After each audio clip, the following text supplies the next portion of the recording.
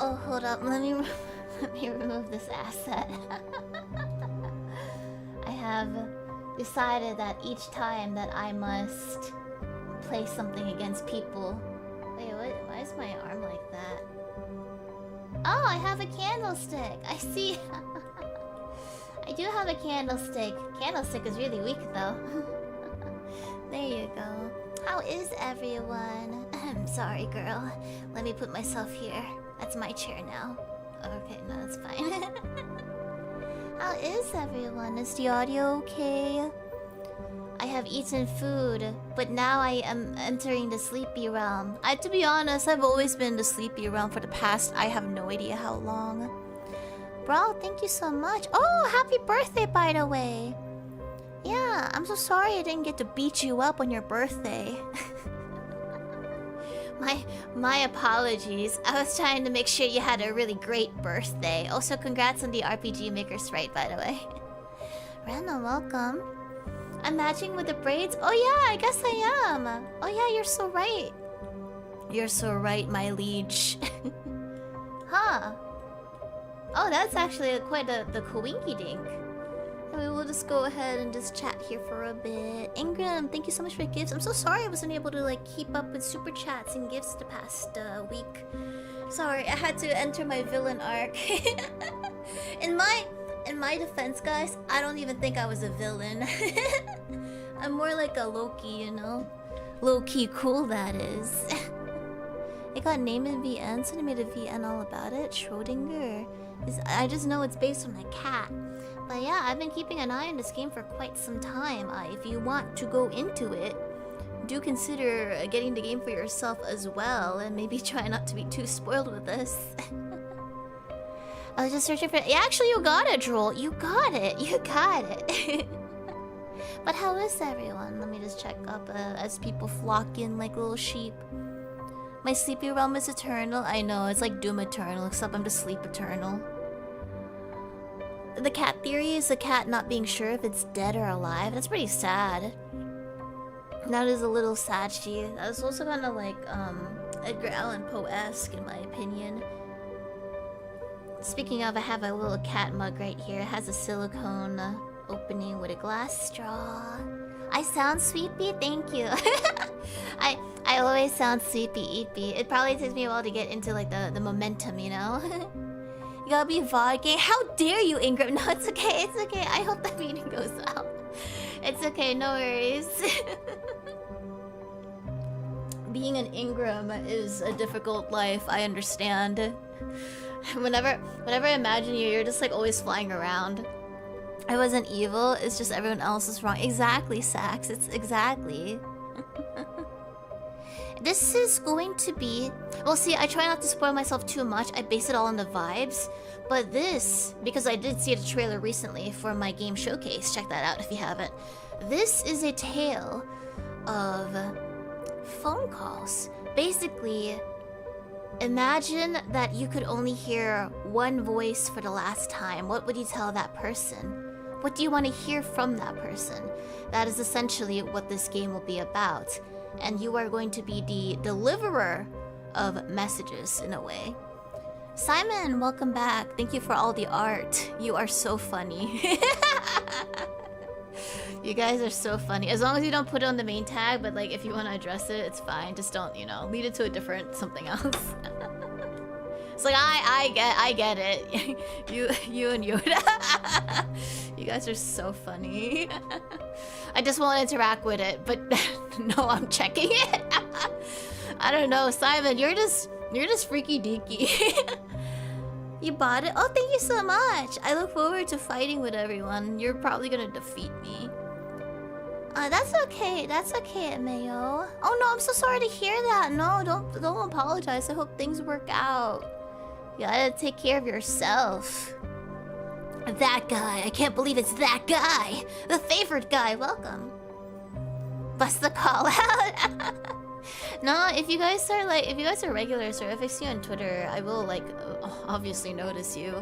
I mean, it's really interesting because some of you guys have been here for years too. Which is another interesting fact, me being around 4 years. It's so weird, it's so weird. It's like, imagine how much we've all changed since like me showing up. Like clearly I wasn't the social butterfly, but now I'm able to like assemble collabs. I still have my seashells here. Still have it. Now I'm able to like just hit people up and like, you want a collab? Although I do prefer like some people I've interacted with. It's also just a timing issue, to be honest. You haven't been here a while? That's okay, no worries. I appreciate you showing up. And I look forward to just hanging out with everyone. No worries. I've grown a ton, thank you. You've gone through 3 jobs? Oh my! I hope that was like good jobs for you. As in like, it didn't stress you out too much, you know. That's okay if you're new. I appreciate you. No worries. Don't worry about it. If you're new, we're all welcoming. Just drop by anytime you want. Say hi, and people will say hi back. just type in all caps, even if you've been here a while. Hi guys, I'm new. Please greet me. I'm lonely. It's kind of like entering a Discord server. It's like, hi guys, I'm new. Please talk to me. Manuel Slayer Cat, welcome back.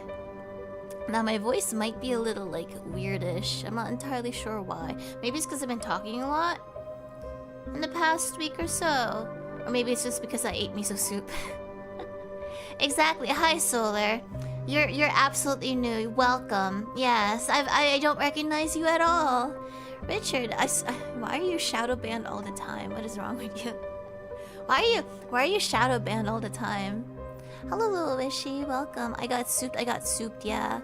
It's interesting, but the soup is a little, like, unusual compared to most things. It's probably just a recipe. I'm pretty sure it's not spoiled or anything. It had a little bit of a sour taste, but not in a bad way. It was like, maybe it's just salty. Maybe that's what it is. They probably added lemon. I think they added lemon. It was really good, actually. Your little spine? Hi, spine. Oh, yeah. Don't worry, Ronnie. Ronnie, are you different from the usual one? Kuma, Arcane, Pickleman. I think I might have missed someone. Just Cloakin. I like that name. Myron. I'm sorry if I missed anyone. I will apologize for that. You're an actual newbie. Hello, Soltaire. Was it hot and sour soup? I don't think so, but I do miss hot and sour soup thinking about it. You find it a little unusual? I like it though. I think it's to keep it fresh for a little while longer. Lamar, yes, you definitely did not beat me up earlier. Hi, Dasagi, how are you? Oh, I'm so sorry, Rando. You hate me, I know it. You hate me now. You're gonna unsubscribe. You're gonna you're gonna spam me with like hate messages. You're gonna super chat me and it's gonna get caught in the filter. Don't worry, Rando. I got you. You're gonna be my #1 hater right now. How was the stream? I thought it went really well. I'm still not very confident. I still expect to lose. Don't expect anything, guys. Like, don't make any threats about me. I don't want any threats. I don't want to see anything. You just go like, if you have to say something about clips and whatnot, just say like, oh, she's such a little baby. She's learning how to play. Look at her. She's so cute. I was low-key, okay. No, I'm not. That's a lie. That's a lie. I'm just a baby, guys. I've decided every single stream where I must fight against people, I'm just gonna wear a pacifier. Hi, Fluff. Welcome, and David, and Allo. I believe there's a message there. Pokime, I think I said so. Man, Feisty was really good too. Yeah, she was very nice. She was very fun to talk to as well. I'm pretty sure, I hope I didn't freak her out too much because of the things that come out of my mouth. But, you know, that's gonna be her problem. But yeah, she was very sweet. No worries, Kurozora. Be kind to everyone. Exactly, it's important to be kind. And Dawn and Kyosuke, welcome. The girl on the screen? Oh, whoever said it was a girl. What if I am a very strong, masculine man? What if I am just manly? She's very nice. She was, yeah. She's very good at the game. I'm not too familiar, but apparently she's like with someone named like Punk. So it makes it more funny the fact that I recommended that she gaslight Punk so she can win against him in like Street Fighter 6. It's like, no, it's a really good tactic though. It's a very good tactic. Am I a badass hero too? Yes, I am. Hi everyone, this is Manly Badass Hero here, and some intro. Sorry, I don't remember my intros, guys. I've only kept up with a few Let's Players. Actually, I started watching Markiplier a little bit more, but he doesn't focus on streaming as much because he's just sort of like relaxed at this point. I just enjoy it when he plays random indie games. I'm a man, prepare for the Leon of the what? Revelance, thank you though. And Bunker and Mystic. It was like, hey, no, it's like, hey guys, my name is Markiplier, and today we're going to play this something description of this game. Well, I do stretches, not today, no. that requires a 3D model. I do not feel like it. It's like, what does CJU's intro is like today is, he also goes into the description, it's like, leave a like or a dislike if you did not like the video. It's like, wow. I watched John Wolf. Yeah, he focuses on documentary style games now. Not games. He focuses on Goosebumps and media. Yeah. So it is a little interesting of a change, but I believe he does stream. He has his own VOD channel. I believe he goes by John Wolf now. No longer harshly critical. Do not be so harshly critical with a name. But yeah, lately though, I like to just pick up random... I watch random vlogs. I usually watch Disney vlogs. I don't usually remember the people though. So that is something to note. Oh, actually, by the way, my vlog is 100,000 viewers now, or views. I'm so happy. That's great. I was a little worried about it, but I think the pacing went well, so thank gosh. I do need to focus on energy on a Novel Night video. Speaking of, the Novel Night video has released for last month, so please do check it. I was really proud of it because I did everything and I photoshopped. Sorry, not Photoshop. You can see my hand in there. Yeah, thank you. I was really happy with it, especially because like long videos have a different expectation, and plus it's a vlog. Vlogs are usually you are there for the topic.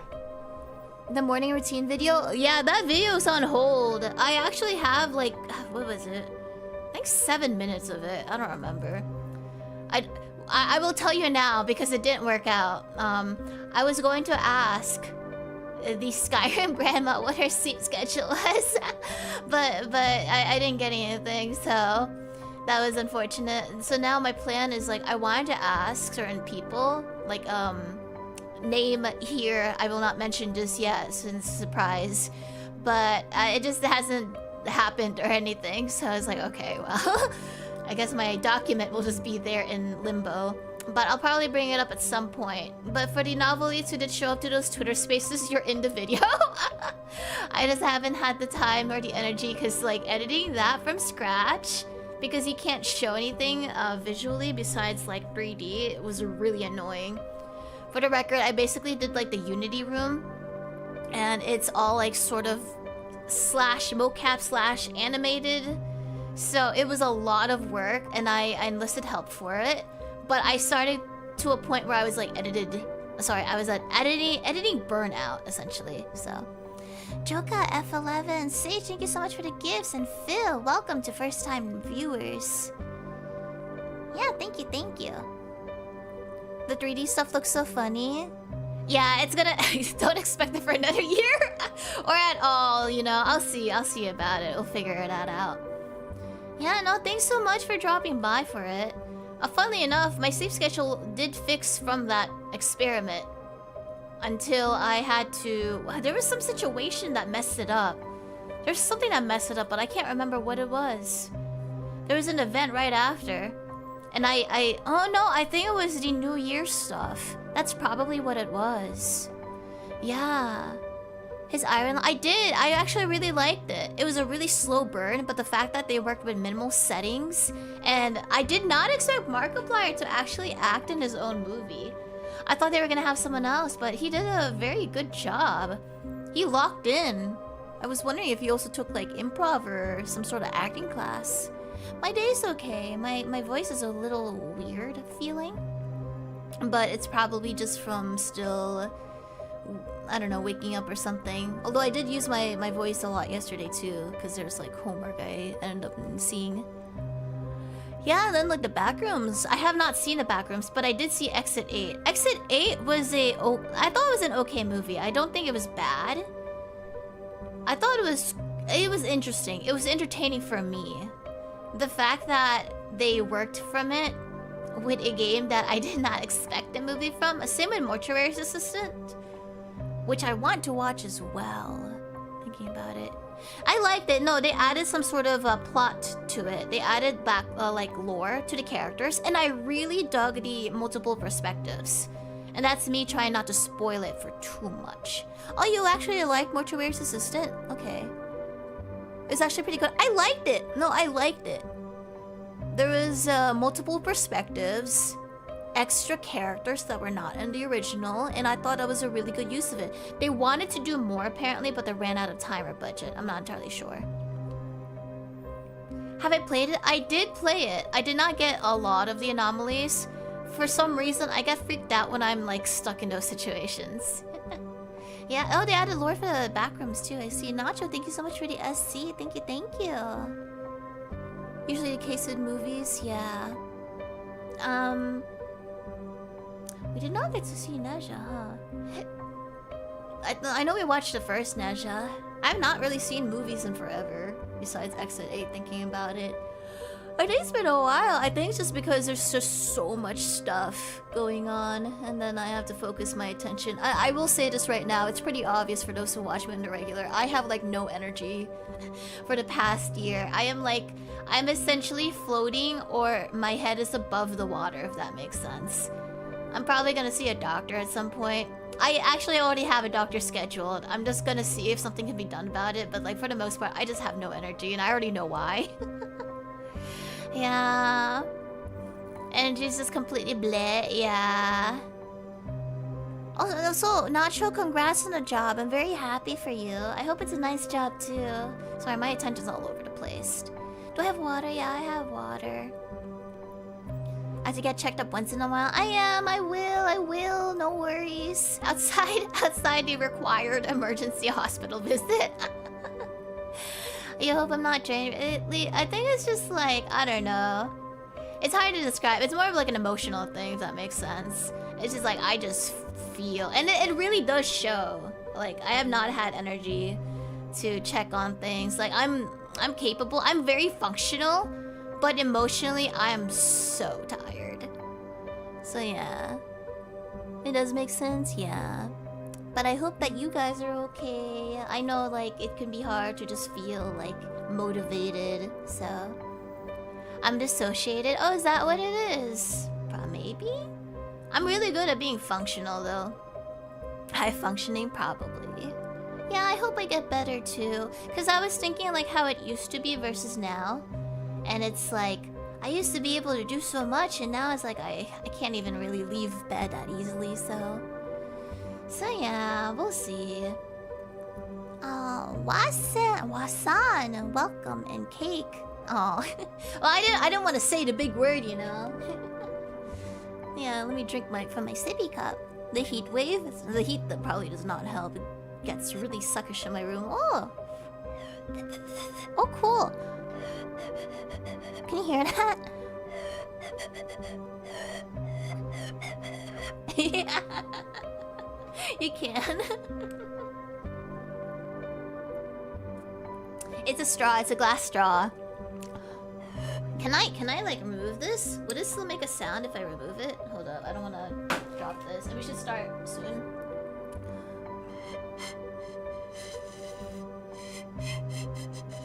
No, I think it sounds better when it's in the cup because there's like different sound variations. It only makes one sound though. Okay. Well, I think we can probably get started. I will probably do, I'm not actually sure how many chapters there are in the game. I think 8? So I can probably get through maybe half because it's a very heavy reading game. So we'll see. Now, because this is also a visual novel, let's go and be transparent. There you go. Well, maybe that's a little too transparent, but we'll see. My whimsy? Yeah, you should always cling to your whimsy. I do have whimsy. It really shows up when I'm able to be a bitch in Minecraft. Oh no, I'm sorry to hear that, Dawn. I hope that you feel better soon at midnight. And Serpent, welcome. Alright, let us begin Schrödinger's call. Now let me know if the audio is a little too low for you.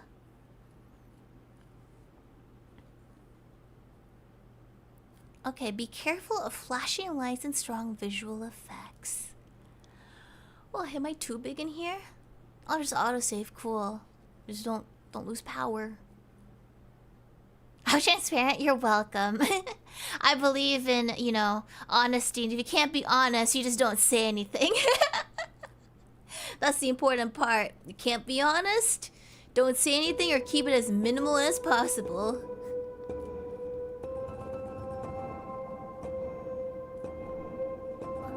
I hear noises from afar. Oh, I love the fake language. Darkness surrounds me, stretching on without end.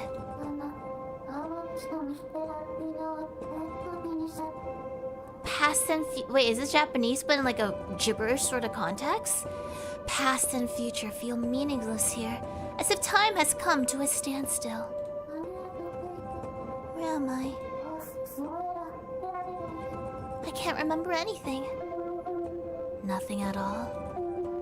But of course, that's because you've lost all your memories.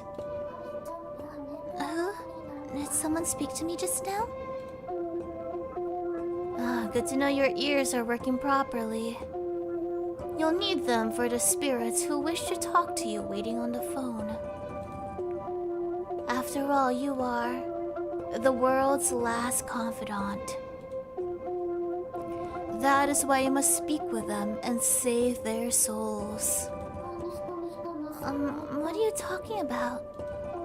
You are the only one who can save them. After all, you are... Wait, what is this place? It's so dark. Am I... Oh, interesting. Does this game have multiple choices? Am I dead? I wonder if this is sort of like half... Your glass is half empty or full. Am I even alive? Whoa! Oh, my controller! Oh, my controller vibrated!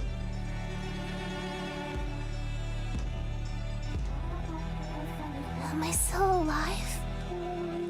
Indeed, you are still alive. Yet simultaneously, you are also dead. You exist in a state of limbo.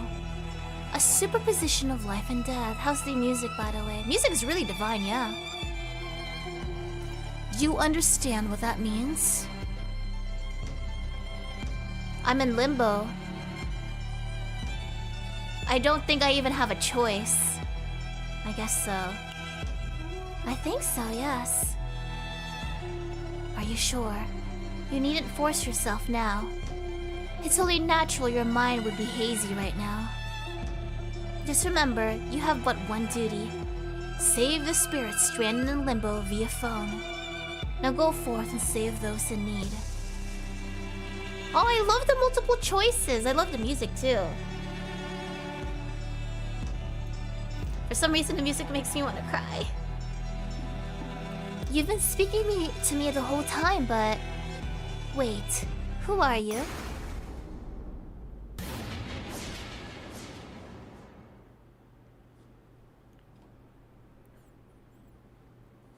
I believe... Oh?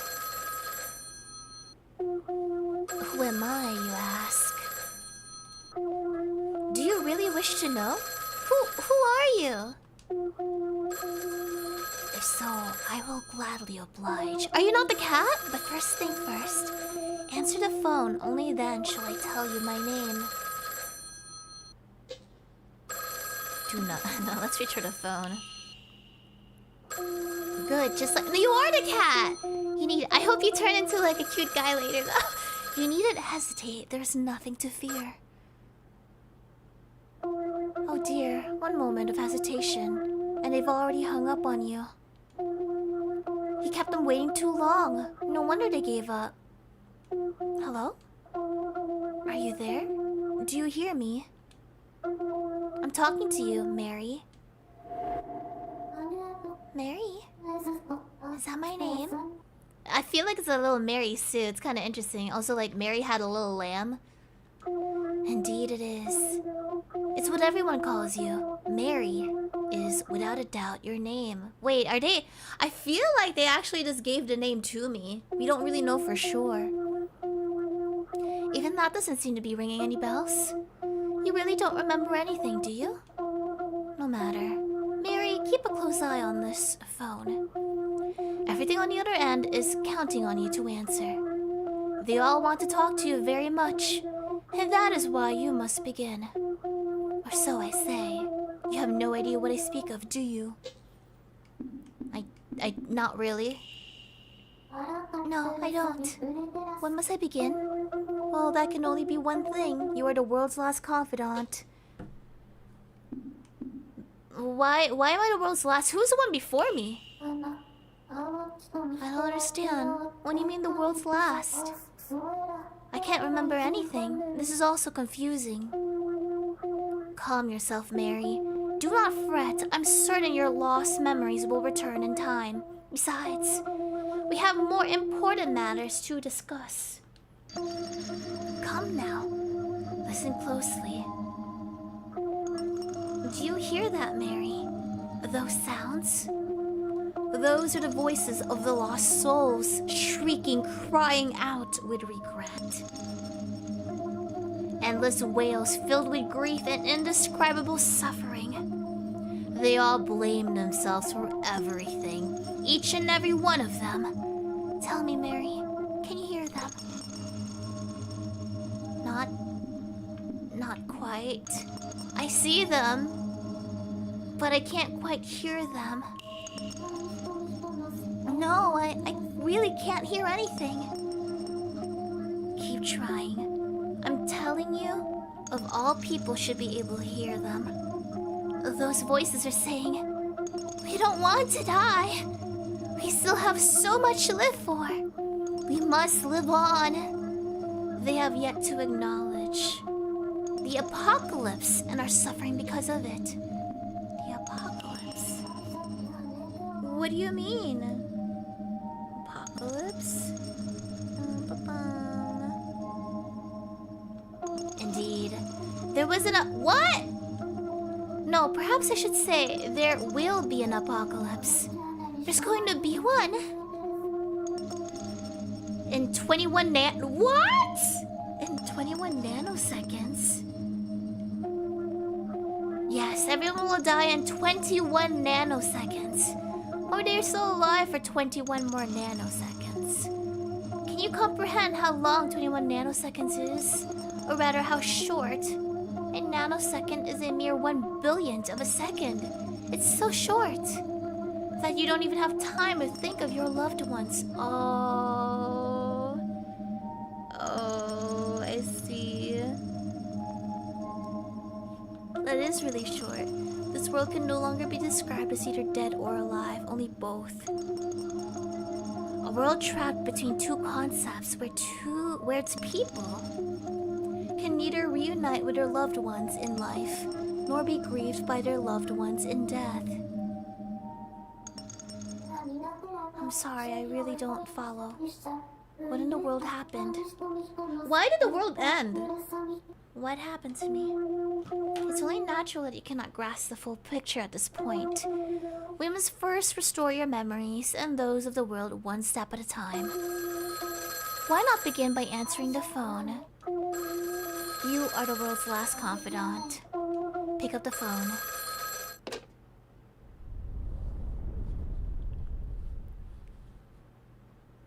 I wonder... I feel something unsettling coming from the phone. What should I do now? Listen to them, Mary. Very closely. The music has the same notes as Mary Had a Little Lamb, but like sort of switched around. What do you... Let's listen. If I strain my ears, I can sense a presence on the other side. And not just one, I hear many. Breathing. What should I do? Say something. Is someone there? No response. You cannot begin without saying the magic word. Hello? It's simple. It's what everyone says when answering the phone. Hello?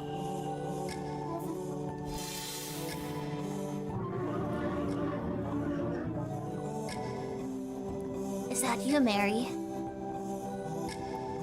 I hear countless voices all talking over each other. Who are these people?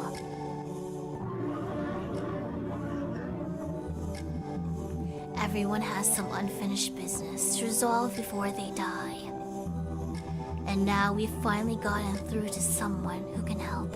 To you. Unfinished business. Who are you people? You know, Mary. Life was always a cruel mistress to you. However, the convictions you held allowed you to become the world's last confidant. To live on your own, or to live on for another. Which was your conviction? What are you talking about? Convictions? I never... Answer them. Speak from your heart, that's all you need to do. I can't answer that. Well, she doesn't remember, but I personally can't answer that. No, Mary, not answering is not an option. What? What's that supposed to mean? Tell us your convictions.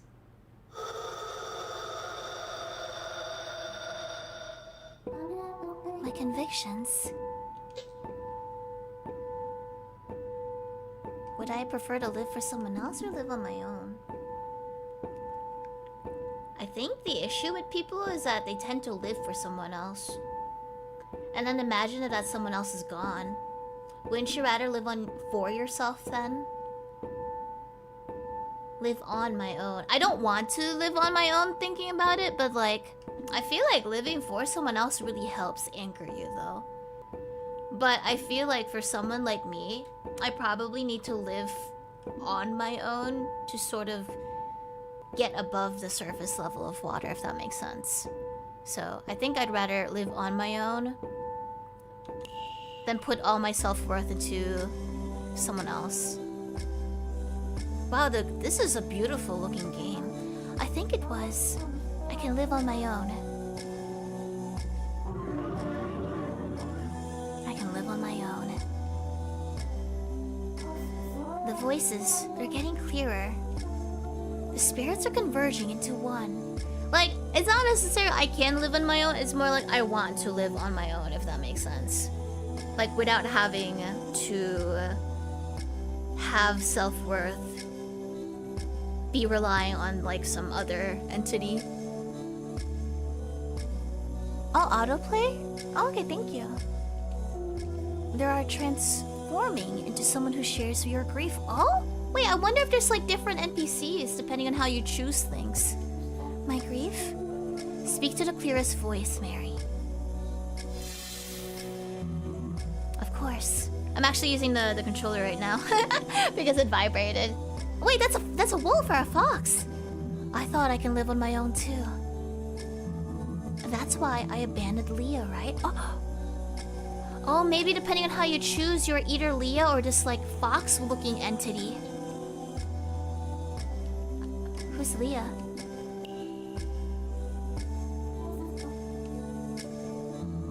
Why are you pretending not to know? Guess it's not time for us to meet yet. Please, just listen to me, will you? In my life, I also believed I can live on my own just like you. Is that why my husband Cyrus abandoned me? Are you Leah? It must have been tough.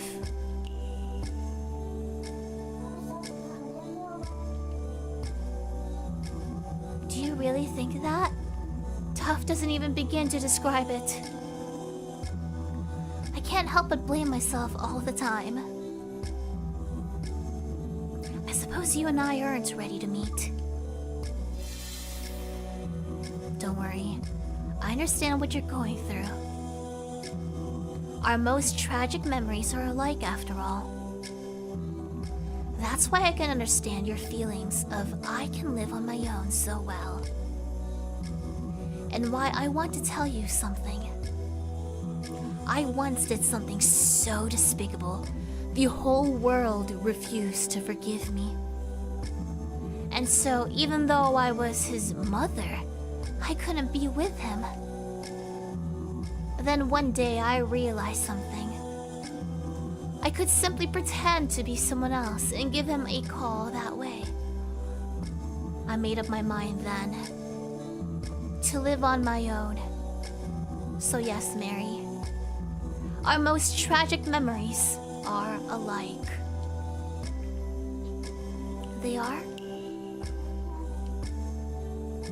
Yes, our memories of family. My saddest memories are of my family. So it must mean your saddest memories are also of your family, right? My family, Well, I don't think Mary... See, this is a little difficult because I don't know if you're talking to Mary or the person behind Mary. So for Mary's case, I would probably say I don't remember them. But in the case of the viewer, I would probably say, yeah, I would naturally remember them. Answer them how I'd like. You know, if it's based on how I'd like, I would probably say I do remember them. I do remember them. I thought as much. Yeah, because like in games, usually it's speaking to you as the player, but sometimes you don't really know for sure. You've already started coming to terms with it, I see. But it's fine. No need to agonize over it right now. Instead, please save me. Who are you?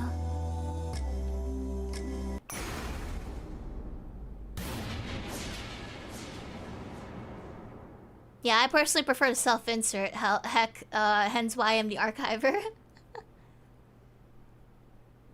Man, this is some beautiful graphics, though.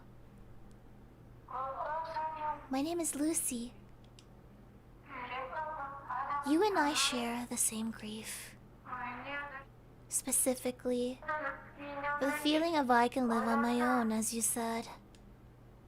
I can live on my own.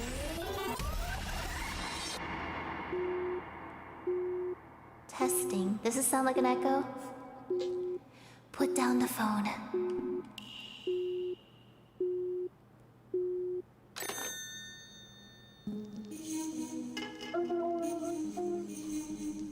Well done, Mary. What was that all about? Who is that? I'll explain that later. You should take a seat first. Can I also just increase the... Ooh. Sorry, I read pretty fast. There's a chair for you right here. What?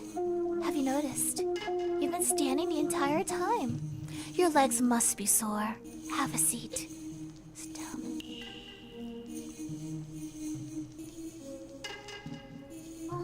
This chair is surprisingly comfortable. As if it was tailor-made for me. I feel just a little calmer. This is no time to relax. I still have so many questions. Where? Well, this is Limbo, we know that. But what was that call all about? I heard all these different voices from the other end of the line. They were all so terribly sad.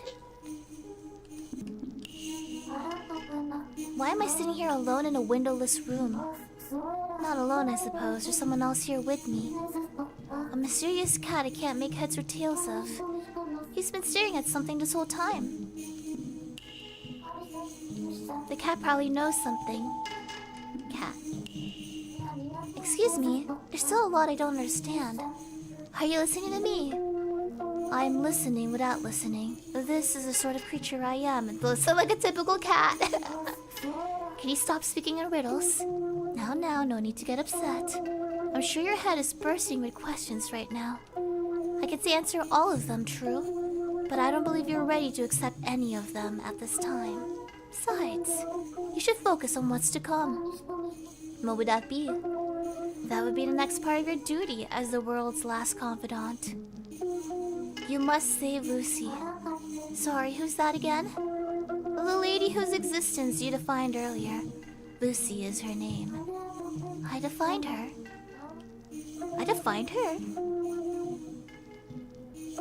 You're here to figure out why you are you. That is all. I might only read specific dialogue. I get dizzy reading.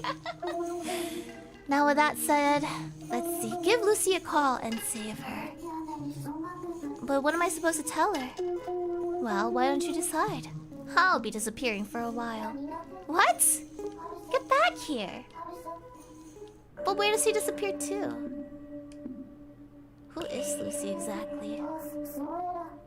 So I have to save her? But I don't even know. Wait, the number. Wasn't it 13367? This phone on the desk. I can talk to a bunch of strangers with it, but they all sounded like they were in pain. They kept hounding me for an answer. To live on your own or to live for another. Which one was your conviction? 1336. I was saying I will live on my own. Because I want to live on my own. But then the voice became clearer, a woman's voice. She wants me to save her. Lucy. Huh? Oh, it's a notebook. Where did this come from? Oh. I have the same grief. I couldn't be with him. She probably gave her son up. Turn it with, I see. 1336. Must be the phone number. Alright, let's do the phone. But if I must, let's see. I don't need that. I do not need it. I know it. Because chat is also my notebook. Wait, how to, shoot. wait. Okay, no, I remember how to use a rotary. Okay. Just by clicking on buttons. Cool. I was wondering if I actually had to spin it and I had to figure out, like, how do I do this? Did the call go through? Or has it not connected yet? What should I do? Don't be scared to say something. Hello? Hello? I don't want to block the beautiful... Whoa! Hi, guys! I hear something. It's someone's voice. Hello? Nice to meet you. And who might you be? Come to think of it. Who am I? No clue. I should probably say some sort of name. Mary? Your name is Mary. Is it though? I'm not really sure myself. I'm Mary. Yes, Mary. I've been waiting for you to call for so long. And now you're finally here. Oh, she's smiling. I'm so glad I didn't give up. I waited and waited this whole time. I had faith you would call me eventually. She was waiting all this time? So she is Lucy then. Sorry, I'm blocking her. I don't know you. Who are you? You don't know who I am? That's a shame. My name's Lucy. Say, Mary. You're our world's last confidant, right? Even she knows what I am. What am I supposed to do here? I wish to speak to you. Let's have a chat. What should I talk to her about? I think we should talk about her. Is Lucy suffering from amnesia? Lucy, do you not remember anything either? Is there anything you can remember? A few things, but there's also a lot that I can't. Actually, I wonder. Let me also prepare this. It's been a while since I've done this. Oh gosh. Well, what did I do? There was a button that allowed me to do something. But I do not remember what it was. This button has... Oh gosh, wait. Has this button been lost to time, perhaps? Was it this one? Was it this one? The button... Oh wait, was it... It is this one. Okay, cool. It's been a while since we've done this. Can I do this? Okay, cool. It has been a while since we've done this. But I believe that considering this type of game, it is definitely very hard to place myself literally anywhere. put myself here as like a random floating head. And the question is, can I do this? Oh no, my immersion! My immersion! Alright, we'll go with this one. There's a lot that I can't. Then, can you tell me everything you do? Of course. When I woke up, I was in a dark, dark world. I was so disoriented, I couldn't tell left from right or up from down. Or even whether I was dead or alive. And then, there was a phone in front of me. Before I knew it, I already picked up. And I heard a girl. What did she say? Oh, right, it was... Who are you? Who are you?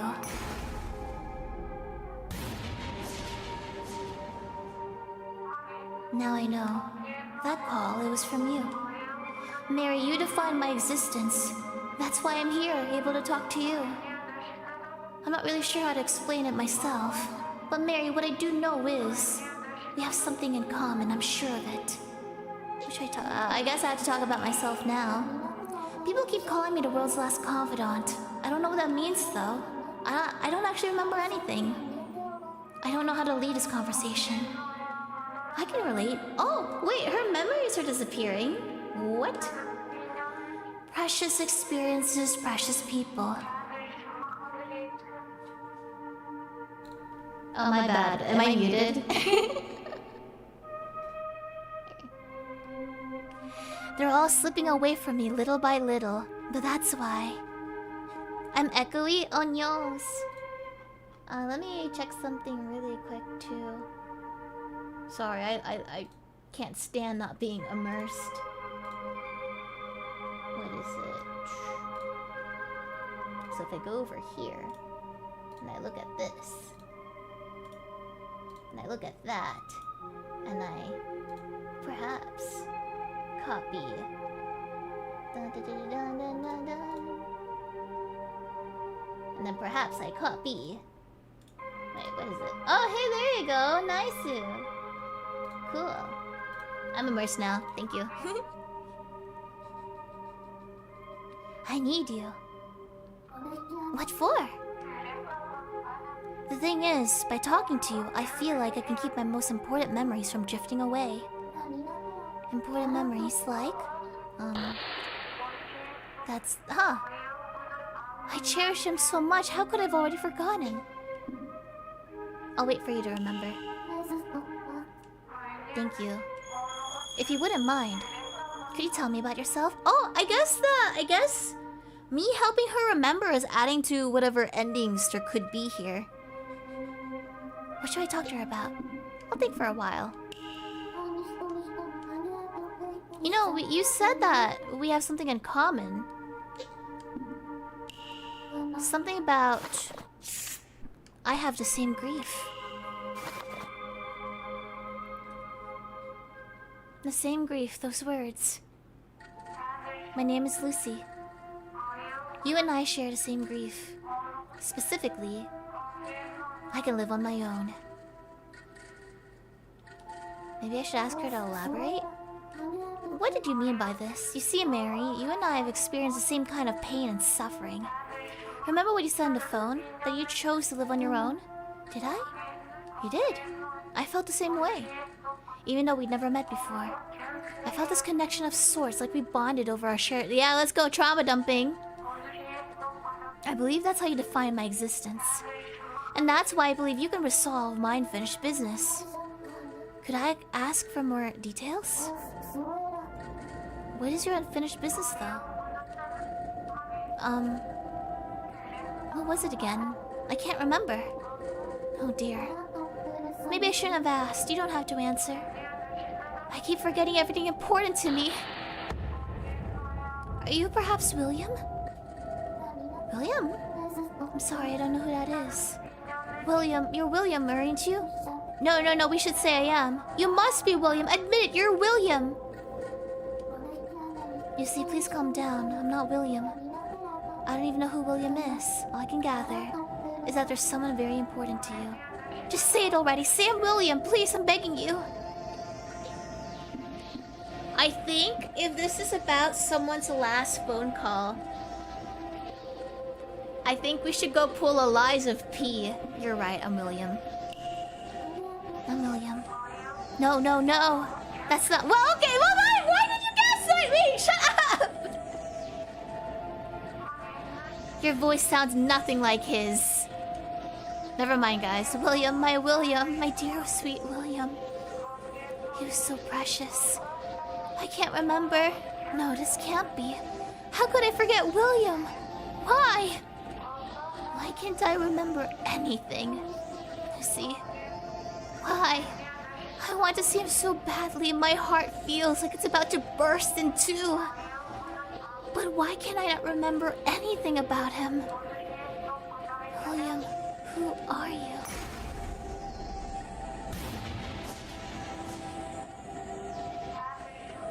Who's William? Calm down. What do I do? I think William is... It's family. Yeah, it's his son. I couldn't be with him. Her son. Son. William is your son, I'm sure of it. My son? Yes, that's right. Tell me, why is this happening even as we speak? My memories are fading. I'm trying to hold on to them, but they keep slipping away like grains of sand. Please, tell me about him. Anything will do.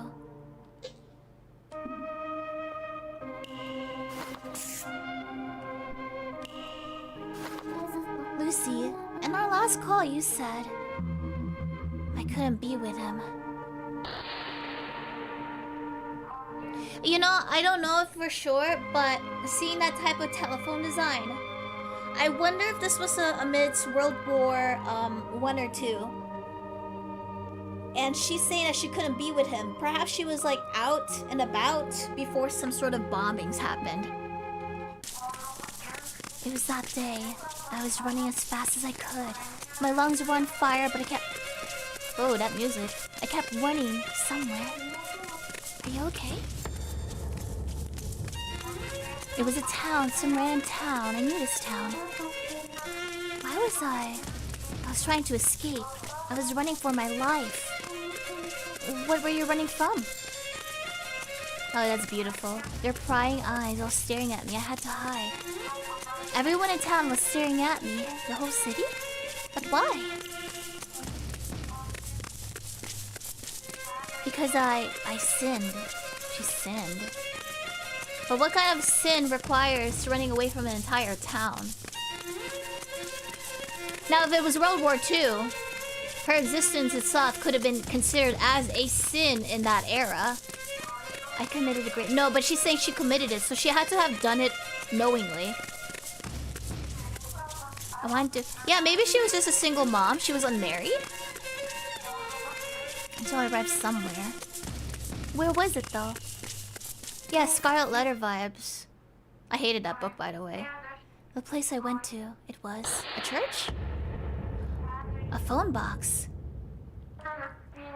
I opened the door and I thought, I can finally speak to William again. Wait for me, William. The Scarlet Letter was a grave sin because, like, she slept with a... well, first off, for its time. I'll wait.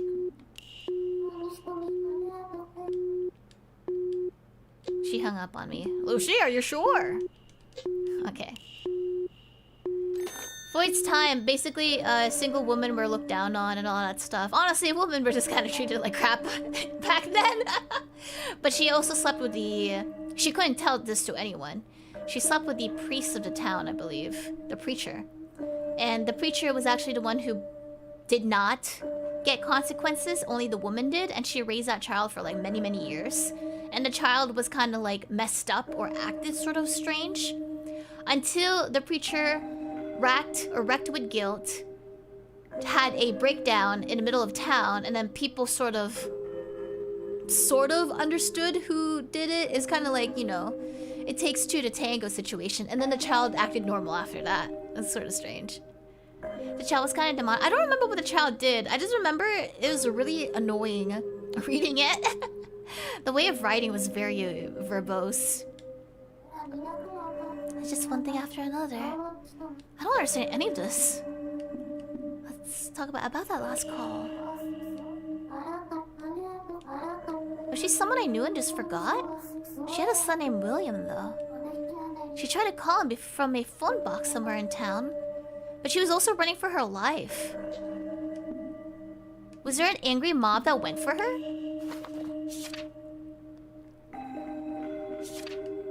It's really just these 2 pages. Let's talk to the cat.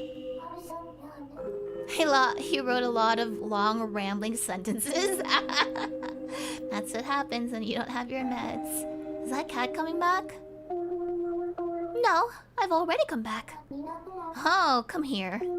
Sorry, I'm just gonna go self-insert my dialogue. It's best you not overthink things. Where did you go? Ponder where I am and I'm already back. Then blink and I'm gone once more. Such is the law of us cats. Never mind. I'm not gonna bother with this. I just want to ask something. Be sure to take notes about your call-ins from your notebook. What? Why? Well, you've been awfully forgetful lately, haven't you? Taking notes will definitely help. You should get into the habit from your phone calls now. Questions can come after. Alright, well, let's see. What should I add? Her son, William. I want to draw something. A phone. Oh, wow, this is beautiful. That's pretty good. You're really good at this. Ever thought of becoming an artist? But the world has ended. Who's gonna see my drawings now? Well, you got a point. Gameplay. One who has pondered for eons the dilemma of whether humanity deserves life or death. Oh. I feel like my answers might matter a whole lot now.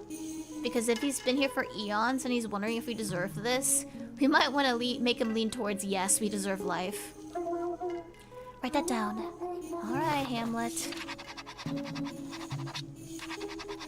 You may call me Hamlet. I feel it's kind of lacking. Eureka! Toby, know to be Hamlet? Is it dashing? Sure. Whatever. Well, I want to ask you something. What happened to Lucy? Well, let me explain. Oh, but first... answer the phone.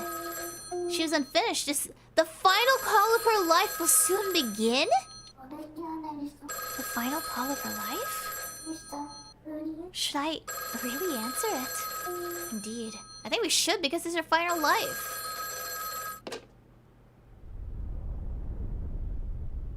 Yeah, I see YouTube kind of having issues, but my connection's actually quite green.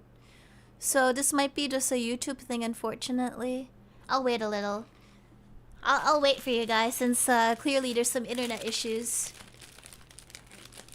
How's your internet? It's just, yeah, I think it's a server because my thing's like all green. Okay, don't worry, take your time, guys. I have a Crustable right here.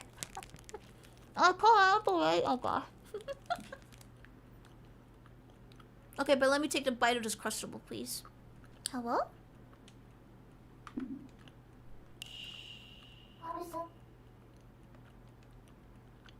No response. Oh, wait, this is the sound of running. Is something there?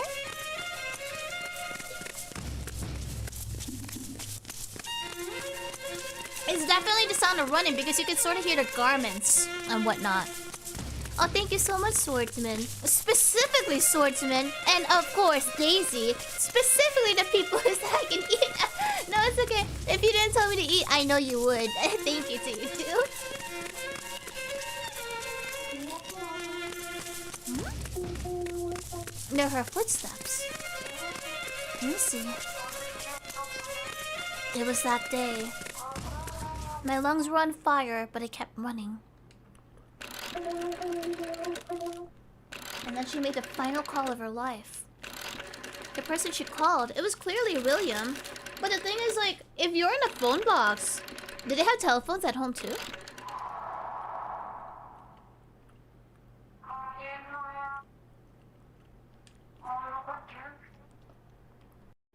You're William, right?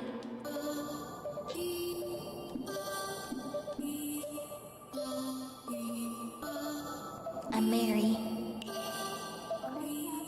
I'm Mary. Let me know if the audio's okay, since my echo could mess up. William! That's me, but who are you, miss? You're a oh, right, he didn't know his own mom. You're a stranger, weren't you?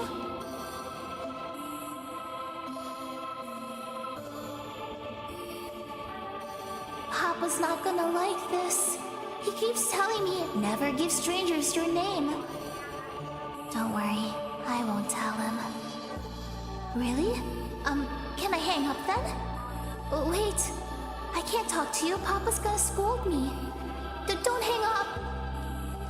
I can talk a bit more. I'm hanging up. Wait! What's going on? I'm trying to speak, but the words won't come out. Mary, calm down. This is a recreation of a past call. What you are currently listening to is the final call. Oh! This woman's about to die because it's her final phone call. Wait, but the apocalypse is coming, or will be coming. Wait, this is so confusing. If the apocalypse hasn't happened, it will happen in 21 nanoseconds, and this is her last call. Is this even before the apocalypse then? But just imagine just calling your loved one, and like you've been thinking about them for years, but they actually were not allowed to know you at all. Does that mean there's only one thing you can do? Listen to the conversation from William's side in silence. Oh. I can only listen? William, wait! Please don't hang up. Let me hear your voice a little while longer. Are you outside right now, miss? I can barely hear over the noise. Yes, I'm calling you from a phone box. But why? Who are you? I'm Aunt Kathy. Don't you remember? It's me, Aunt Kathy. You know, Lucy's friend. Kathy, Lucy. Wait! Lucy? Lucy? But so she's not... She's pretending? All this time, was she pretending? What? Why is she pretending to be the aunt? You know she's clearly Lucy. She's been pretending to be an aunt all this time?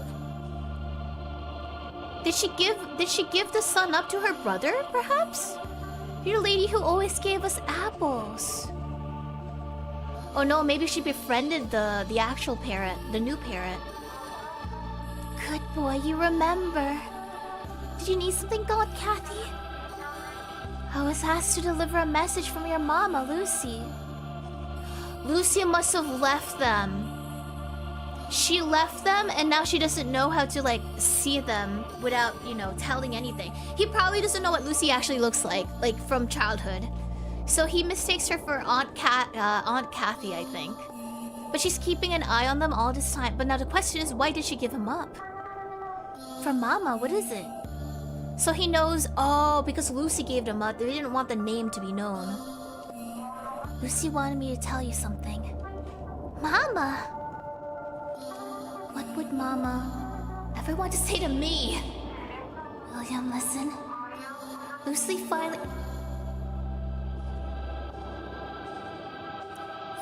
finally got out of prison today. She asked me to pass on the good news. That she's finally out of prison. Your mama, she really wanted you to know. Aren't you happy? Don't you want to see her? Papa told me your mother never wants to see you again because she's too poor to raise you, he said. Mama abandoned me. William, that's not true. Lucy wanted to see you again so much. That's what kept her going the whole time she was locked up. Don't believe your papa. Believe me.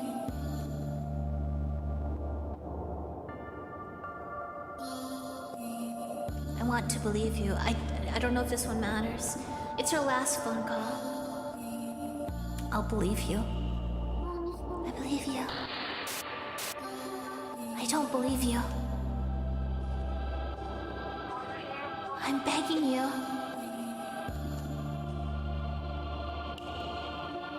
I believe you. I can't! Why should I? Mama abandoned me.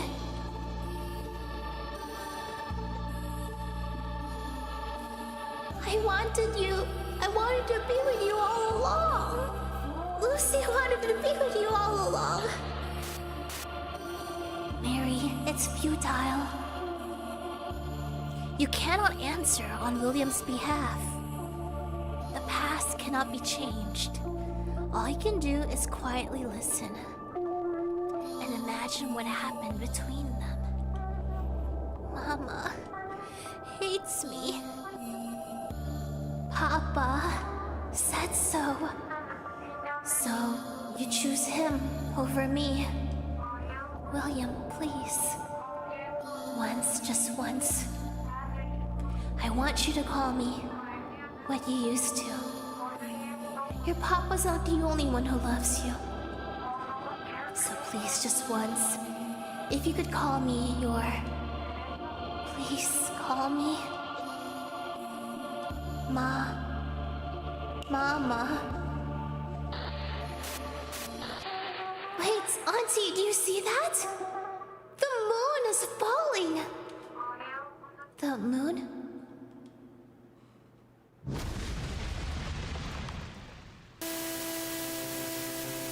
Everything's gone silent.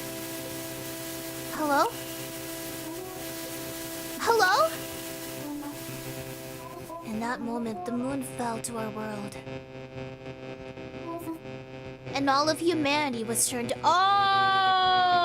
I mean, it could literally be any bombing. And all of humanity was turned to particles except for Mary. Except for me. Okay, no, the world probably did end. William, are you still there? Lucy? William? Can you hear me? William? Lucy? What's the matter? Something happened. Hamlet! Hamlet! Where are you? Don't tell me you're gone too. I'm right here, Mary. What's going on? Stay calm now. How can I? All shall be explained in due time, but hang up for now. Put down the telephone.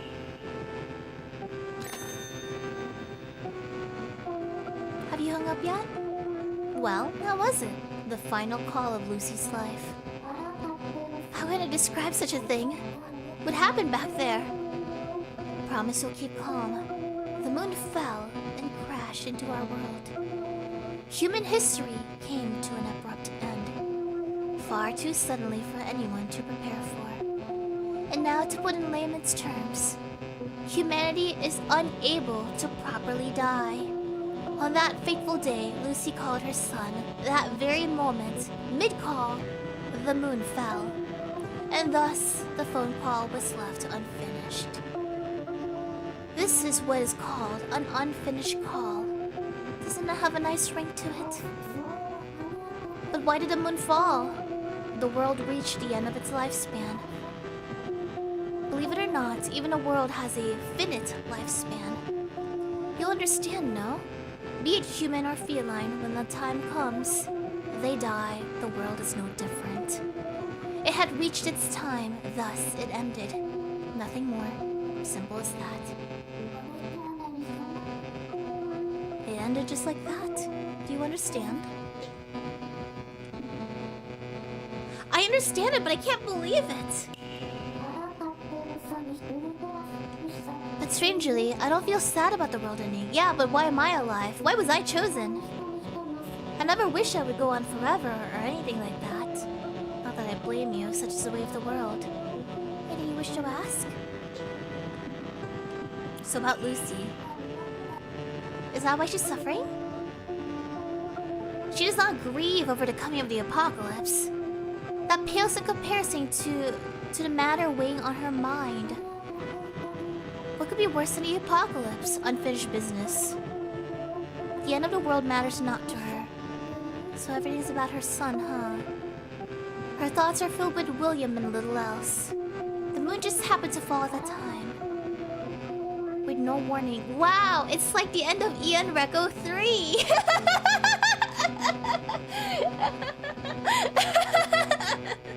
No, for the record, I only had one thread to finish up, and it was not the church, so...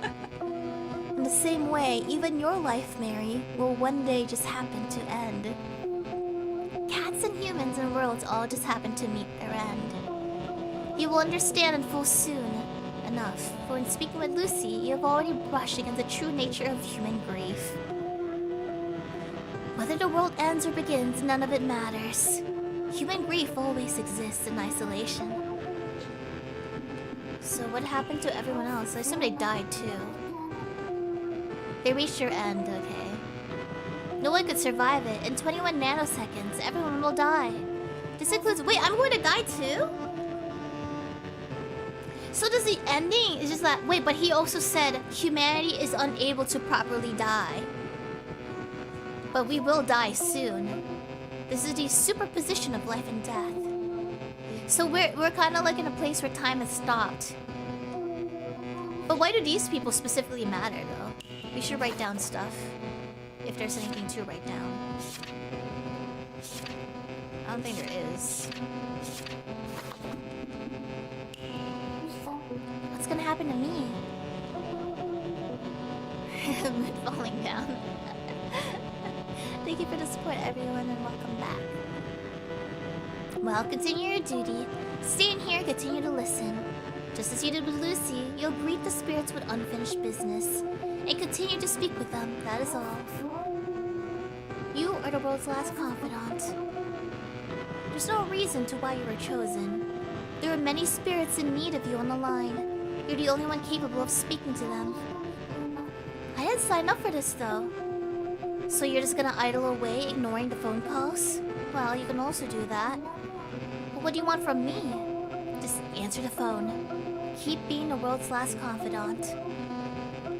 I shall be taking my leave now. Be sure to give Lucy a call. It'd be interesting if Hamlet's actually the moon personified.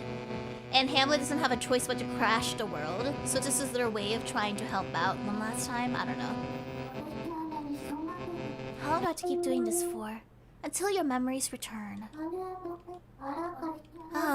Well... When will they return? Nothing to write still? I guess so. I wonder if we can call William before all this. But it seems like we can't do much.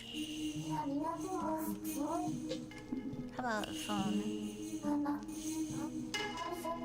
I want to speak with her. Maybe we can get William's phone number.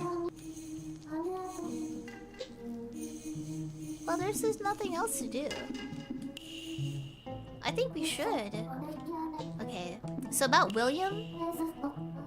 I'm guessing the husband might actually be the papa, or it could be her brother. I'm not entirely sure yet. We don't know how they're framing things. The moon fell mid-call. His face suddenly popped into my mind. My hands were moving on their own. Is this really what he looked like? I pretended to be someone else. No, she pretended. Lucy pretended to be Aunt Kathy. That's right. And she mentioned being out of prison just before it.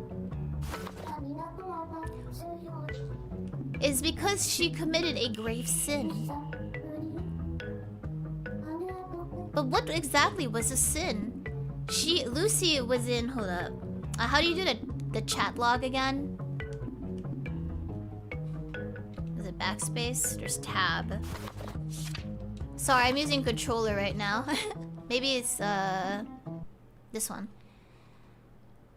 Okay, Lucy said she committed a grave sin. That's why she was sent somewhere. Lucy was in... Okay, this is sent somewhere. So this is just a jail. We know she died in a phone box, but she was in prison. Hello, Raiders. Welcome. I did not see the notification for who raided, but thank you so much. Did anyone catch the whiff of the name? But I hope you guys had a great stream, yeah. Lana, thank you so much for the redirect. I hope you guys were having a great time. What are you guys up to? Today we are playing Schrödinger's Call. I hope I said that name right. Nice. Well, I hope you had a great time. Oh, it is the game where you are delivering the final messages before people die. Lucy went to prison. At some point, Lucy committed a grave sin and got sent to prison. That's why she's no longer living with her son. So then William was living with the dad or the brother or some sort of person trusted with the child. Papa. And they live separately. Papa. What is this feeling?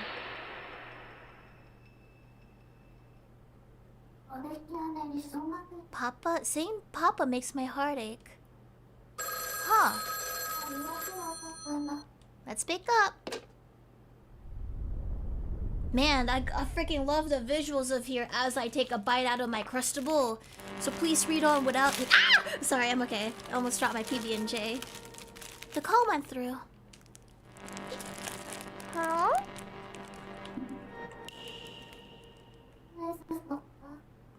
Lucy?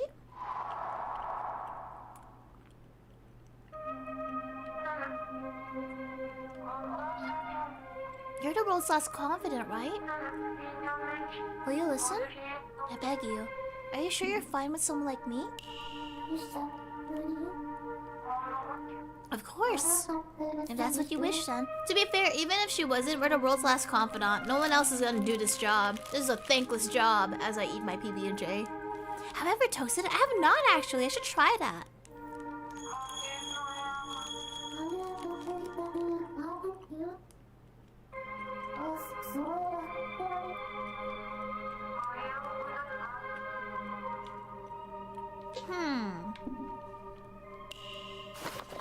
I want to know about the prison that you went to, actually.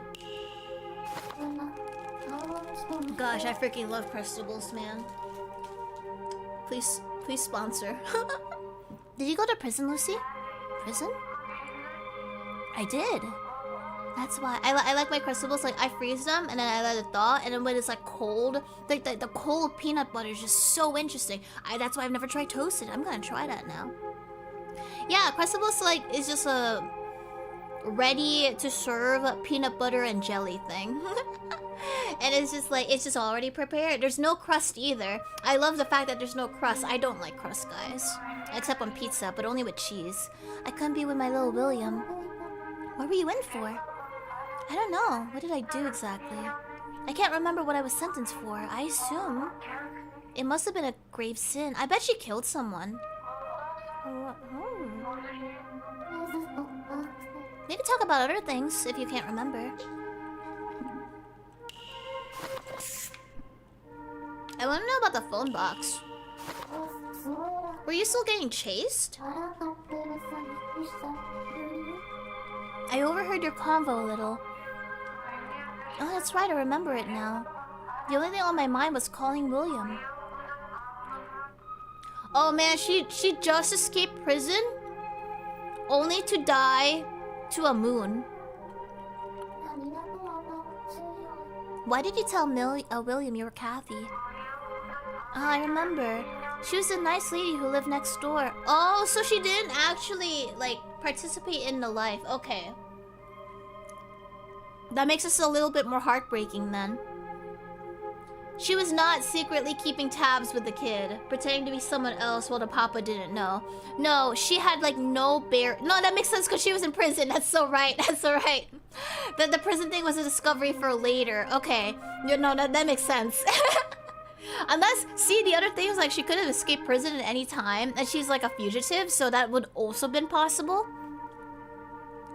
The fact that she escaped prison completely and was now, like, on the loose and no one recognized her, it could have been possible. But no, with the prison thing, no chance. That sucks. I stole her name for myself. Hey, whatever works. What was your good reason for not telling you? Because he clearly did not trust you.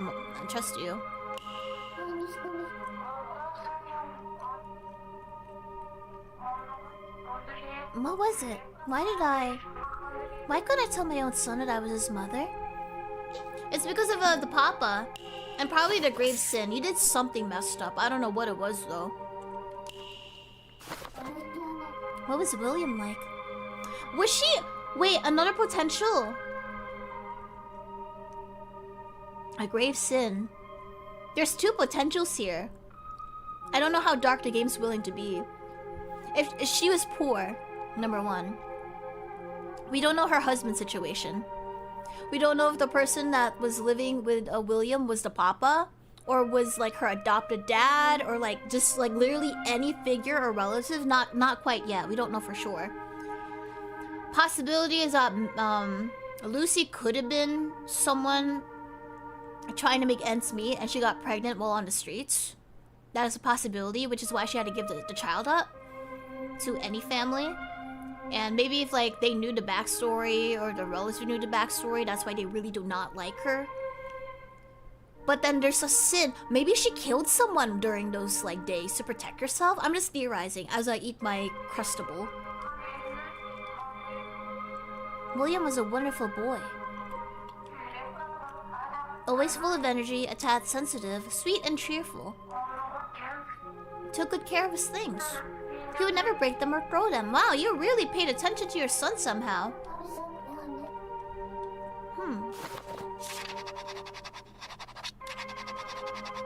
She really... So he loved objects. Maybe he owns an item that he kept safe since childhood, and it actually belongs to the mother. He was so kind. I wanted to be with him forever, more than anything else in the world. Aw. He had a dream, you know. Which was... A dream? He wanted to be something extraordinary when he grew up. I wanted to be there by his side as he achieved it. What did he want to be, though?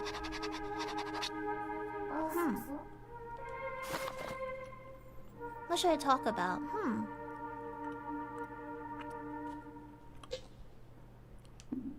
Is there anything else in here? Future dream. So we did these. Let's do the future dream.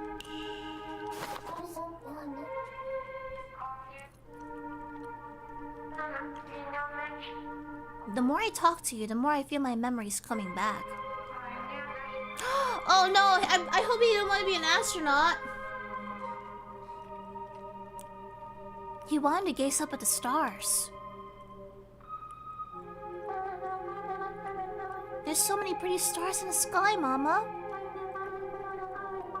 Oh! I'm gonna be a scientist, Mama. I'm gonna make an amazing plane that flies all the way to see those stars. Like there, I'll fly to that big red star, and I'll bring some red stardust back home. And I'll give it all to you, Mama. If you sell it to a pawn shop, you'll be rich for sure. Yeah, a scientist. I'll make you happy, Mama. Just you wait. He wanted to be an astronomer. He really does seem like a kind boy.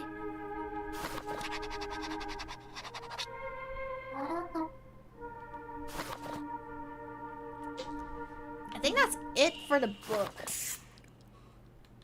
Well, it looks like the planet came to you, William. Or in this case, just a giant asteroid. Actually, what is the moon considered as now? We know that naturally it hit the freaking world and it's just stuck in our orbit, but like, is it just a floating rock now? Yeah, what is the moon considered as now? It's just a meteorite now? Just a satellite. Oh, okay, it's just a satellite now. Okay, makes sense. Nothing's off the table between us. You can tell me anything you want. I'd actually appreciate if you led a conversation now. Alright. By the way, now that I think about it, I wonder. While I was serving my sentence, who took care of William? Yes, there was someone named Papa. Oh wait, did I not get to ask about Kathy? Oh, that's just another answer I can do. It was Papa. I think... His Papa. Of course. He was raised by John. John was a wealthy man who took custody of William in my absence. Wealthy? Edison Hotel? He was the owner of a hotel? But why would he talk smack about her is now the question. William would call him Papa as if they were blood related. So that became his adoptive father.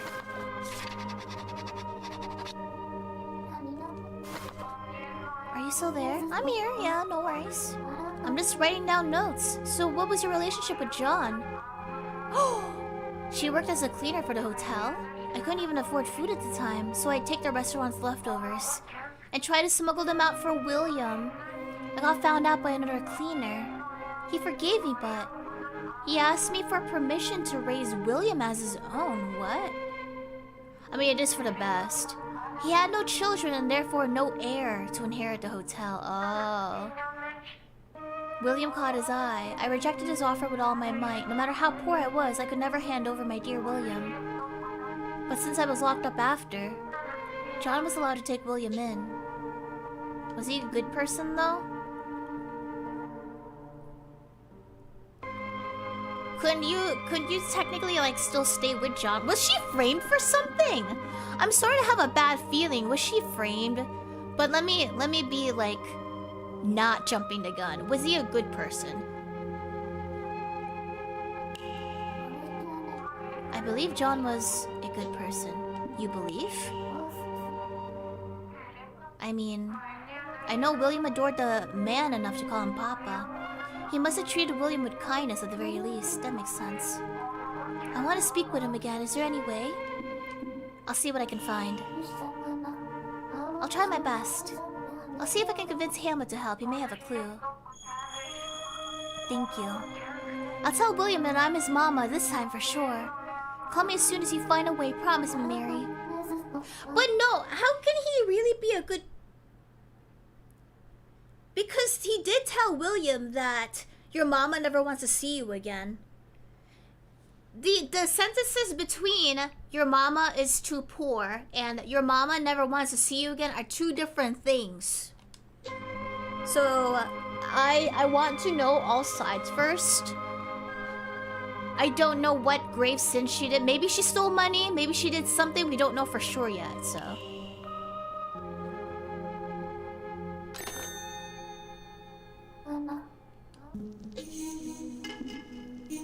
I'll look into the notebook. So Kathy was the next door neighbor. So tell me, Kat, you got anything for me? Is he sleeping with his eyes open? 1 + 1 equals 3. Why does it equal 3 though? Think about it. Are you trying to call Lucy again? No, not quite, not quite. Let's go look at the request. How do I go about granting her request? I want to speak with William. We should get William's phone number. Maybe there's a phone number that connects to him. I could pass that number on to her. Who would know such a number? Excuse me, Hamlet. Mary, your thoughts are written all over your face. No, the answer is no. What does that mean? It means something that doesn't exist.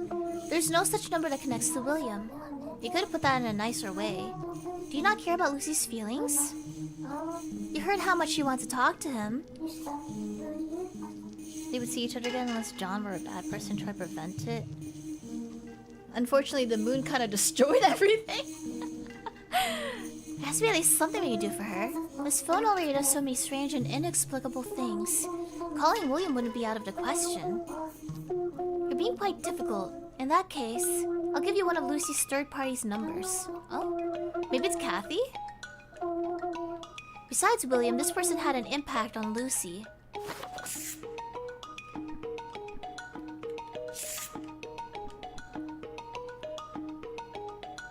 We have to do a Kathy. No, between these, I don't trust the Papa.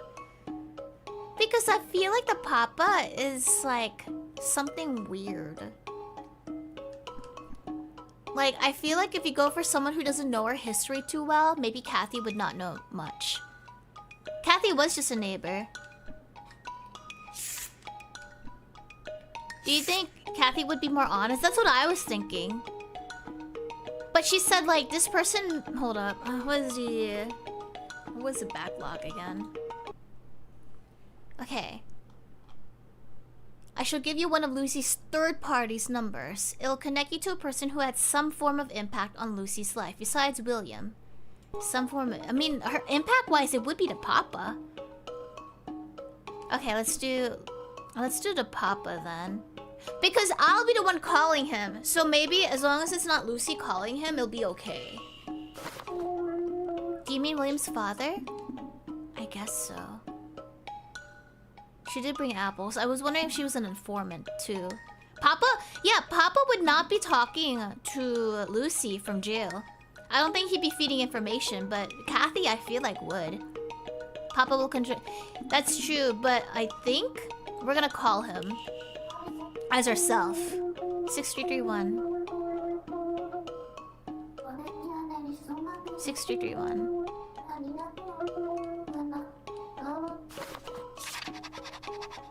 We'll probably end up having to call the Kathy as well anyway. Your handwriting's bold. I can write neatly if I want. 6331. It's interesting how they both have 33.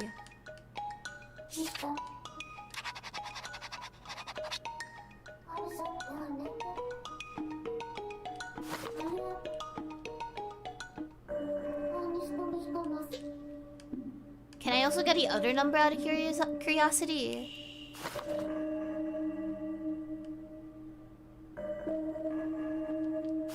I feel like going for Kathy would have been the easier thing. But what is this number? What's her number backwards? Alright, let's call it. We'll see. Why would she talk to... Okay, wait, are we actually directly connecting her to here? I don't know, man. I think we might have messed up. I hope this doesn't mess me up, though. 6, 3, 3. I think we messed up.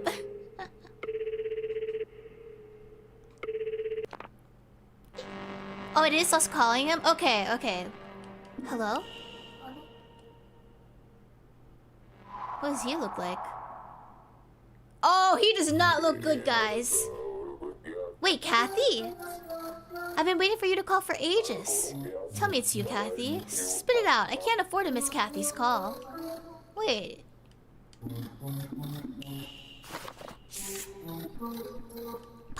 Papa? Would you happen to be Kathy's father? Wait, Kathy's father? What? Kathy was Lucy's neighbor who always brought her apples. Why is it... What the hell's that? Yes, I'm Kathy. I've been waiting for so long for you to call. Why would I say it's Kathy's father? I was just asking if you're Papa. You're not Kathy. Do you take me for a fool? Well then, who the hell are you? What do you want from me? Maybe I should get all the information first. So we can't fake being someone from what it seems like. Alright, fine, I'm Mary. I don't know any blasted Marys. Spit it out already. I think do you know a boy named William? William? I don't know any Williams. I don't care about anyone but Kathy. What? Who's Kathy? How do you know her? Oh, you want to know, do you? Then pipe down and listen up for starters. My Kathy isn't a person. She's a cat. Aunt Kathy? Wait, but then... What? Wait, this makes it more confusing. But then... Did William know that she was pretending to be Kathy, but the Kathy's a cat? Unless there's two Kathys.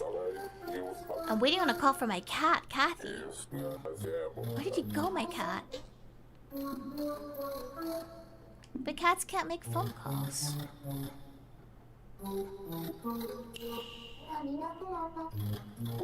Of course they can. At least my Kathy can. She's a smart girl. Who cares if she's a cat? Cats can indeed make phone calls. What are you muttering to yourself about?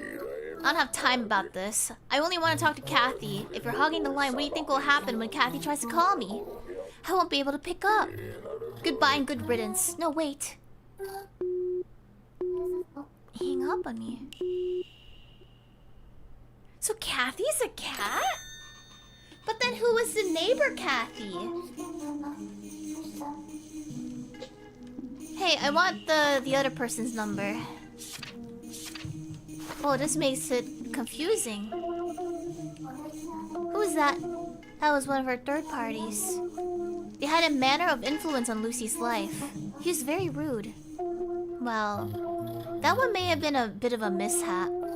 It was a stroke of bad luck. What do you mean? Who in the world was I talking to? Given this and that, I wager it was... Wait, that wasn't the papa? Lucy's friends, relatives, neighbors, acquaintance? What? The person you reached was some ambiguous blend of the concepts of cat and Kathy and papa. What? They were both cat, Kathy, and... Just keep trying that number. You'll be able to better pinpoint the correct third party with each attempt. So keep dialing the same number? What is wrong with you? So that wasn't even a real papa? But why does he act like it was? 6331, let's keep calling it. Maybe he'll like flub.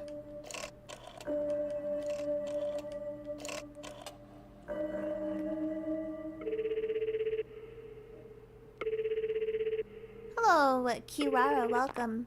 Chibiki, welcome. Hello?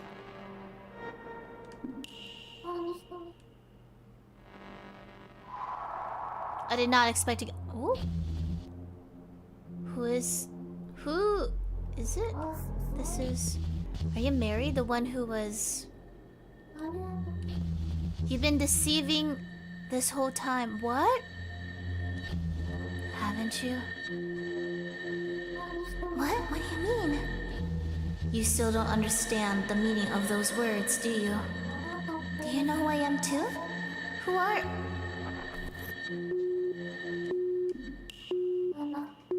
Who are you?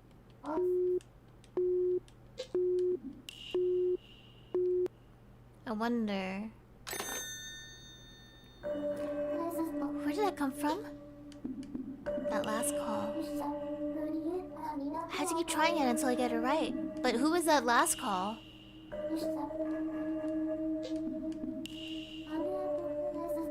They knew my name and the voice sounded familiar. I'm scared. Hamlet, tell me what's going on. Hamlet is not here. Hamlet hates me. And apparently whatever that entity is, we did not add it to our thing. It's such an interesting game. I am enjoying the plot of it. 6, 3, 3, 1. In a way, it kind of gives me Clock Tower 3 vibes. It's probably just because of the phone booth.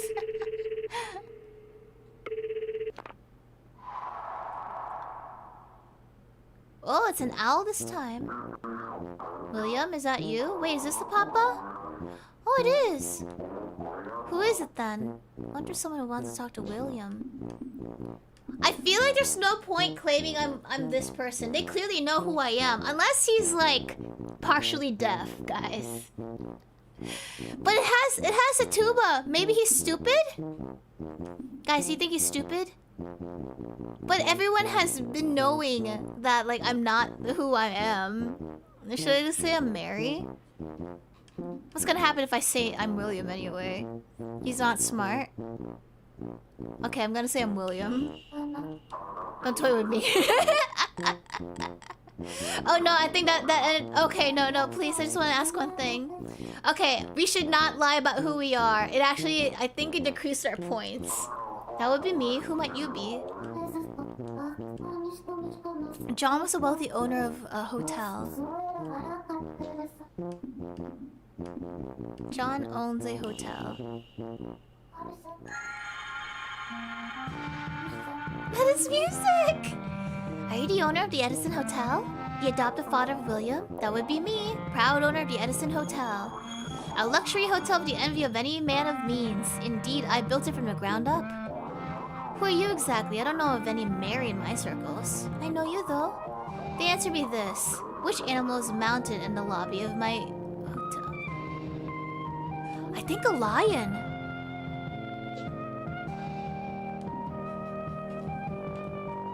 His Kathy. Would it be a lion? Because what else would a lion from before be? You not an owl? You think it has to be an owl? I was thinking it's... What was the owl? It's in a notebook? Okay, let's check. Oh, it is an owl. Okay, you're so smart. Good job. Thank you, my backseaters. Correct, I see. You must be one of my regular patrons. That's...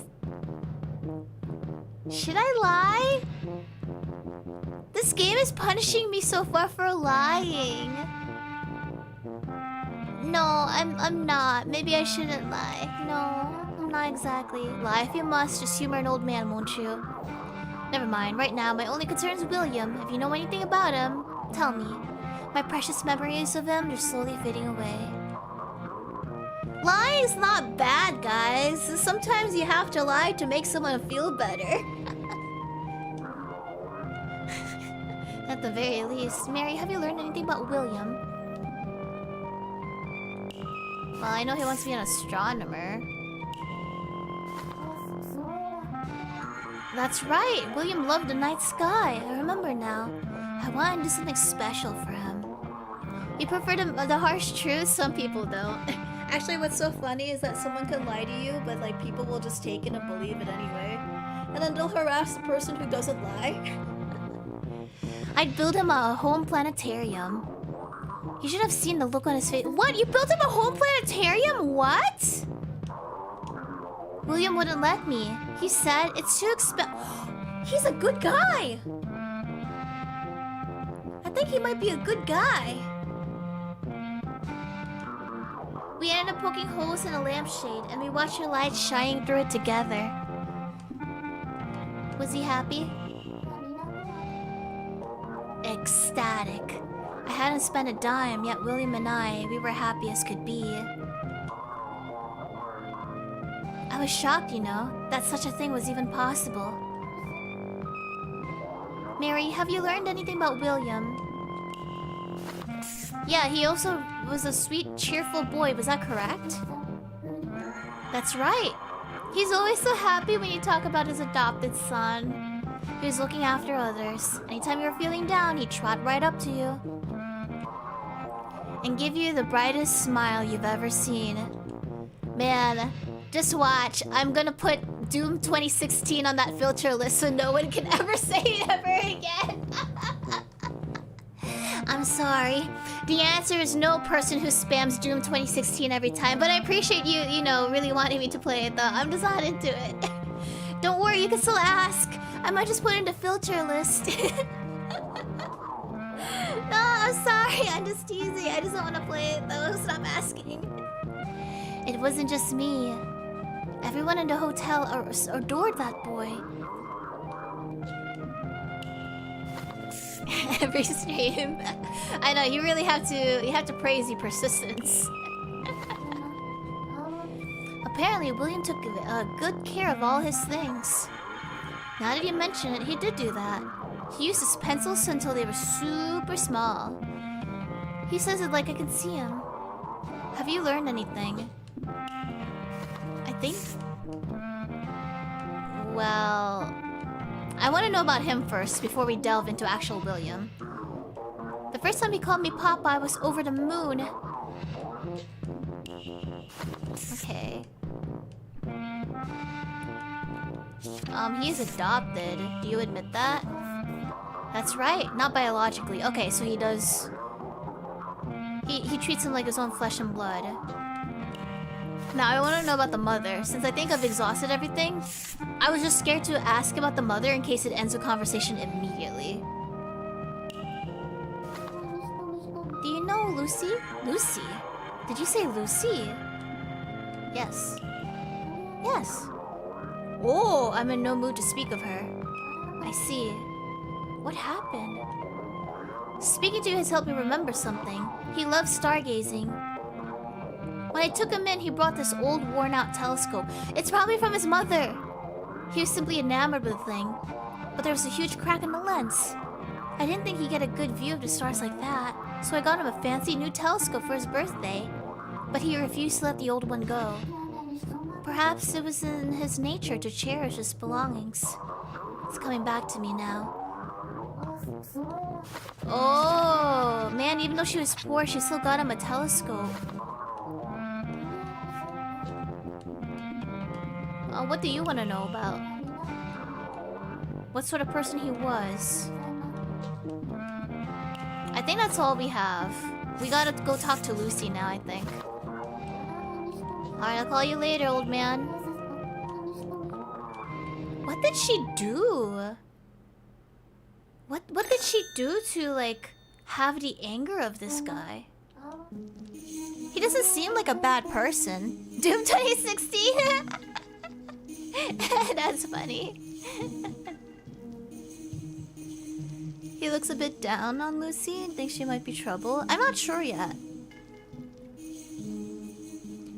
If he wanted to completely claim him as a son, I think he would have, like, made it known that, or lie that he's the biological son until he forgot the original family. I'm not sure yet. There's some sort of motive about it.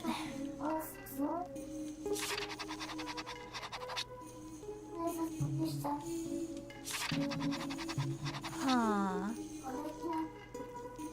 Yeah, there must have been something that happened, because instead of just lying about, like, I don't know who Lucy is, he's my biological son, it seems like something must have happened. Did she maybe, like, date his son? Like, does he... Wait, no, he doesn't have any family, so there's no way there's, like, some sort of romance thing going on. And then there's the whole thing with Kathy, which is apparently a cat. You know anything? Can't help you with reuniting them, but good job. The two of them cannot call each other directly. It's prohibited. Humans may no longer interact with one another. Okay. They're cut off from the reality. You're the only one who can freely communicate with others now. Alright. Interesting. The next person I should talk to... I should probably talk to, Lucy. What is it, 1336? 1.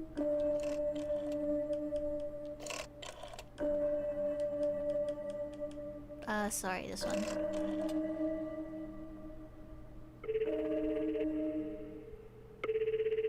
I don't think we can get Kathy's number. I don't think he's willing to give it to me. I think he was only giving me one number. Mary, were you able to reach William? I've spoken with John. Oh, you can use num keys? Okay, I'll try that. William's adopted father who raised him while you were in prison.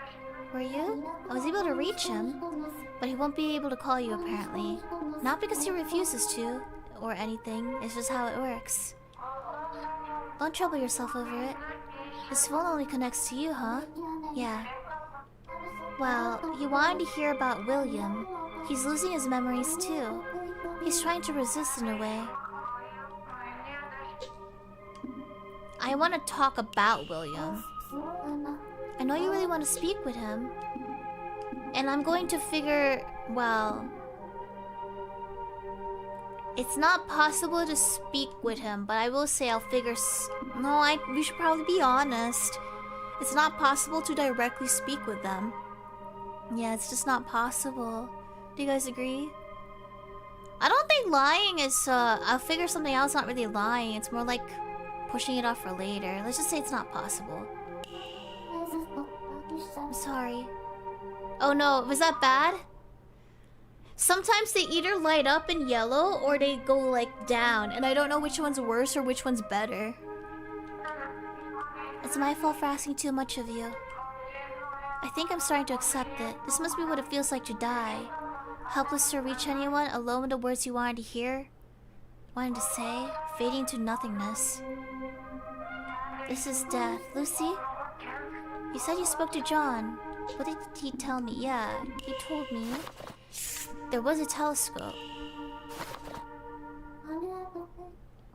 William had a telescope he got as a gift. He refused to get rid of it. Was it from you? I see. See, that's the thing we're looking for. I think that's what we gotta get, like, a bunch of. That sweet boy. So he must remember his mother, right? I remember now, back when I was still with him.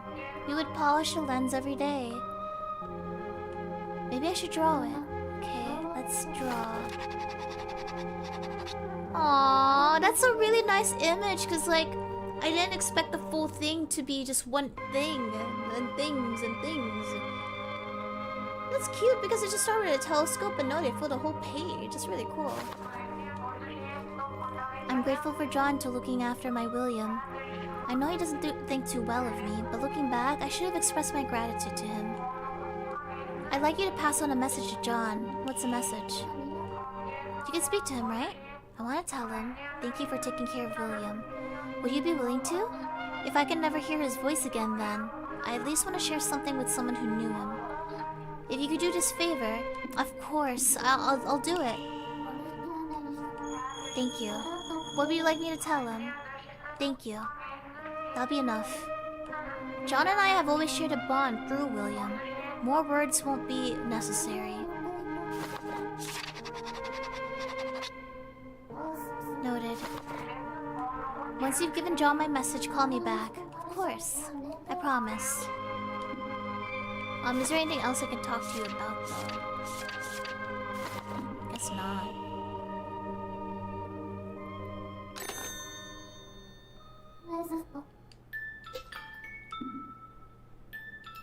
Oh, the music. I have a message to pass on, huh? Will he be willing to accept this message? Well, he's gonna have to. Let's try the keypad. Whoa, this is amazing! I'm sorry, I'm so easily impressed with this. I know this is a keypad. That feels so nice. That's amazing. I thought you'd have to click on it. Hello again, Mary. Did you find anything? I only had it for a scant 3 years, but I did my damnedest to raise him well, and yet the memories keep slipping away. Help me remember. I beg of you. I'll be waiting here for anything else you can find about William.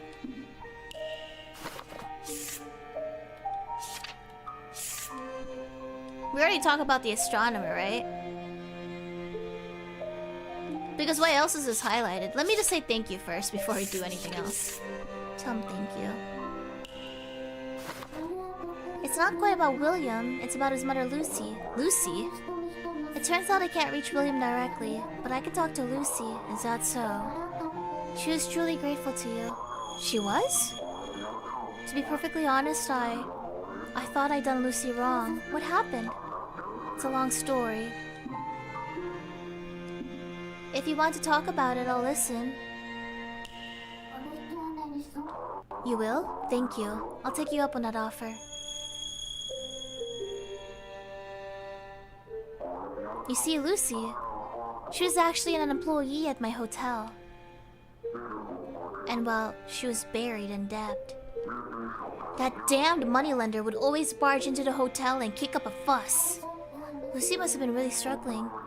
She grew up in poverty and her parents left her with a mount. Oh, it's not even her fault! It's her parents? Who's the dad, though? She'd borrow money, not enough to pay it off, then borrow even more. Her entire life was spent trapped in that endless cycle. On the other hand, my hotel business was going well and had some extra savings. So I offered to take on those debts of hers a few times, but she refused. And that's when I said something I shouldn't have. I'd take over custody of her son William. I told her to her face that she wouldn't be able to give him the care he deserves. I understand where he's coming from. That is really harsh. I understand both. It seems like he had good intentions, though. Yeah. Plus, I'm on this phone call, so I can agree to suck up to him and not suck up to Lucy right now. I do understand where you're coming from. I was hoping that they could share just the custody. It's fine. You don't have to worry about my feelings. Regardless, my careless words ended up pushing her into a corner. One day she snapped. Wait, did she kill one of the moneylenders? The lender showed up at her house. She couldn't bear the harassment anymore.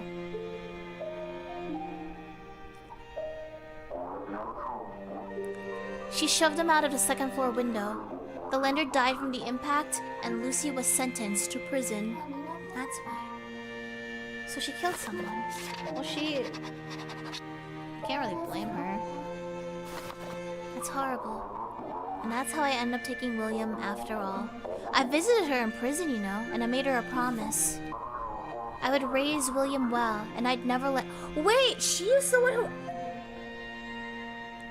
Because she was ashamed. This is what she did for herself? Why did she... Isn't it obvious? Lucy had become a violent criminal, a murderer. I didn't want William to live knowing that his mother had blood on her hands. And here was a saving grace. William was too young at the time to really understand what had happened. So I made Lucy promise me 3 things. Wait, was this your idea, not hers? She must never see William again, even after she's released. She may speak to him over the phone, so long as she keeps it brief. But she may never reveal that she is his mother under any circumstances. That explains why, when she called William from the phone box, she said she was Kathy. So she kept her promise even to the end. I see. So she actually kept her promise. I can't imagine how painful that must have been for her. What have I done? And I had the gall to tell him, your mother never wants to see you again. She can't be bothered to give you a call even though she's being released today. Wait! William must have known that was his mother though, right? Poor boy, unless he... no. Because if Kathy was a cat, how would he believe that that's Kathy? Unless there was really a neighbor named Kathy. Maybe there's 2 Kathys. Poor boy took everything I said to heart. I was just afraid. Afraid he would leave my side. Kathy's not a cat? I thought it was both. Unless it's like, oh, it's an actual cat, but not a pet cat. I have one final request. I'm sorry. I wish I could take it all back. I don't expect her forgiveness. I had a feeling I wouldn't be able to pass on with these regrets. If you can give my message to Lucy, I can accept death. Would you do this for me? Don't worry, I will.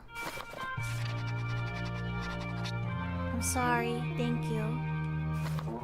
Thank you. I feel at peace now. Now I can face death. Thank you for everything, Mary. Goodbye, Mary.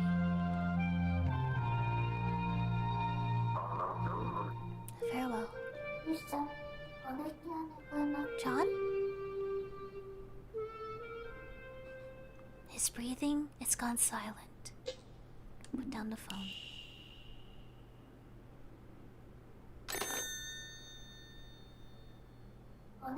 What happened? Congrats. He has successfully passed on. What do you mean? He was freed. I wonder if you can fail to help people pass on. He was freed of his past regrets and finally succumbed to death. Or rather, he successfully let go. You listened to his words without judgment. And so the cycle of life and death was closed. Consequently, John's phone line has ceased to exist. I can't call him anymore. This is what happens when you save someone. You have well and truly saved them, Mary. I don't feel like I did. You'll understand in time.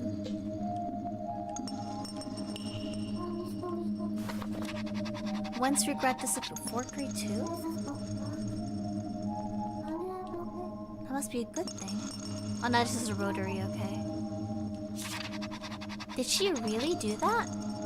Wait! What if it was the child who pushed him off?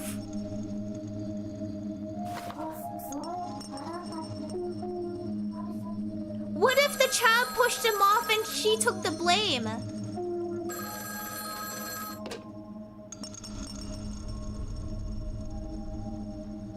Sorry, that's just a theory.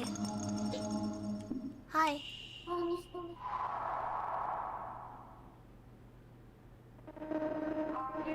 Hello, Mary. I couldn't get our conversation out of my mind. Were you able to give my message? I kept thinking about it until I just had to call. What did he say? Yeah, he actually... Well, first off, can I... Okay, I have a question. Am I allowed to ask about other stuff? I'm scared to accidentally push the plot or make her, like, think he specifically told me about the moneylender. He was a baby? I don't think he was quite a baby. Because if he was old enough to be interested in having jobs and being an astronomer or whatever, I think he was probably like 6 or something. He looked like 3 or 4 years old. You can still kill someone as a 3 or 4 year old.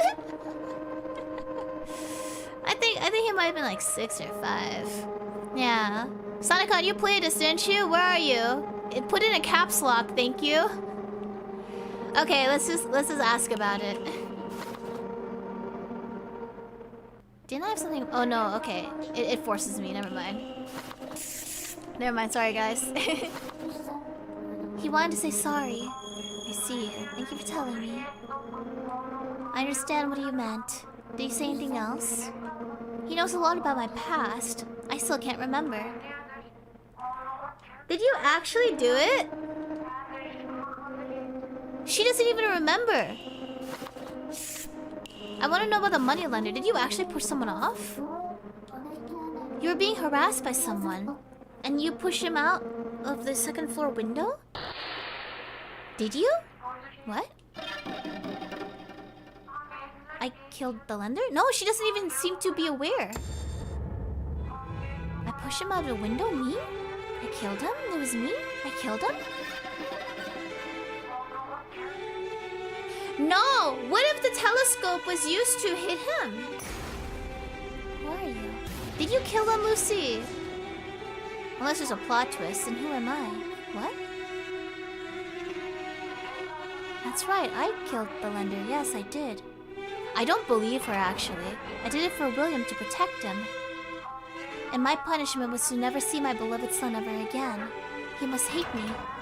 Even though I love him— oh no, she's falling into despair. I love him so much because I love him so much. I gave up everything to protect him, that is. I convinced myself that I can live on my own. And my punishment was to never see my beloved son ever again. Lucy? He must hate me. What's wrong? You're repeating yourself. Even though I love him so much, because I love him so much. This is a disaster. Lucy is— oh no, she's like me. She's in an endless thought spiral. You tugged upon a memory of hers that ought not to have been touched. What do I do? Choose your words carefully. Only words that touch Lucy's soul can break her free from the cycle. Words filled with the utmost of sympathy. You can do that, right? I'll try. Empathize.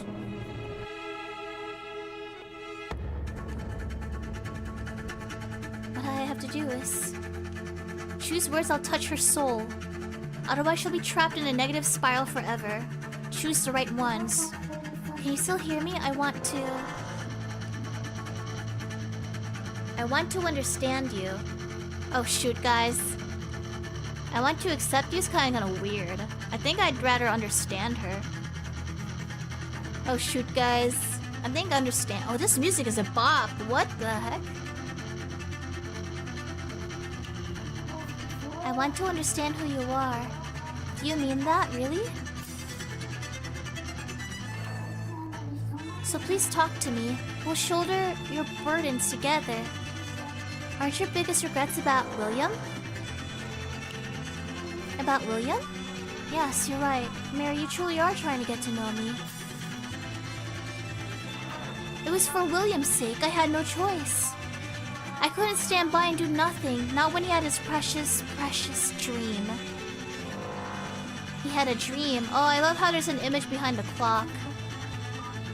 Right. He had the most wonderful dream. William's dream was... he wanted to be an astronomer. An astronomer.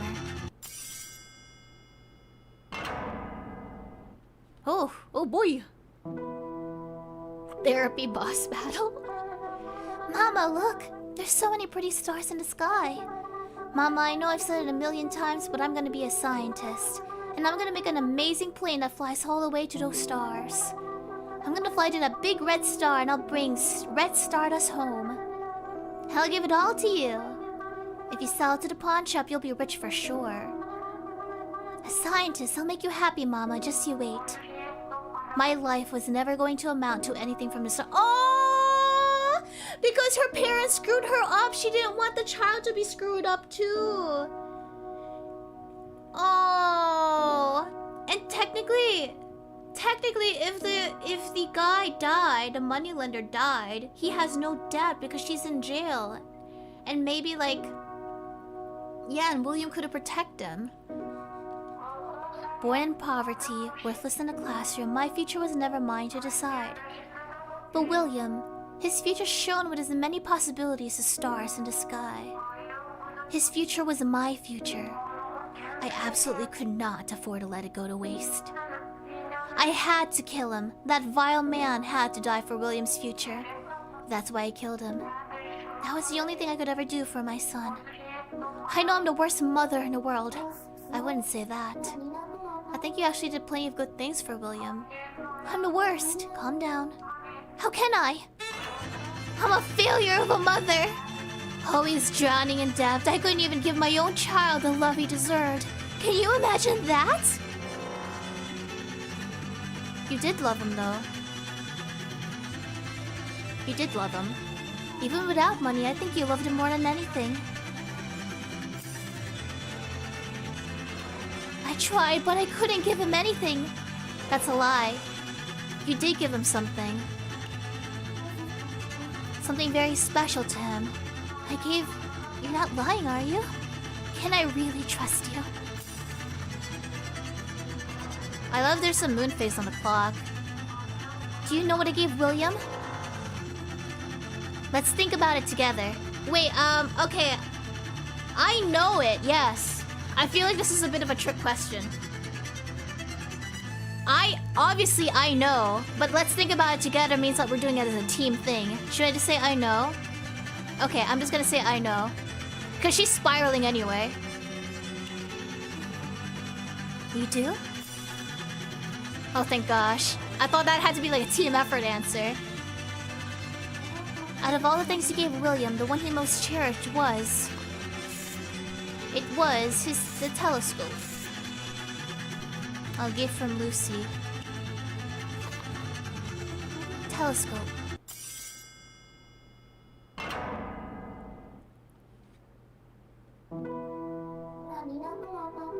Didn't you give William his own telescope? I did. He was so happy. My boy was over the moon. I never thought he'd be so happy. Because that telescope, it was just a battered old piece of junk from the pawn shop. I worked my fingers to the bone at John's hotel, saving up little by little, all while paying off my debt. And when I finally had enough, I bought that old telescope. This telescope is so cool. I can see the stars so clearly. Thank you so much, Mama. I promise I'll be a scientist one day, Mama. Just you wait. I'll be rooting for you the whole way, William. That's right. Now I remember.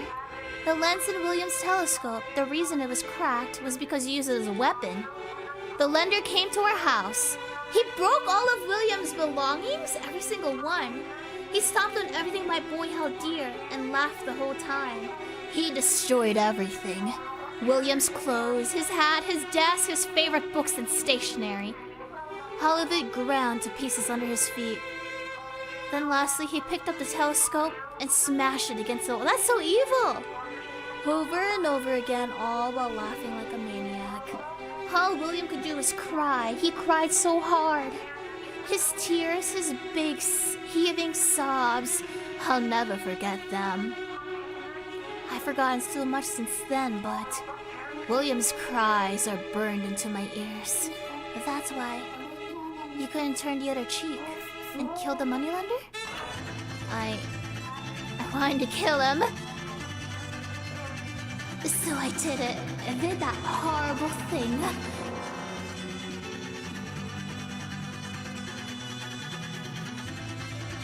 I don't know about this one, guys. Help me out, help me out. I feel like we should make her confront it, but we have to be careful with our words. You think number 2? Don't force yourself? Sonicon, didn't you play this one? Don't force yourself. Okay, let's see if it's wrong. I think the game will be lenient. Don't ask me that, not now. Oh, never mind. Okay, bad idea. I wanted to kill him. I did it. Okay, we are not making her confront it. Don't force yourself. You don't have to force yourself to remember, but the memories won't stop. Oh, that's right. I did it for William's sake. I had no other choice. But in the end, I had to leave William. I did what I did to protect him, but that's the reason we were torn apart. William hates me for it. I know he does. He must have tried to forget all about me. I don't think so at all. How could you think that? Tell me, Mary, can you say without a shadow of doubt that William doesn't hate me? Can you say without a shadow of doubt that William didn't try to forget me? I can. He still has a telescope. Of course he didn't. William loved Lucy with all his heart, not much I know. I have to tell her right here, right now. Something that shows how much William loved her.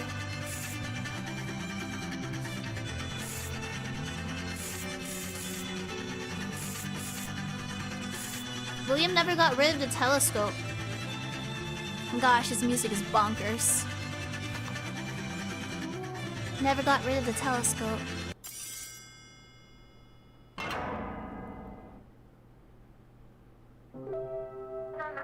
That's right. You told me this, Mary. I'd almost forgotten. This is the truth of what happened. Yeah! My theory, guys! My theory! Oh, sorry, I'm flipping. William was screaming at the lender. Mama, give me that telescope! Put it down! Stop! Stop! The next thing I knew, he shoved the lender with all his might, and he fell down from the second floor window. The lender landed headfirst and died on the spot. William was next to me bawling, and then suddenly he passed out. The sight of his broken telescope, his heart just couldn't take it. But thanks to that, William never realized that he was the one who killed the lender. It was at that moment that I made my decision. I would take William's place. I would take the blame for the murder and go to prison. I endured for years. Oh, because to give him a dream. 3 years, I think. Rotting in that cell, thinking I have to protect his future. I can't interfere with his future. If you ever met, he would forever see himself as the son of a murderer. So I swore to stay far away from him. Swore on my soul. And you decided to live on your own. Poor Lucy, you've suffered so much. You're right about that. But Lucy, let me make one thing clear. I don't think you're a bad mother. Because the moment you got out of prison, you immediately ran to a certain place. You went to the phone box just to call him. That was a phone box. You couldn't see William in person, so you wanted to at least hear his voice, right? That's right. I remember that place too. It was the phone box in a park in the middle of town. I opened the door and stepped inside. Then I tried to call him, but I couldn't. I didn't have the courage or the money. But then, a little girl I'd never met called out to me. Her voice reminds me of yours, actually. That wasn't me, was it? No, the two of you have similar voices is all. Though I dare to imagine you were her for a moment. How silly of me. Kathy? The girls half my age keep showing me how to be brave. Let me see. Let me drink my water. There in the middle of town, the girl called out to me. Aw, don't look so sad. When I didn't reply, she gave me a coin and told me, if you have someone precious to you, and you want them to know how you feel, you should tell them right away. You'll regret it if you don't. Was it a cat? I tightened my grip on the coin when she said that. I went back into the phone box and dialed William's number. Oh, you're crying? There. William, please pick up, I prayed, as I gripped the phone till my hands ached. William, please pick up, again and again. Answer the phone, please. William, I want to talk to you.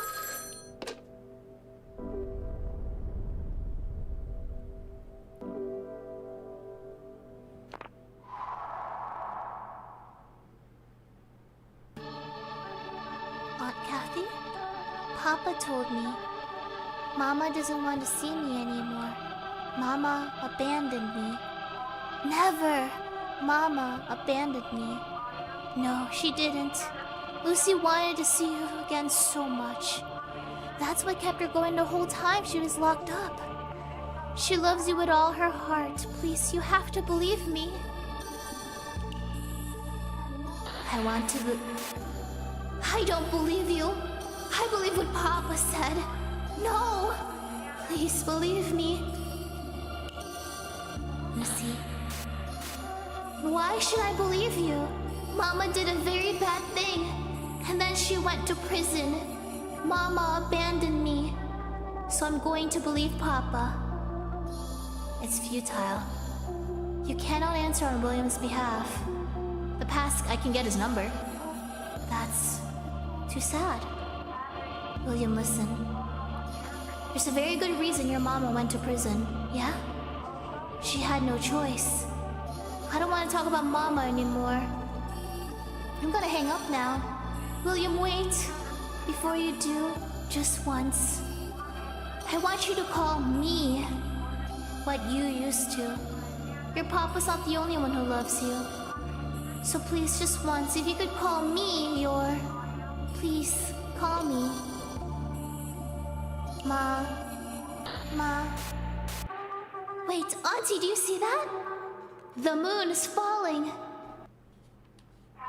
The moon?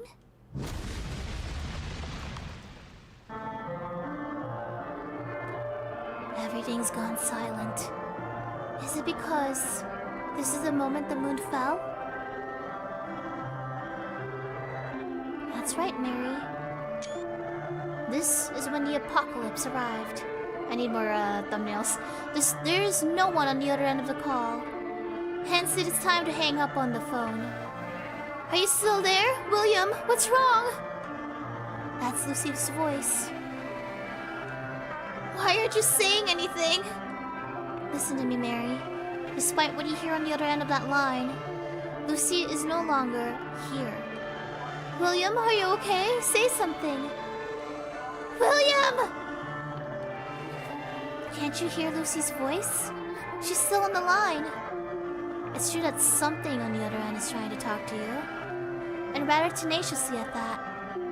As for what that something is, one might call it a being in a superposition of life and death, not quite alive yet not quite dead. Or in layman's terms, something that is stubbornly continuing to cling to life. Is that what it is? Pay it no mind. You mustn't engage with those things in any way, shape. I don't know who to believe here. Put down the receiver and end the call. But if I'm to be a confidant, I probably need to. That's not Lucy. But aren't I to be a confidant? There's no longer any trace of Lucy left within. Now end the call.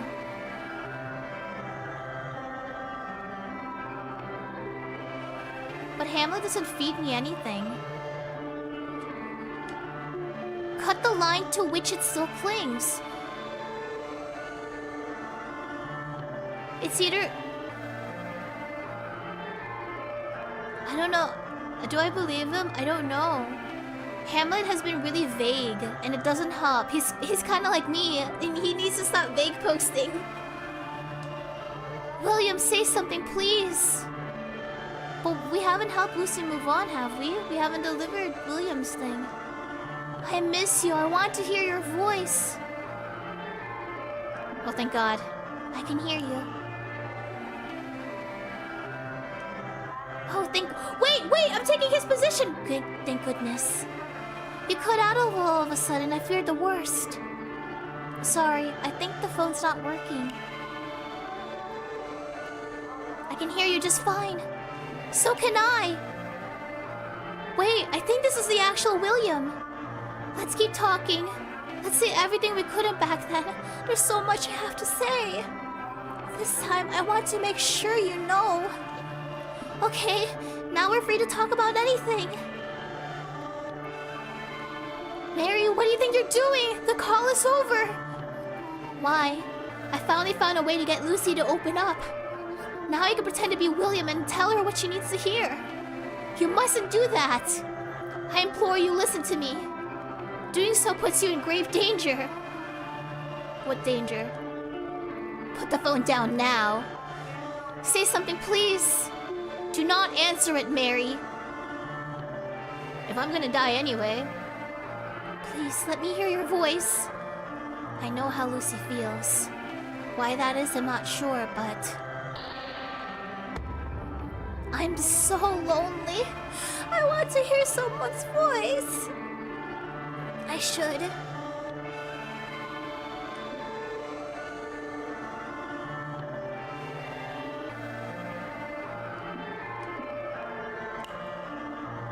Of course I should. I had someone I wished I would talk to too. Don't worry.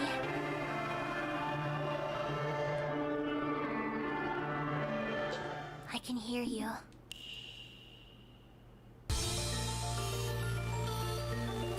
I can hear you. Thank goodness. Don't go silent on me again, okay, William? Keep talking to me, to your Aunt Kathy. Okay, Aunt Kathy. Good boy. Thank you so much. About Mama? Your Mama? Of course, ask away. I know all there is to know about her. Aunt Kathy, did Mama?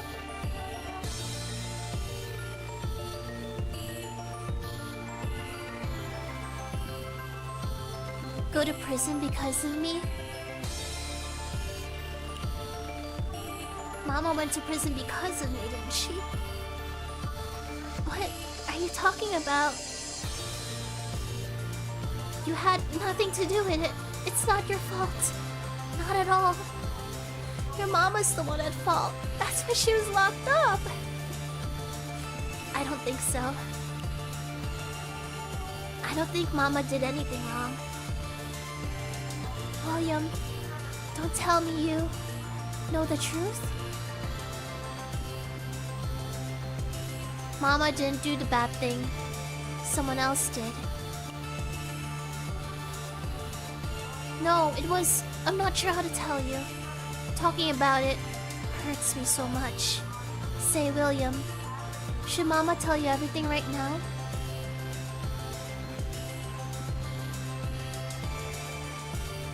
I want to know everything. I want to know all about the sacrifice. Please, I want to know everything. I'm sorry, I just can't find the right words. William, I honestly can't tell what's good or bad anymore. I did something bad to you. I was willingly going to prison and leaving you without a mother. But on the other hand, I also did something good for you. I was willingly going to prison to protect you. I did it for you, to protect your future. So I want to talk about your future. Your future.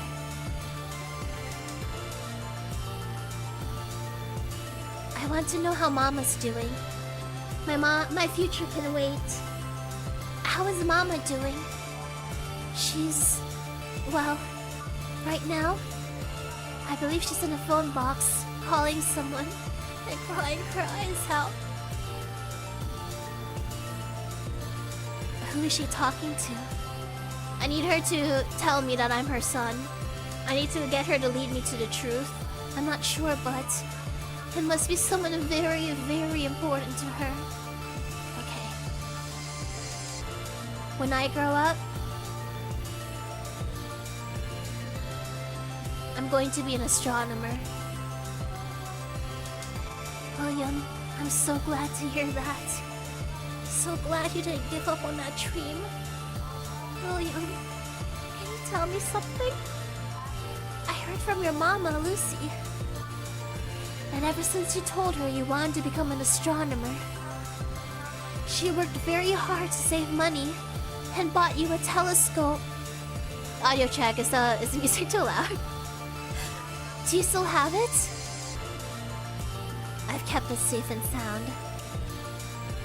Yeah, I kept it safe and sound this whole time. You have? You sweet boy. I also heard that even if the telescope I gave you became nothing more than a pile of junk, you said you would always treasure it. So it was true. William, your mama must be very happy right now.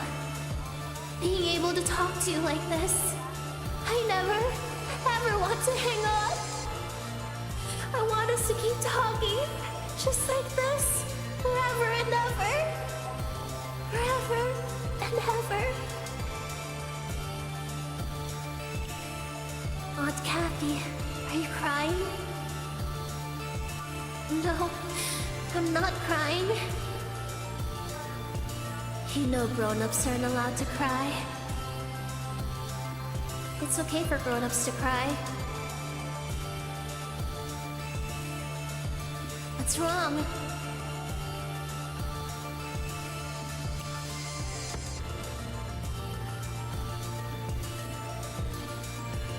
Don't. You're my one and only. Mama. You're my mama. Mama. Mama. Yes, that's right. I'm your mama. And I always will be your mama. William, you finally called me mama. I'm so happy. Thank you. And to you on the other end of the line, thank you. And goodbye. I think she must have known.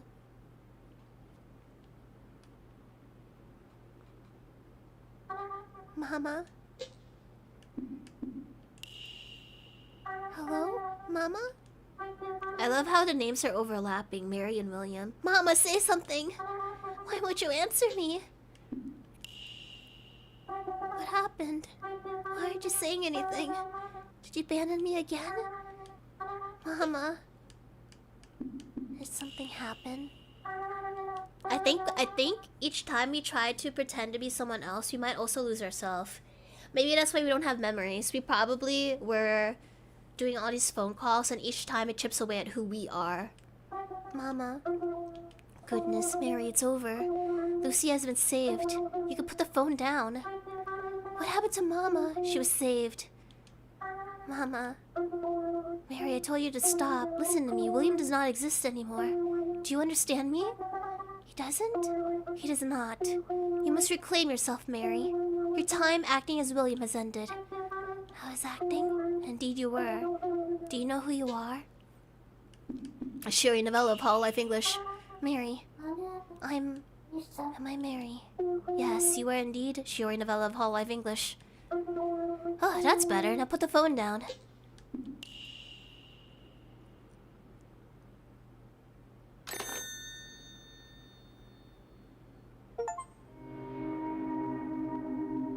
end of episode 1. Man, that was emotional. I think there's 6 chapters. Oh, good scene. Hold up, this one. Yeah, that one, yay.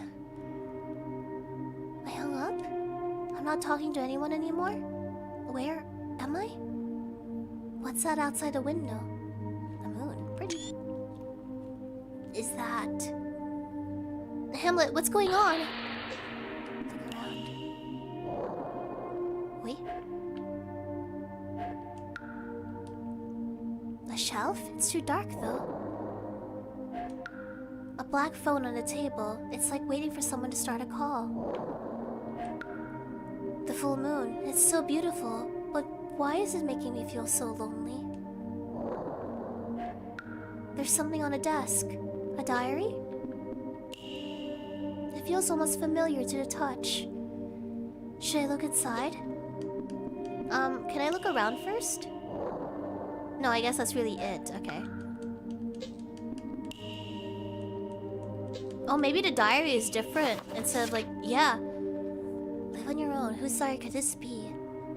I have a question. Does changing live for yourself versus live on your own change the NPC you talk to? Just wondering.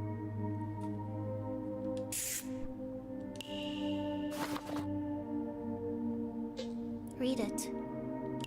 Maybe. Oh, it's just one. Okay. Thank you, Sanakan. It's just one route? Okay. I think it's just different, like some different texts. I can live on my own. People believe that has vanished from the world. But nobody really knows the truth. Who decided that anyway? Even if it's gone, I was always alone anyway. That's why I can live on my own. It's the only way I know. Whose diary is this? Oh, that's pretty. Moshi Moshi? 9S, is that you? Hello?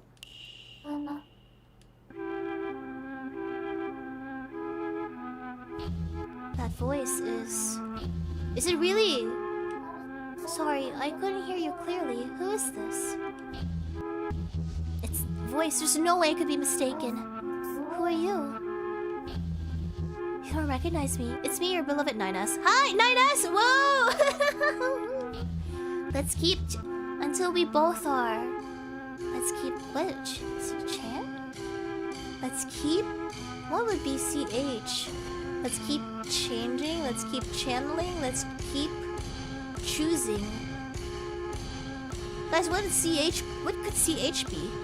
Chatting! You're so right, thank you. Until we are both... We'll keep chatting until you start to feel... Do we know each other? I shouldn't have said that. Everyone has the right to become who they really are. You don't need to act like someone else. Alright, Shiori Novella. That's me. Who I really are.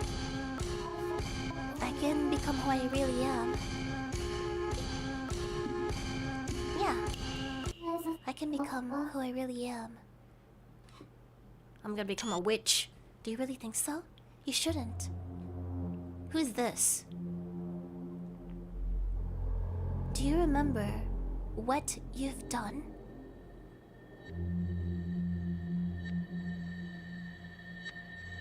You've trapped your memory into a dark, dark box.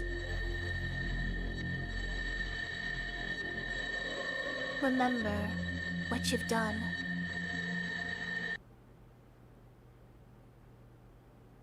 All of it.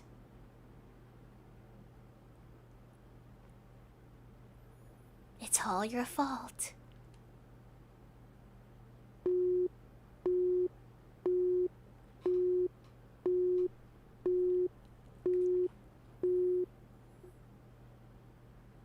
Man, this is such an intriguing game. Frick, I love it.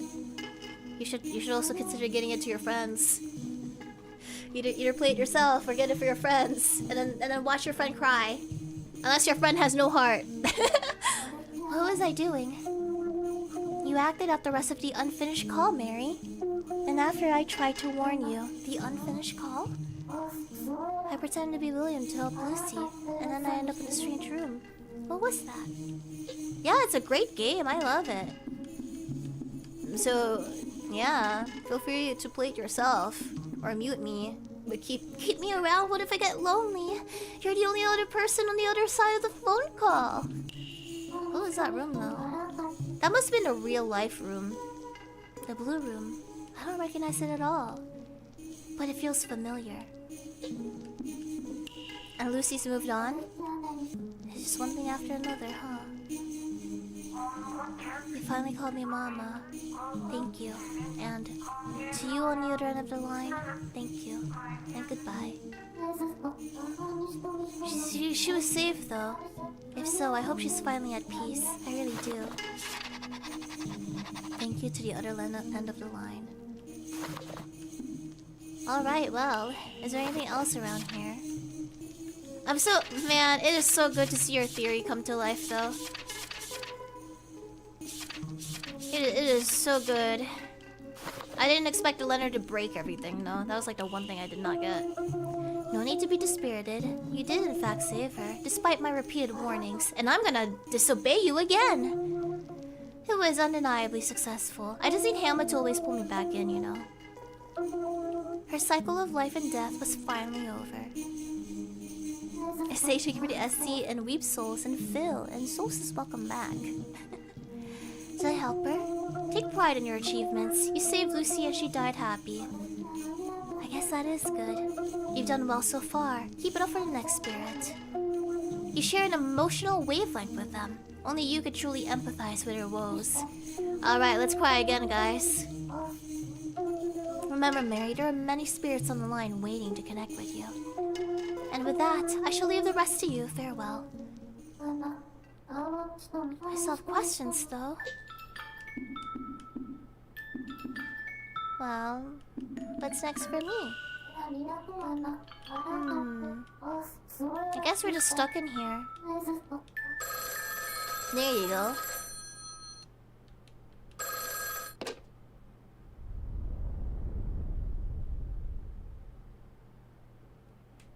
Shiori, how may I help you? I feel something unsettling coming from the phone. If I strain my ears, there's a presence on the other side. And not just one, many. Hello?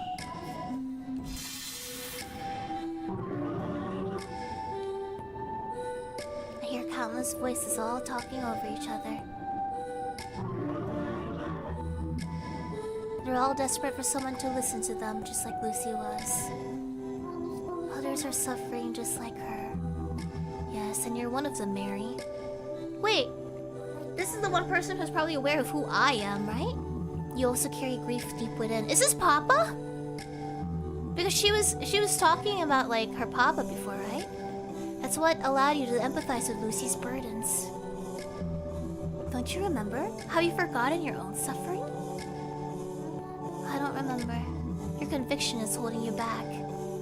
Because of your strong conviction, you cannot accept your suffering. It is a beautiful game, Oscar. Answer me this. What conviction did you hold?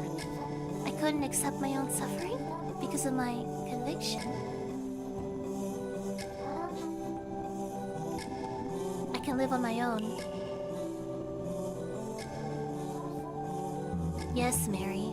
Try to recall your own burdens. My own burdens. It's on the tip of my tongue. Self-hatred, envy towards friends? Tell me. Whoa, trippy. Gosh, this has so many beautiful visuals. In your eyes, which is truly more painful to experience? Probably be self-hatred. Well, it depends on what you're envious, isn't it? But like most realistically, envy towards friends, if you're not friends anymore, it doesn't really matter. It's like the reality is like, don't get me wrong. It's just the reality of it. Envy towards friends is probably like temporary because there's number one, you'll grow up. Number two, your friends might not always be your friends simply because you also drift away from things.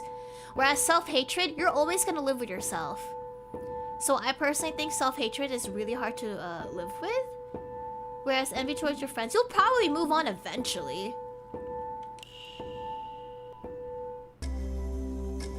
Gosh, this is such a beautiful looking game. More painful to me. Self-hatred, maybe? The voices are getting clearer. It's just like Hamlet said. My answer is converging the spirits into one. They're transforming into someone who shares my grief. Oh, you felt self-hatred before as well? Keep hating yourself and you'll grow to hate everyone. Oh, that's a really good dialogue, guys. That's really good. Yeah. I think that's a good dialogue. You may even lose the ability to love. That's very nice. Have you been taking care of yourself or have you not?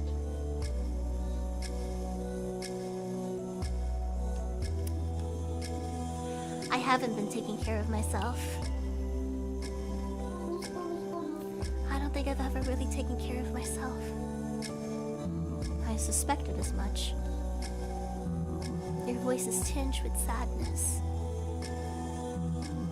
It looks like you have just as much on your plate as I do. Perhaps we should save my problems for another time. You felt self-hatred before as well? Wait, those are two different characters! The final boss is probably that raccoon-looking thing. Now we go to Mr. Frog. All I ever did was hate myself too. My confidence was shot. Every day felt meaningless. Seems you and I have common ground, Shiori. Well, common ground is good. At least we relate to each other. It's always good, right? Of course, it's the first step to getting to truly know someone. Though if we get along too well, we might not be able to help each other. You might start comparing yourself to me and spiral yourself. Your name's Mary, right? Wait, a different character. I feel like you and I are cut from the same cloth. Because I can relate to your self-hatred. So I'd like you to listen to my story. I feel like you'd understand. After all, our most tragic memories are alike. They are? Yeah. I once did something horrible to a dear friend of mine. Because of that, we couldn't achieve our dreams together. Oh yeah, his story is probably about a play. And then the raccoon-looking guy, he had like a spiral staircase in his. And the frog, I didn't catch a whiff of his background, but he was talking about self-hatred, huh? So just what he's probably about envy. Now I finally understand. Or I will if I talk to you about it. Oh, it's a void, I see. After all, you have some tragic memories about a friend, don't you? I do? About a friend? I don't remember them. Could you do me a favor? I want you to ask me. Please ask me. Who am I? What's my name? Who are you? I've seen his vlogs. I have? Was it at the beginning? Thomas? Genshin Impact? Oh, not a romantic though, right? You and I share the same feelings. What feelings, you may ask? You said it yourself, self-hatred. Okay. Sorry. Oh. 8052. Whoa. Trippy. Sorry, I thought maybe he was like... They're clearly not animals. I think they're only animals right now to sort of... So you don't see their actual face, if that makes sense. It kind of lessens the humanity of it. So I was thinking maybe he was someone that we knew and previously, and it's like, oh, we had the same feelings. We loved each other, Shiori, said 9S. That's it then. After Lucy, the next person for me to save is Thomas. Alright, well. Make sure that his profile will be here. 8052. And Hamlet, where are you? You're as useless as Yorick.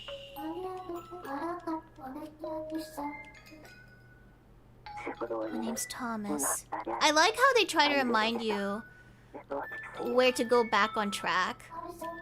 But you don't have to do it. It's about learning about my own past too. Oh, soup. Oops. I think I almost said soup. Here you go, my past. Who am I? Who did I live with? What sort of life did I lead? I don't remember anything. Yet I feel self-hatred deep within me. If Thomas shares this feeling, then I want to call him and try to figure this out together.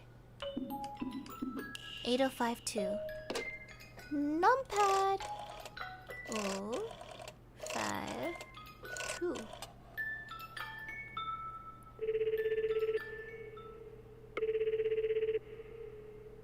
Self-hatred. Hello? No response. I sense a presence. Wait, why does it look kind of glitchy? What can I say? You're Thomas, right? I really wanted to talk to you. He wanted me to specifically ask who he is, so are you Thomas? Hello? Are you Thomas? My name's Mary. Bye, Acorn. Thanks for dropping by. Every time I lose your memory, this interaction with a cat repeats. Maybe. But as much as it sucks, I guess if it helps people, might as well help them move on under 21 nanoseconds. Oh, Shadikion, welcome back. It's nice to see you. Hope you're doing well. And Oscar, thank you for the SC and Solstice. You guys can change forms, though. Bookworms are huge. His voice is so hoarse. Like it could be snuffed out at any second. Please, tell me where I am quickly. It's so dark. You can hear me at least. The sound of ice falling. Lots and lots of ice. Taka taka. Taka taka. Is this even ice? Something that sounds like ice. Clacking. Rumbling like a quake. Ice falling. Deep rumbling. Lots of ice falling. Ice? Can you touch anything? I would not rely on sight. Clearly, it's not working for him. What's this? Thick, soft like cloth. Did he die from an avalanche? Very big and wide. Even if I stretch out my arms, it's still wider, like a wall spreading out in front of me. Wander, explore, welcome. A gigantic wall of cloth towers over me. I should write that down. He's in a play! A theater. Tell me what you see. We can try brainstorming this together. The sun. Never mind. Unless it's a spotlight. I'm not outside. It's dark. Everywhere I look, in the darkness I see the sun. Many suns, in fact. Spotlight! Spotlight! Yeah, it's a theater. I don't know what the ice is, though. The clacking. That's the only part I don't quite understand. Maybe something on the stage. I remember something. This place was filled with my hopes and dreams. It must be important to you then. To be fair, they also kind of spoiled it, because like during his cutscenes, you could see in the background someone had a spiral staircase and his was a play. I started thinking about it just as I saw him. So, could it be? Metaphorically, this could be Thomas. He could be in a basement. No, I think it's in a theater. Because he sees a spotlight. If he was in a basement, he probably would not see anything. It's just a ticking sound. Let's just do this one. Are you in a theater, perhaps? What? A theater? I see. This is that. Oh, pretty. I drew a big picture of it. I'm still there. That one? Do you know what this place is? I don't just know it. It's everything I could have ever dreamed of. I bet he stole his friend's play. I bet he like wrote off his friend's like writing or his name and just took all the credit. It's irreplaceable to me. And that's what you meant by hopes and dreams. You sound calmer now. I do feel better. If you don't mind, would you like to talk? Sure.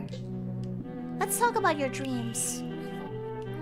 You said this theater is everything you've ever dreamed of. Why is that? This place gives people hopes and dreams. No matter how downtrodden they are, even during their darkest hours, this theater captures their hearts and puts smiles on their faces.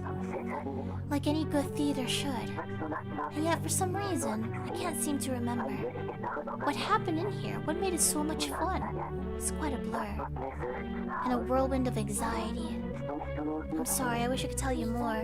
That's okay, don't force yourself. I'm trying to remember, but I can't. Tell me about the theater. Or maybe he messed up a performance, maybe. What sort of theater are you in? Oh, it's your dad's theater. He owned it. He was a famous playwright. This is where they performed the plays he wrote. He always had a full house. He must have been under some pressure. Every new play father wrote became the talk of the town. They'd be on the front page of every newspaper out there. You must look up to your dad. Yeah, I was just one of his many fans of his work. And about the self-hatred, are you self-hatred? You and me, didn't we harbor the same feelings? Self-hatred. Have you ever felt that way? I have. Thought so. Have you ever felt self-hatred? I'm sure I have. The problem is I don't remember my past or who I am. I don't know what I did or why I hate myself. But despite my lack of memories, this feeling, self-hatred, is the only thing I'm sure. Okay there, Shiori Novella. I think I understand you, how you feel. Because I feel the same way. Have you ever hated yourself? Did we just ask that? When did you feel self-hatred? Oh? Let's see. Who I hurt. I did something horrible to my friend. My friend, right, her name was... I can't remember. No, I should be able to remember. How could I not after I... What was it? What did I do to her? Her name, it was... I forgot. No, I didn't forget. I just don't want to remember. Deep down, I remember her name and what I did. I just don't want to remember. I want to die in blissful ignorance. Thomas, calm down. I promised I would bring her here. But you forgot her? I have. It's not just her. Where am I? You're in the theater. A theater filled with your hopes and dreams. What's a theater? What do you mean? My dreams? Oh, is she spiraling? Hold on to your memories of the theater. I need you to remember your perception. Do you remember the sound of falling ice crashing? Wait, something must have happened. The sound of falling ice crashing must have been an accident. Like glass? Or jeers? Sound of falling ice? What? Does this sound like an applause? It must be applause, right? Does that sound like falling ice? I guess it does, yeah. Like icicles falling. The audience clapping, right? It is. Yes, it's there. I can hear it. It echoes. Have you ever given actors a round of applause? It's a tremendous sound. Like hail and fireworks going off throughout the whole theater. You sound excited, Thomas. You won't forget the theater now, will you? I don't know. Hold on to your memories. Now what about the many suns? Does that mean the spotlights? You You mean the spotlights, right? Yes. They're huge lights shining down on me from the ceiling. They make me feel like I'm a star. They're like the sun to me. And then lastly, the wall-like cloth. The audience's little suns, that would be terrifying. That would be interesting. This is a cult at that point. You mentioned a giant wall-like cloth. That is most likely the stage curtains. I'd always be on the edge of my seat waiting for that one magical moment of the curtains parting. Yeah, I remember now. Thank goodness. I'm in my dad's theater. And I promised her that I'd make her an actress. Oh? I promised that I'd bring her to my dad's theater and make her an actress. But it looks like the theater. I don't know if this is a stylistic choice, but it looks like it's run down. Even though I promised her, he couldn't keep the promise. Maybe I shouldn't dig any deeper. But what if that promise is connected to my self-hatred? Maybe I shouldn't. Did he keep his promise? I don't want to force it. I don't have enough to bring him down from self-spiral. So I'm actually not gonna bring it up. Yeah. It's gonna strike a nerve. I was hoping you'd ask. Oh, I'm Thomas. It's fine, Mary. I know you mean well. How did you know? I just remembered her name was Leah. Hello? Are you there? Did the call cut out? Maybe if we reverse the number, we can call someone else. Was that really for the better? Of course it was. You've been following protocol to a T. That's something to be proud of. Oh, why are you here? Make up your mind. Disappear or stay here. You want me to make up my mind? To be or not to be? Which would you rather be, Mary? That I be here or not? Oh, well, I'd prefer it if you were here. I'd rather you here than not. Very well, then I shall stay a while. Well, I bet you're going to disappear again anyway. True.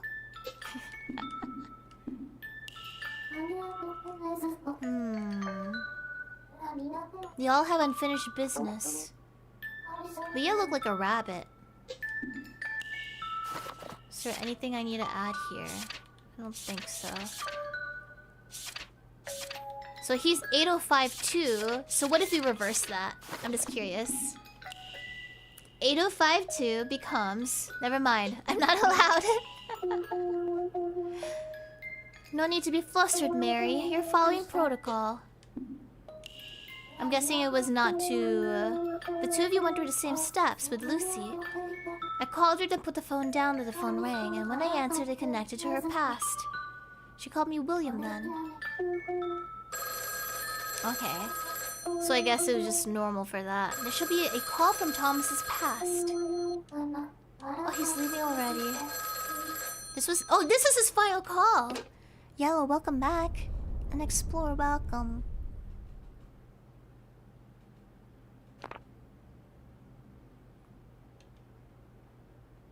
Hello? Is this Leah?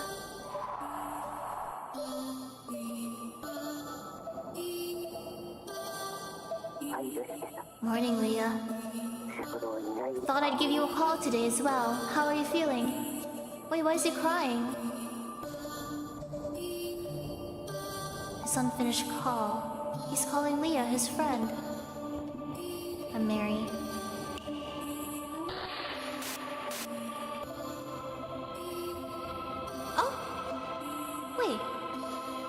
The words won't leave my mouth. This is what happened with Lucy too. This is from Leah's side. All I can do is listen in silence. Good news, Leah. You're going to be an actress. But why does he look so sad? Father wants to create a new play with you as the lead. He truly believes in your talent. He said you're going to be famous one day. So he wants you to come visit. Don't worry, you'll be in good hands. Father's writing the script himself. He'll make you shine like a star. Father and I will be waiting for you at the theater.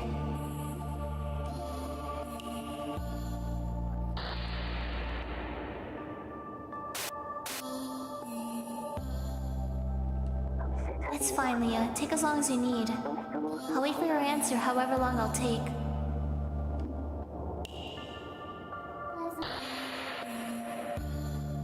I guess she just stayed silent on the phone call. Leah, I know.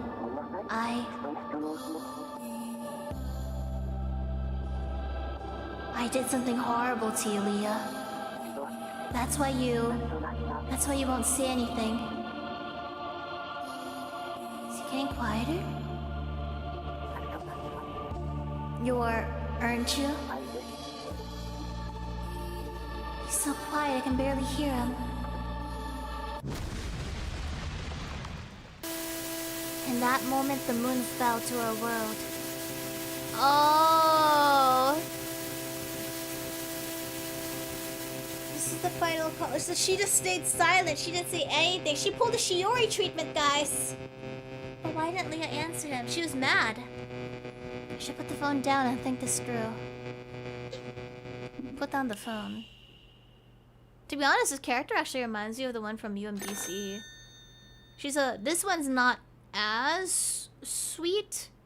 She's a little bit more like on the quieter, observant side, I feel. Thomas was desperately calling out to Leah, yet she didn't say a word. It cut off suddenly. I guess it was the moon. It would have fallen at the same time for everyone. A little stoic? I think so. She's a little bit more stoic, actually. I couldn't hear most of it. I have no idea what Leah said, and Thomas's voice got so quiet at the end I couldn't hear him out. The words I couldn't hear.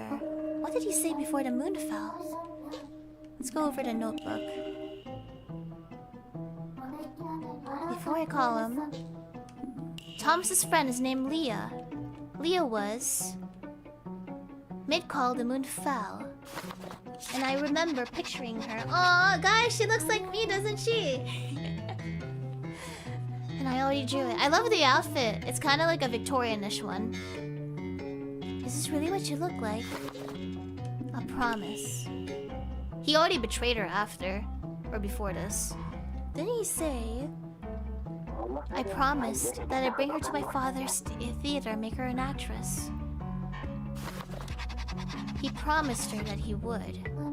That should do it. But then how did it turn out? Did he ever fulfill it? Didn't he say in this one? He truly believes in your talent. He's writing the script himself.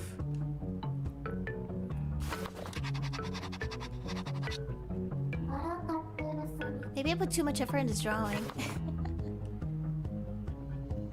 Thomas's dad was a famous playwright. He must have been.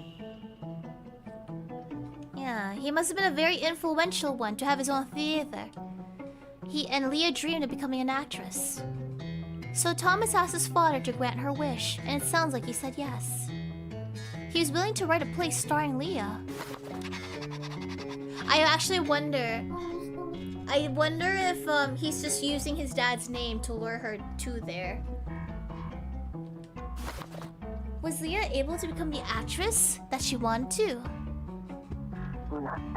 Take as long as you need. I'll wait for your answer however long it takes. Yeah, if this is the dad's play, what, the dad's just gonna wait for her to show up? Whereas if it's his play, he could do whatever he wants with it. Her dream was going to come true, but she didn't say a word. Thomas cared about her enough to wait forever. Why did Leah keep him waiting?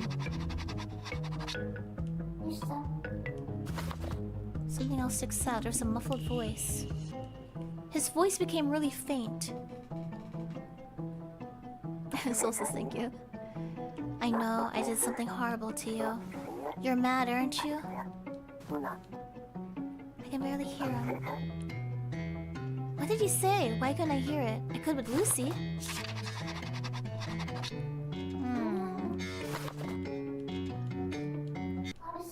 When did you get here? I'll leave that to your imagination. I'm here to answer your questions. Allow me to guess. Why couldn't I hear Thomas at the end of the unfinished call? If that's the case, scratch my back, Mary. Gently, if you will. I'll figure it out myself. What answer are you gonna give me anyway? It's probably another riddle. Interesting reaction. I'll tell you for free, just this once, because I'm the nicest mathematician in the world. You couldn't hear it because his memory is more unstable than Lucy's. His precious memories are slipping away. Oh. Thomas's inability is a step above. You're here for him, though. Call him, restore his memories. Only then will you hear the unfinished call. You need only listen and all shall be well. Oh, that is kind of a creepy page. What was this? 8502, I think. 8052. 8052. Good job, my little phone book. Ah, Yoshi, thank you. Hello? Mary, are you sure you're okay? Sorry for losing myself like that. It won't happen again because you called me. I appreciate it. So, you're our world's last confidant, right? There's a lot I want to ask you. May I? Of course. But about the unfinished call, is there something special about them? Basically, I listened to the final call of your life. And what happened? What did I say? I don't remember a thing. Who was I talking to in my final moments? You really don't remember, huh? In your unfinished call, you were talking to your friend Leah. Leah? Leah is the one you called. Of course, who else but her? Is it that obvious in hindsight? Our calls were Leah's only connection to the... What? Our? Wait, who is our? Leah doesn't leave her house then. Leah's only connection to the outside world was the calls. Her only connection. It's a bit hard to explain. Our relationship was special.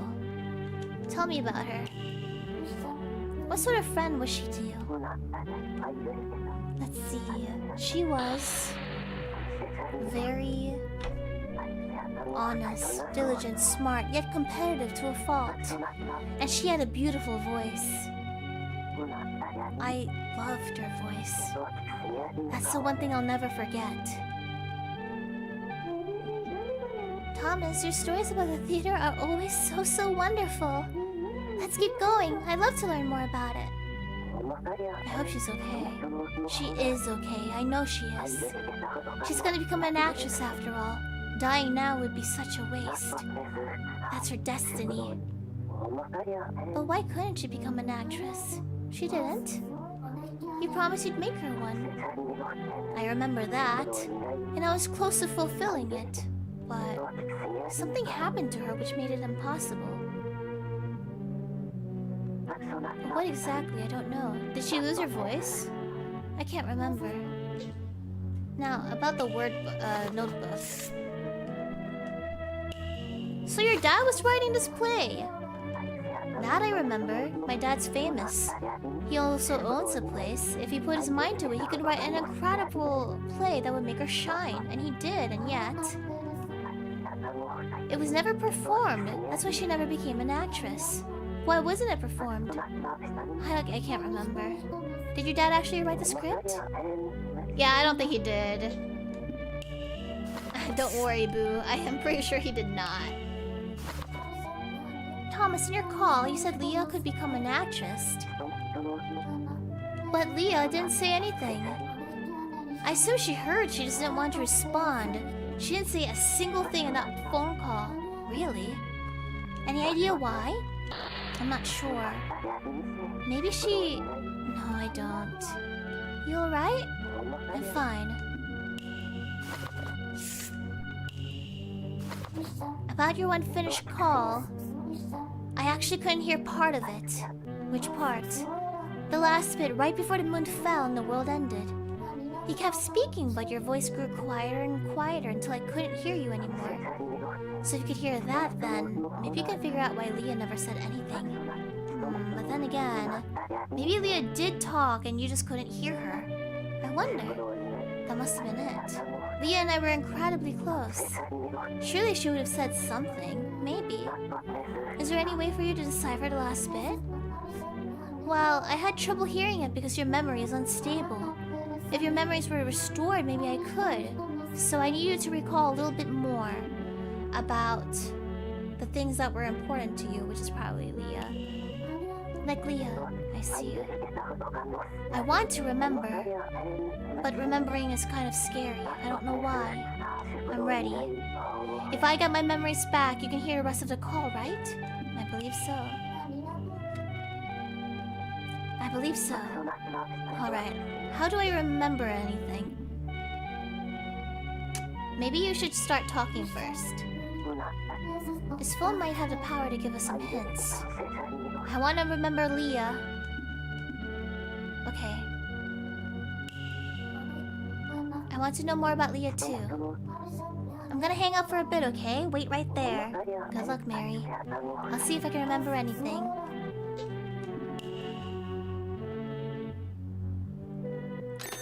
We need more phone numbers. He begged me so desperately. Can we really restore his memories? Well, we're about to try. I have to give it my all. Nothing about this room is related to him, though.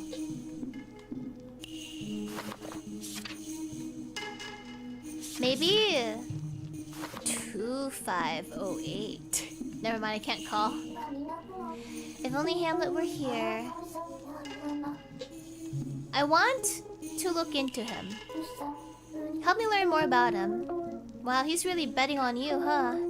Alright, well, you're living to your name of the world's last confidant. You're doing a good job, and would you believe it? You've earned new third-party numbers. People who can no doubt lend you a helping hand, or paw. I wrote them in your notebook. God, I hate this cat. The cat should just give me all the answers.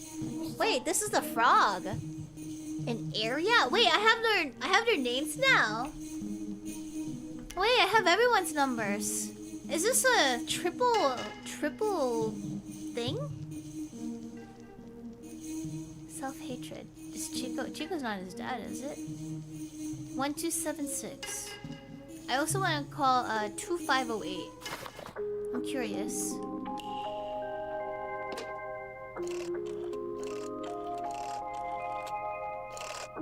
Is there anyone that would pick up?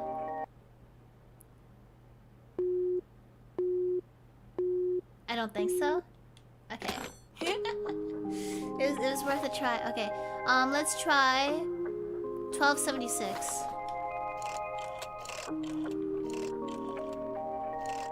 Yeah, because the first number you can just reverse it. Maybe we just to give the mechanics so it's not too hard. Not that a rotary phone's really that hard. Hello? Someone's singing.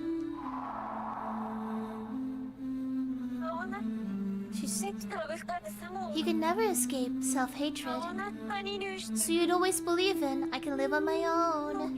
Oh, when did I start singing? Did you hear all that? Yeah? Well, how was it? Did I sound good? Tug a few heartstrings, maybe? I think you're a great singer, yes. I thought it was pretty good. You flatter me. I was just singing to myself because I have to. Otherwise I may forget something very important. She sounds sad.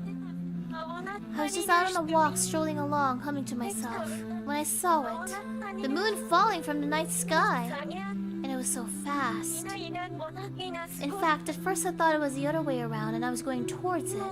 Like I was falling up into the sky and I'd land into a crater or something. But no, the moon was falling towards me. I got so scared I started singing. As loud as I could. Because you know, you can't be scared when you're when you're belting it at the top of your lungs. And I'm still singing even now. I felt like if I kept singing, I can go back to before the moon fell. I know I'm repeating myself again, but if I don't sing, I'll start to forget. Forget everything important to me. Who are you? Whoa, the music, what? I'm Mary. Have you heard of me? No. I'd hardly think you know anything about me either. I'm Aria. Nice to meet you. So what is this important thing you're trying to remember? My memories of someone. A girl I'd known for years. Could this be the key to restoring Thomas? The girl you don't want to forget. Is her name... Is her name Leah? Leah? Yes, that was her name! The girl I absolutely mustn't forget. Her name is Leah. But why is she important to her?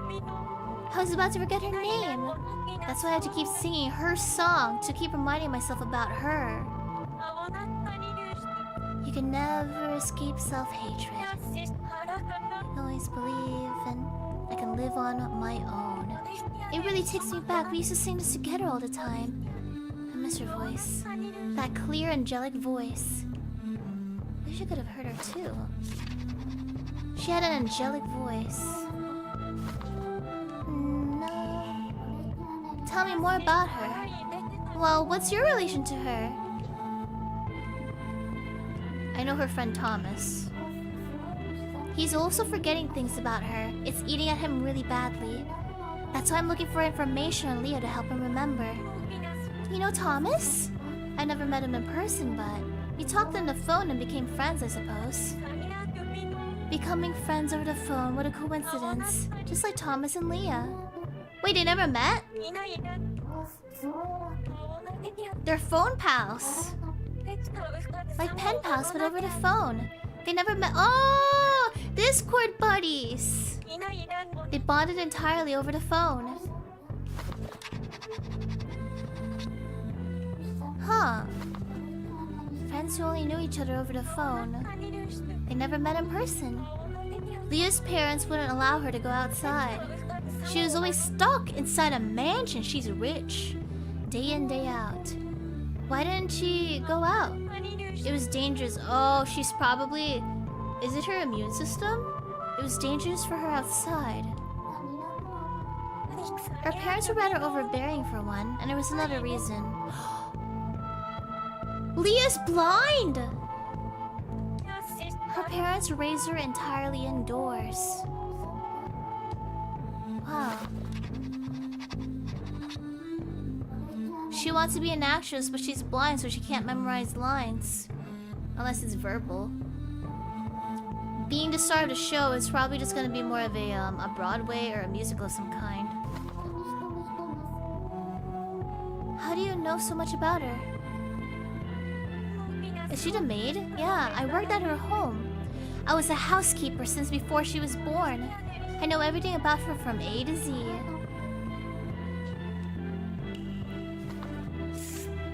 Did you know that she wants... Ooh. Fall of the moon. Did you know that she wanted to be an actress? Very much so. You don't need to dance around it. Why would a girl who can't see or leave the house want to become an actress? She never even attended a play, much less seen one. That's what everyone thinks. Well, it's all thanks to Thomas. He made her fall in love with theater. Poor girl had been kept inside from childhood, never once experiencing the outside world. Then Thomas would talk about the wonders of the stage, and the rest is history. Did he take her to the theater? She never told me. All I know is that Thomas's stories thrilled her to no end. I guess I should tell him then. What should I ask? I also want to ask about why she didn't give Thomas an answer. I don't think the maid would know either, though. Leah was gonna become an actress just like she wanted. Thomas managed to convince his father to write a play with her in it.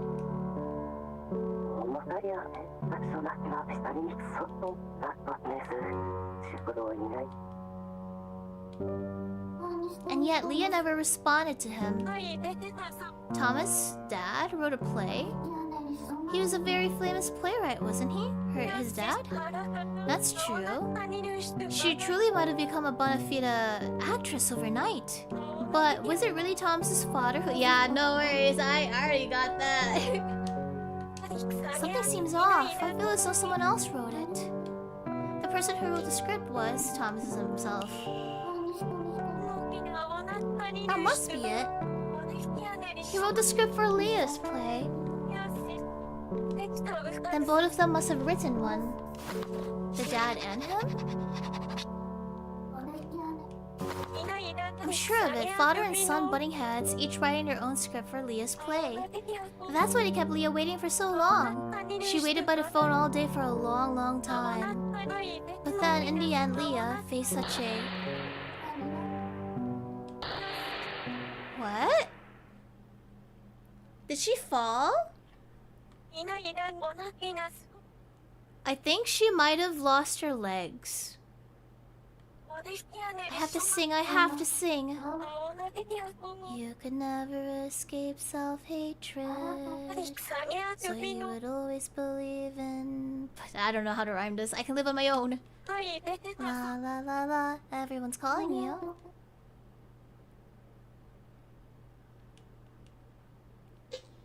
She must have fallen. And now even if she wants to leave, she's both blind and now possibly handicapped. Is that the right term?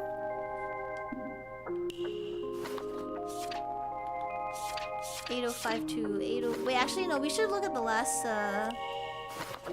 9200. 9200. Yeah, is that the proper term? Oh, is it disabled? I don't know, whichever one means that you have to use a wheelchair or something, like you can't use your legs anymore. Physically disabled. Oh, okay, okay. Is the H word like not so good now? 8502. Oh, she's also blind, so she's already like that? Oh, okay. Oh, it's still okay? Okay. Wait. He didn't answer. Alright, 9200. Here it is.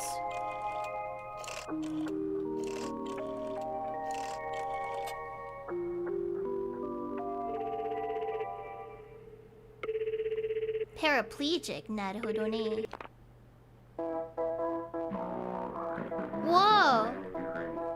Oh, he has like that old vibe to him. This is Checo the Great. But I am away right now. After the beep, put your best foot forward, your worst foot forwarder, and give us your wittiest pun. If it is worthy, then I will call you back. Wanna hear a pun? Mystic, where are you? You always have puns. A really good pun. What? Why am I gonna do a really good pun? Why would I do a straightforward pun? Let's make a really good pun. Sorry, I'm not very phony. Not bad if I do say so myself.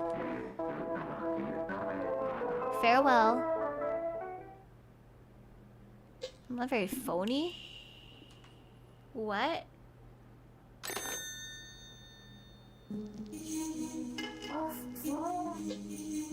That was a little stupid. I hate puns. Wait, no, sorry, Mystic. Don't worry. Your puns are acceptable. Turns around. Oh, man, I hate puns. So he's a comedy playwright.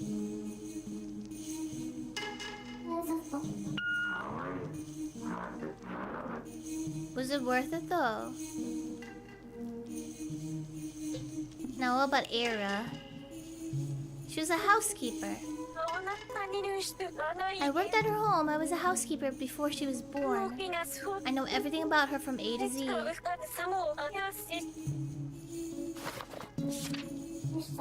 The girl with the voice of an angel. I wish I could have spoken to her. But what did she mean by Leah faced such a... Who is it? I bet it's Checo.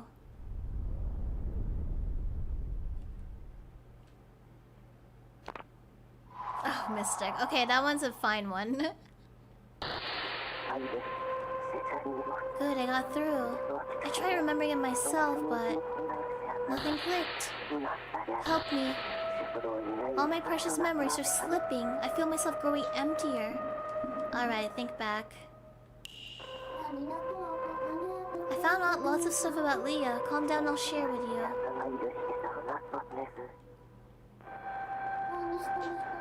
You guys were phone pals. You always talked over the phone, right? That's true. She couldn't leave the house, so it always stopped. How did you meet her? Was it an accidental phone call? Why couldn't Leah leave the house? She had very overbearing parents.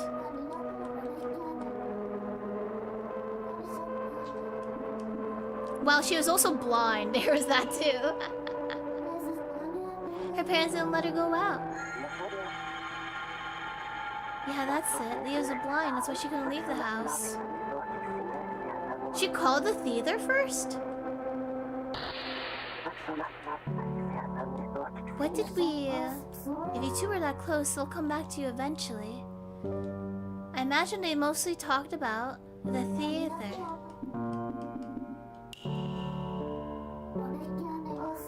You told her lots of amazing stories about it, didn't you? And that's how she grew fond of it. And why she started to want to become an actress. I just remembered. Every day... Aww! Every day I would read scripts out loud for her. And over time it drew her deeper and deeper into a whole new world. Every day I look forward to hearing her voice. It's all oh, that's so sweet. Each and every play we talked about. Leah loved my father's plays especially. Whenever we discussed a play. You know what would be sad? Rather than having like become paraplegic, what if Leah actually developed a deafness? I felt like I became a living, breathing part of its world. Leah could always tell how a character truly felt, even if it... Well, no, she could still... No, she didn't know there's someone there. If she could hear maybe the ring, but the deafness quality... She could always tell how a character truly felt, even if it was part of the script. Each time she'd surprise me with something new, and each time my heart would flutter a little more. Reading scripts together was so much fun. Yeah, she did pick up the phone, but what if it was like, the maid handing her the phone because she knows that Thomas called? I don't know, I'm just making theories. She was like, take me by the hand to meet these characters in the flesh. I really admired her for that. No, I don't think she was mute because she could sing. Unless she developed a muteness, which is possible too. Yeah, developing a muteness is possible. I managed to get back some of my most precious memories, all thanks to you. Sorry about earlier, I lost myself for a minute there. The maid would know she was deaf. Oh, true. Can you tell me about Era? He is housekeeper, right? Like, my grandma was deaf as frick, guys. You just had to yell. She answered the phone for her a few times. She pulled me up, but then why wouldn't she talk? No wonder you know so much about Leah. You found her as well. Let's talk more about her. Are you okay now? I feel much better. You helped me remember her. Could you refresh my mind? Yeah, so apparently she had an angelic voice. Yes, that's right. It was as clear as crystal. It was comforting. The voice of an angel, no better way to describe it. The first time I heard her speak, I was dumbstruck. I heard the phone in a ticket booth rang up, and I just happened to pick up. She called out of the blue. Her voice is so pretty. I never heard anything like it before. My jaw was on the floor.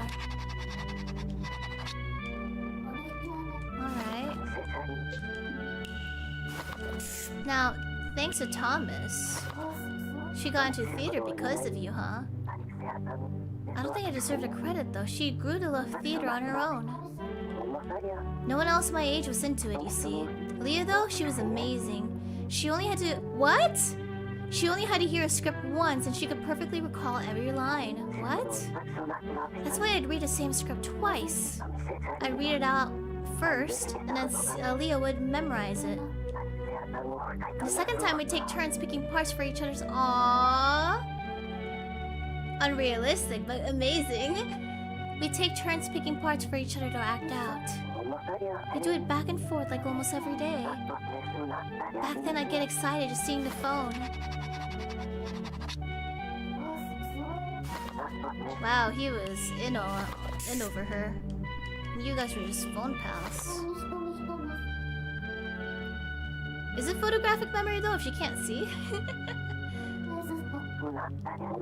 I know how she looks. I saw a picture of her. Where did I get the picture from, though? How did you get the picture of her? Was she like...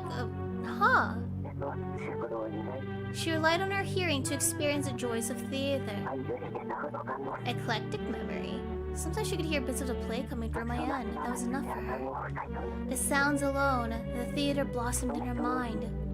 We'd sit there and listen to the plays and come up with new plot lines or dialogue for the side characters. They're so passionate.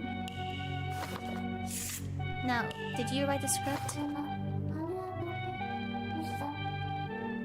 Era said you were the one who wrote the script for Leah's play. Huh? Me, right? What's wrong? Did I really write a script as well? I never wrote a script. Why does this look like fire? I wasn't supposed to write a script. Are you okay, Thomas? Mary? I'm fine. Sorry about that. Looks like my memory is unstable. I almost remembered something unpleasant. Mind if I hang up? I need a breather. Okay. His dad tossed it? Maybe?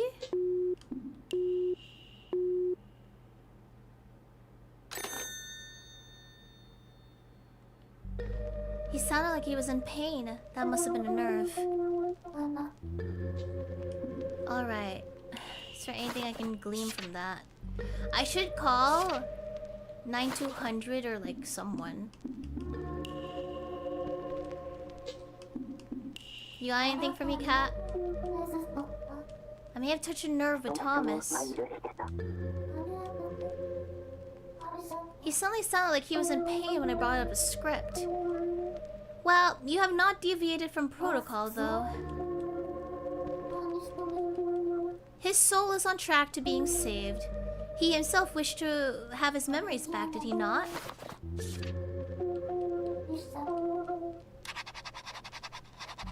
Alright, so that's the goal.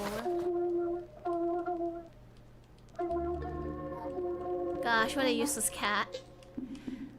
Let's go call. Maybe. Never mind.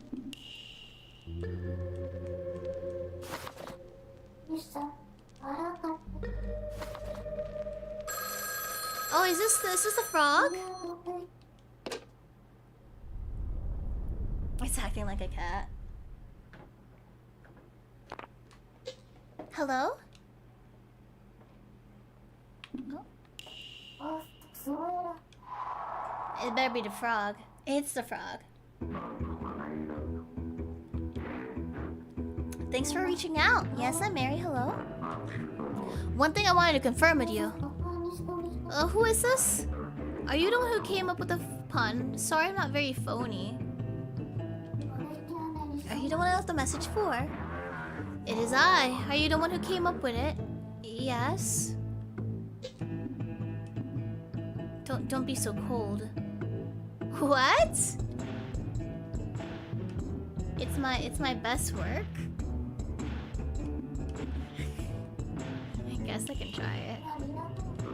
Just as I suspected, that there is a pun to be intended.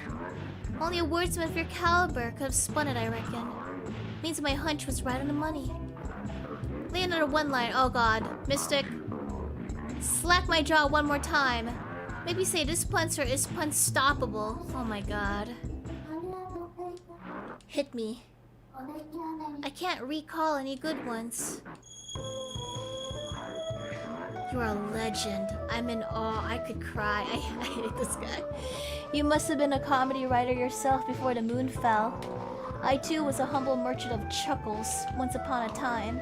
I can tell you and I are made from the same cloth. Should I be flattered? Alright then, Mary. Let's begin the pun version. Oh my freaking god. Okay, look, I want to know about Thomas. You want a pun from me? Inquisitive. Do you know a boy named Thomas? Who cares? I want the cornerstone of comedy. Great puns make great playwrights. Try to play off your own ignorance like that. Why are you so nonchalant about your non-talent? Anyway, about Thomas. Put a sock in it. Of course I know him. I can tell you everything I know about him. I can make it a pun to boot. Okay, tell me, without the puns. What job did the frog have at the hotel? He was a bellhop. Where are you getting these, Mystic? Is this all original Mystic OCs? What about Leah? So he knows Thomas then. That rings the bell. The thing you pull to open a trap door. That's a lever. A monkey with a black and white tail. That's a lemur. Then what tells a Leah?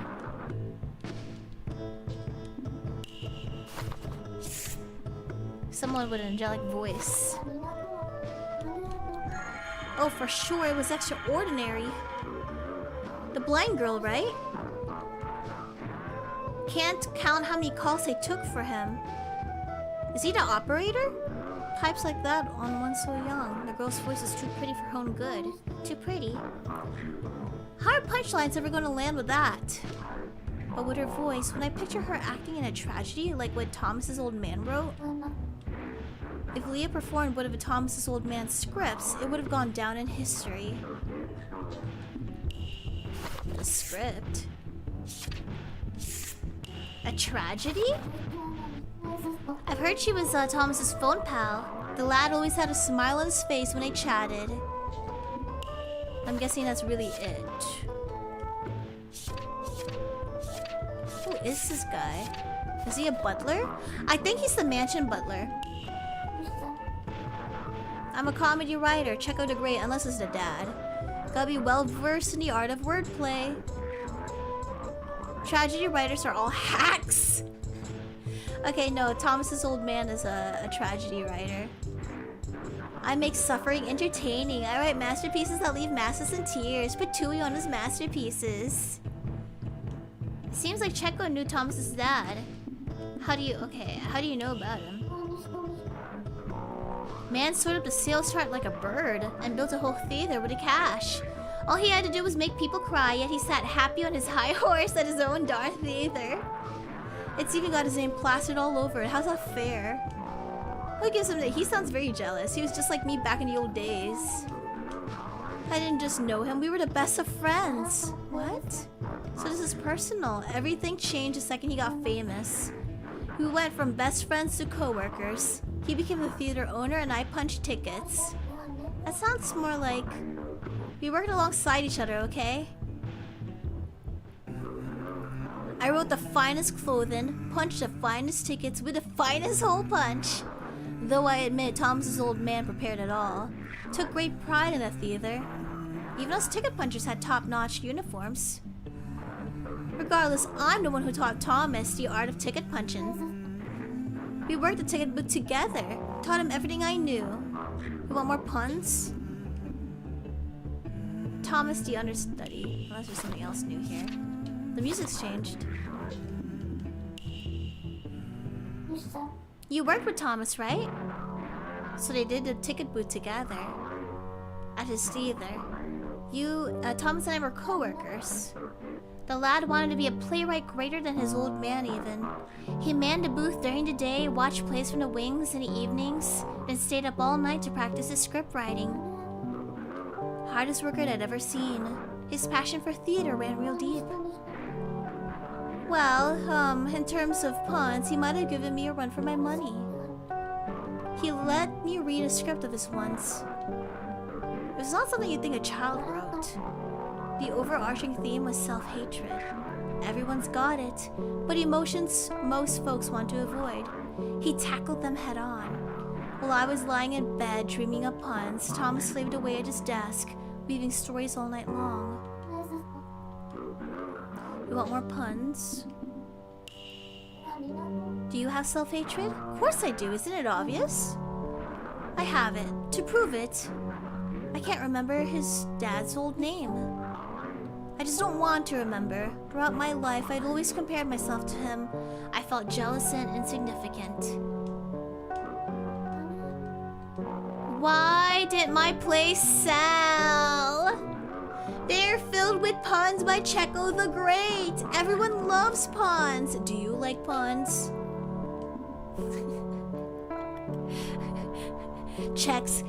checks my YouTube, sees a mystic donut sending puns. I like puns. Then why did my plays sell? I wanted to be popular too. I wanted to be famous. I wanted to unveil a new play alongside his old man. Aww. I think he just wanted to be on the same equal footing, and both of them successful.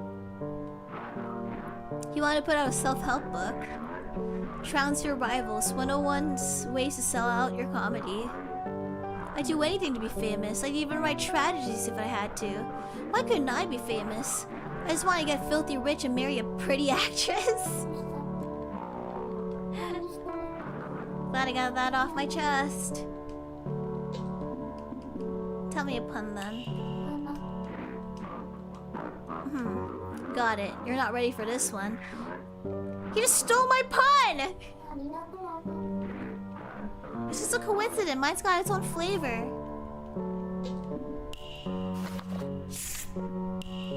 Did you know she wanted to be an actress? Do you know anything about that? Yeah, Thomas came to me for advice once. Said he'd promised to make her a star, but hadn't the means. Them future bigwigs sure love spinning larger-than-life tales. Lucky for him, his old man was already famous. Oh gosh. Oh yes, I love puns, Crush. Mystic, thank you.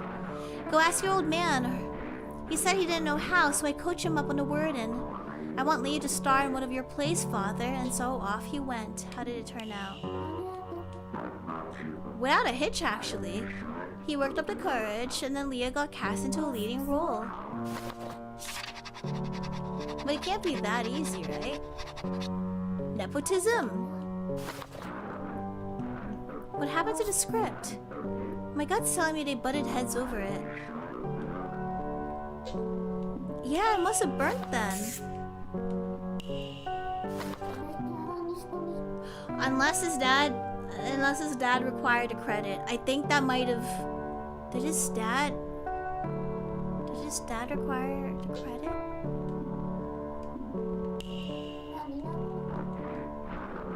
They wrote one. They both wrote it. The old man was never one. Oh God.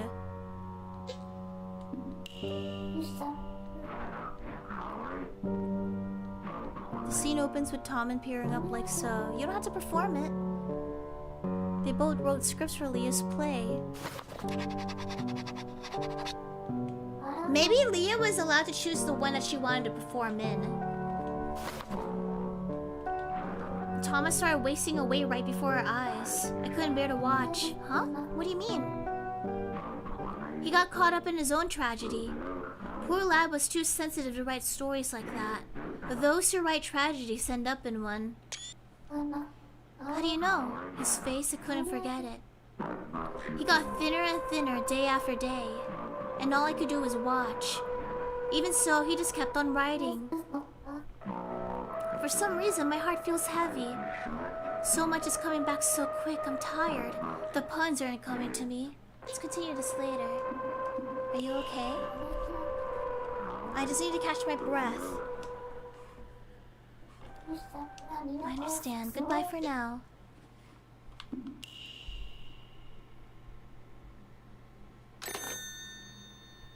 They're mystical? Oh my god, I should just ban everyone. Brian, Pickle, thank you.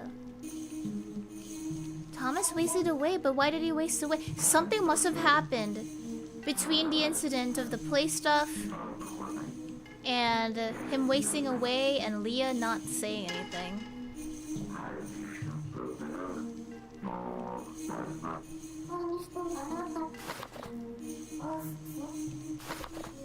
Maybe we should call Era first.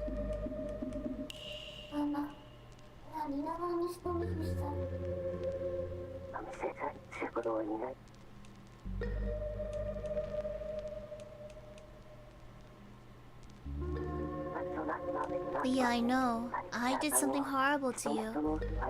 That's why you won't say anything. Still. What did he do to Leah?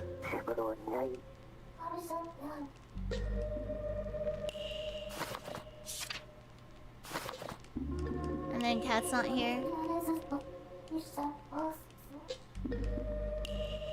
Alright. Just curious. 1276, and then we'll call Thomas. I mean, it is kind of linear, so even if you try to call them, there's no guarantee it'll be picked up. A spoiled milk. Oh boy! Put down the phone. Okay, so we do have to call Thomas right now.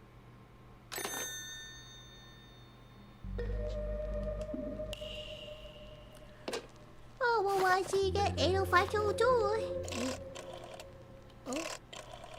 5 2. Bye, Kai. Thanks for dropping by. Checo's pun. Oh my god. Oh my god. Thank you, though. Mary, sorry for losing my mind earlier. Don't worry about it. The break was just what I needed. I want to get my memories back. I found something new. I want to remember everything. Tell me everything. Why are you so eager? I want to know the last part of the call you told me about. My unfinished call, right? The last part when his voice faded out. If I can get my memories back, you can tell me what happened then. Leah and I were really close. She was my best friend. I'm sure she felt the same way about me too. Oh, thank God, Doc. Thank you. I'm sure if I tried that hard to reach her, she would have answered. Oh, Web. What do you think? Leah would always answer me, right? Oh, shoot. This one's... She did answer, though. She did pick up. She just didn't say anything. So is this a case of I think so? I think so. If the last thing Leah said was really, really important, or even if it was a bad joke, not knowing hurts. Tell me everything.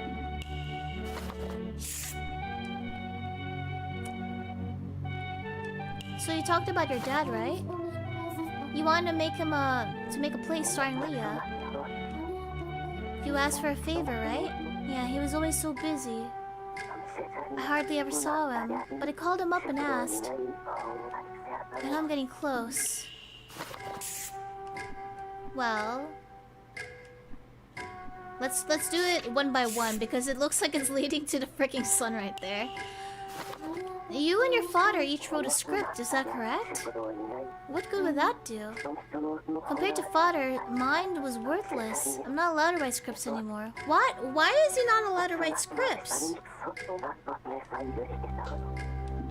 Why is he forbidden from writing scripts? You know, I bet his dad stole his work. He's forbidden from... Maybe his dad said you can never amount to anything? Perhaps? Leah got the starring role.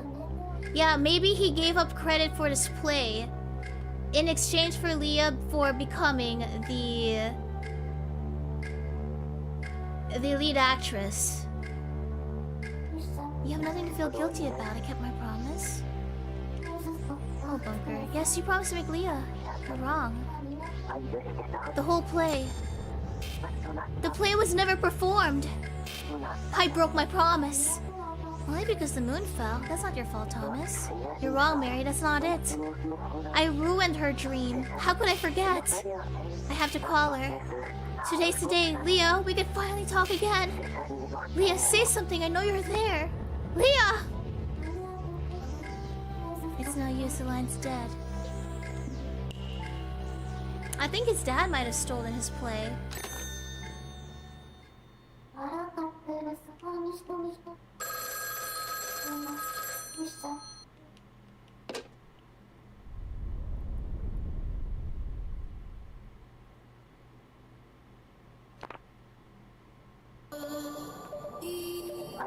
Good news, Leah. You're going to be an actress. Father wants to create a new play with you as the lead. He believes in your talent. You're gonna be famous one day. So come visit. You'll be in good hands. He's writing the script himself. You know, early on, I'm pretty sure I saw a tear from him. Unless that was just a glitch. We'll be waiting for you at the theater. Take as long as you need. I'll wait. I know. I did something to you. That's why you won't say anything to me, isn't it? There's still something muffled, but I think what he's trying to say, you're still mad at me, aren't you? You didn't... that... I know you're mad, so you'll never pick up again. Even though I'll never get through to you, I can't help it. I still keep trying to call. That's the tear. I keep talking to this silent phone over and over again. She'll never pick up again? What's going on? Is she...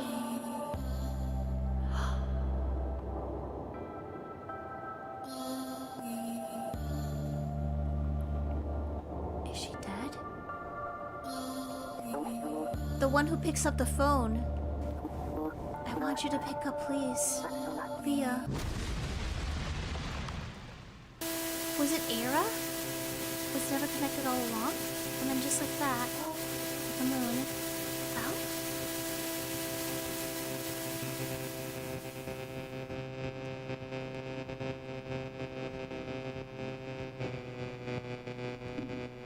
Oh, sorry, I thought this was part of the scene. So no one ever picked up. It wasn't that Leah refused to say anything. She never picked up at all?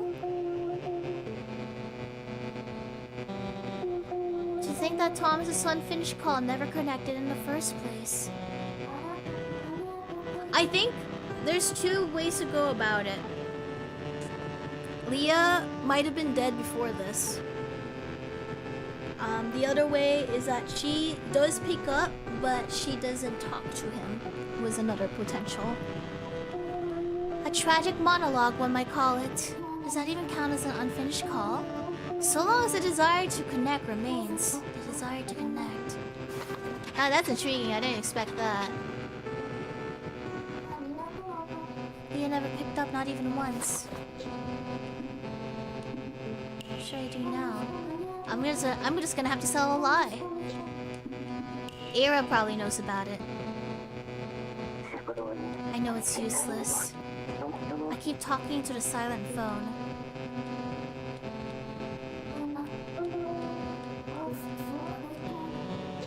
Yeah, I think we should call... Never mind. I think this is related to Era. I'm gonna talk to the cat.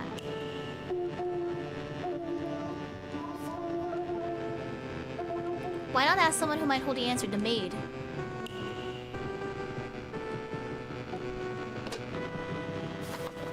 Um, 1276. She probably did it for Thomas.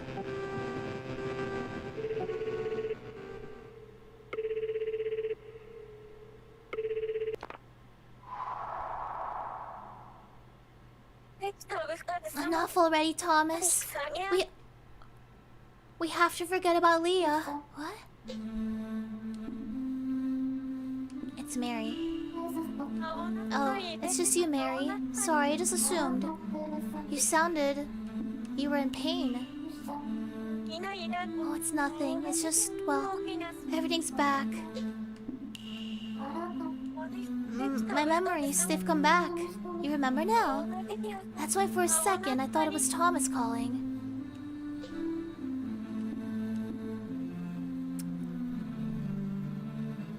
Which memories came back? So this was before the moon fell. Thomas called the house over and over again, more times than I can count. That's why, well, when I heard the phone ring, I just assumed it was him. Did he have business with you? Pardon? Oh no, you have the wrong idea. He wasn't trying to get a hold of me, he wanted to speak with Leah. But by that point, Leah wouldn't have picked up anyway, so I began to ignore the phone. It kept ringing all throughout the house, over and over and over. I couldn't take it anymore and went out on walks before he'd call. I know it sounds creepy, but please don't blame him. It's not his fault. Did you do that on the day the moon fell? I'm sure he did. See. When the moon came roaring down, the house phone was ringing the whole time. I'm sure you're keen to ask. Why didn't she pick up the phone? Yeah.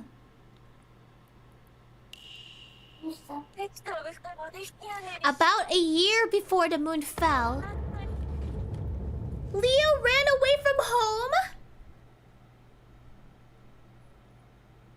Oh, she ain't just dead, she's gone. But why? There was a single note. She went on her own.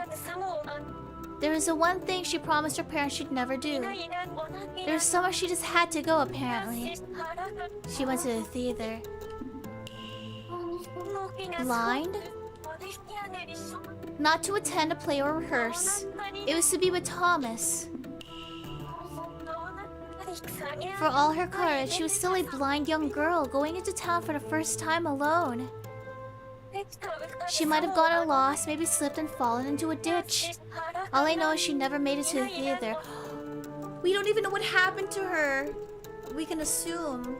No one knows where she went. She went missing.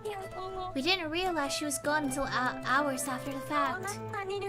We turned the town upside down looking for her. Combed every nook and cranny from the town square to the outskirt ruins.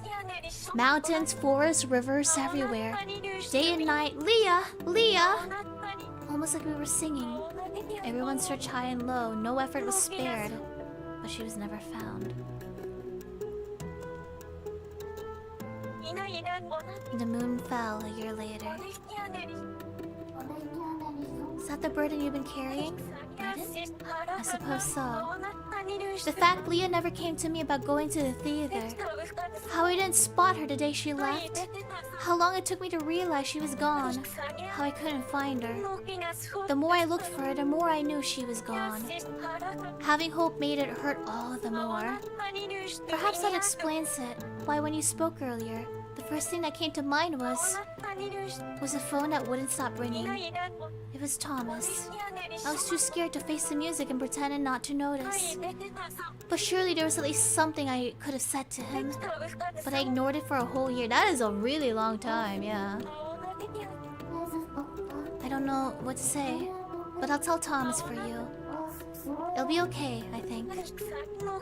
I leave it in your hands, Mary. Okay. You can move on now. I'm holding you to the promise, Mary. Make Thomas smile again.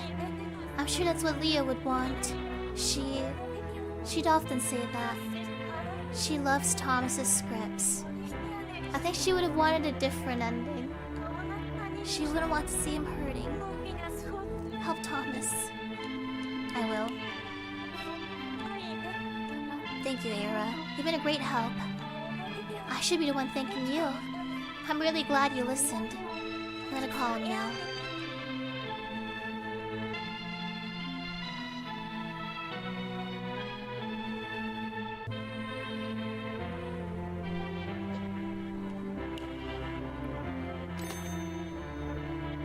I had no idea Leah went missing.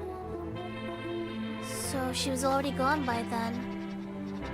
Oh my god, just drawing her freaking death scene. I love Thomas's writing. I want him to smile. I better call Thomas.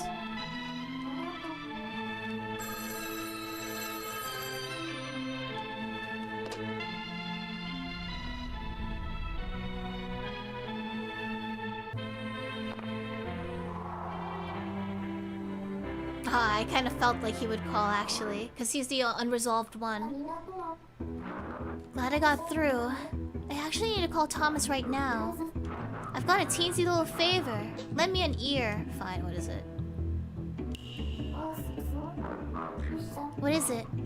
It's about Thomas, actually. I hold him in high esteem. Very much so, especially as a playwright. He couldn't find a harder worker. His pen never stopped come rain or shine. Didn't matter who was watching, even if a living legend rejected his work. Even if it was shown the canyon separating them. No matter how hopeless things got, his pen kept moving, unlike yours truly. I told you about his old man, right? The man's plays were perfect in every way, so he demanded perfection out of his own work. Welcome back, Lightning. And doubly for those around him. I hated being compared to him. Hated watching his plays too. The gap between us was just so painful. Obvious and overwhelming. I was an ant compared to him. What's the point of putting pen to paper if the results are not perfect? I recall thinking to myself, I was never able to finish writing a play since. Even when a surefire pun came to me while my pen was in hand, the next part never came. I'd write, erase. That's actually like a thing that most creatives struggle with. And then I forgot what I wanted to write in the first place. And it became too exhausting. It was just too tiring. But not Thomas. Even with his old man's blinding talent shoved in his face, he kept going. His spirit never broke. He kept writing and it was awe-inspiring. And he was just a lad. Then something did break him. Poor lad was suffering. His face was carved into my memory. He was in rough shape, falling to pieces, cheek always wet with tears. My memories? Couldn't care less at this point. There's still more holes than I prefer. Can't even tell if Thomas's haggard face was real or just a figment of my imagination. But he was hurting real bad.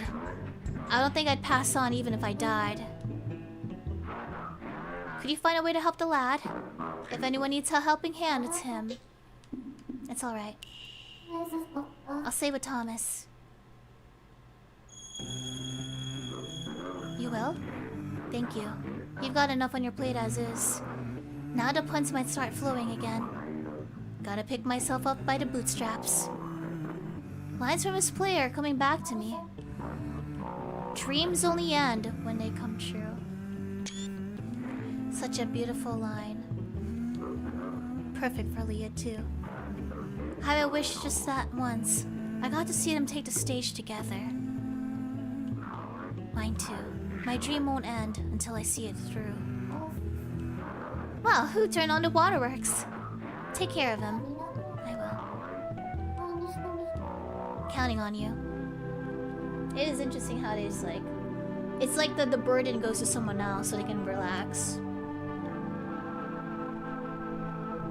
And he's been carrying it for a long time, so I don't mind. He's been worried sick.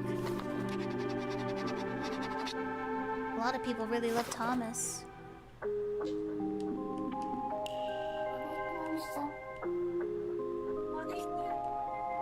She ran away from home to find him? And she regretted not telling Thomas anything.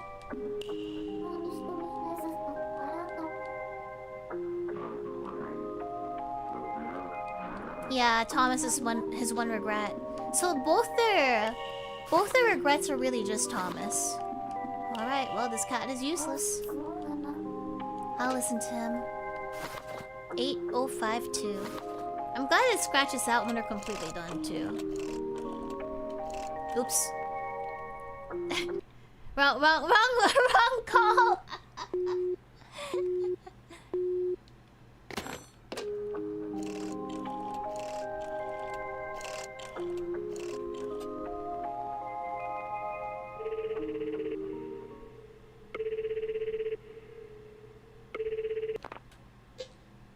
Hi.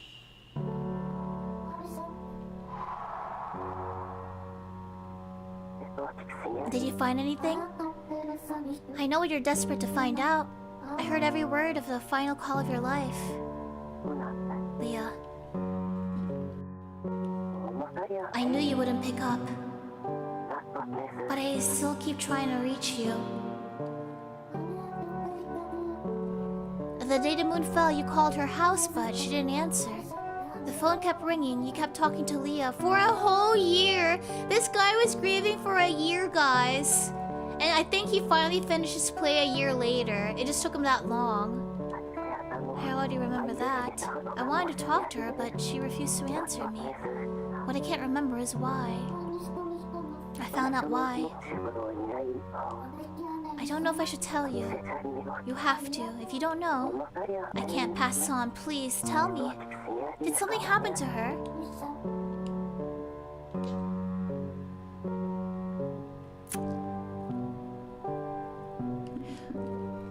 We have to tell him. He is going to spiral. I know that. But the thing is, this guy has been waiting a year for someone to... No one has told him the girl he likes is dead for a whole year. We're gonna have to calm him down after, but the maid's regret is not telling him for a whole year, so we have to tell him. The truth is, Leah ran away from home and went missing. You called her house every day and hoped she'd come back. She never answered. The phone kept ringing, but you kept talking to her. In the end, she never once came back and the moon fell. That's what you forgot. What? She never picked up? I was talking to myself the whole time? She ran away from home and I knew. Did she run away because of me? Can't be it, right? Because if what you're saying is true, and she ran away because of me, who am I? I was wrong about everything. It's all my fault. That's right, I remember now.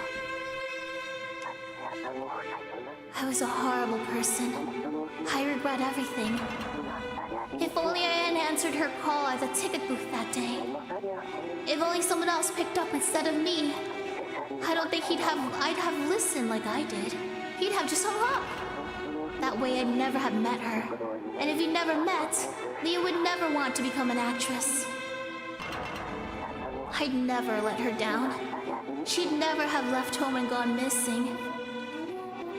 He's in so much pain, worse now.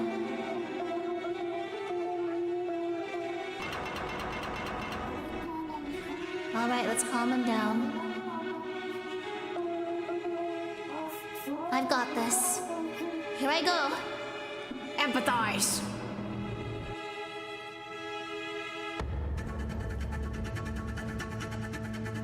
What I have to do is... Yes. I have to choose the right ones. Can you still hear me, Thomas? I want to save Thomas and Leah. I want to save both of you. You're thinking about Leah too? Not just me, really? Yes, I want to hear all about the two of you. But I couldn't do anything for her. I don't think that's true. After all, without you, Leah would have never learned how wonderful the outside world is. You taught Leah the beauty of it all.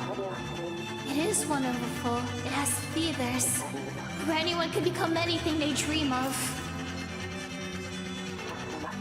I promised her we would build a stage together. She had so much talent in her voice. I can't remember her voice. Someone's yelling at me. Their voice is ringing in my ears. I'm scared. Help me. It's alright. You haven't forgotten. You told me yourself her voice was an angelic voice. Yes, I've never heard a heavenly voice like hers before. I couldn't believe it the first time. We never actually met. I remember. Her parents wouldn't let her go outside. But if that's true, then how did Leah and I get to know each other? I can't remember. You're the one who told me, Thomas. The day you and her first connected?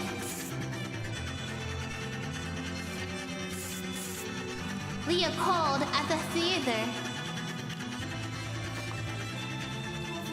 She called herself. It was. I remember now. There was a call from Leah. On that day, I answered a call at the theater's ticket booth.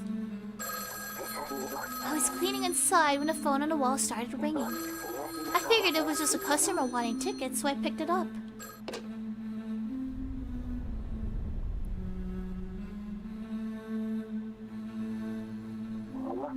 Hi, you've reached the theater.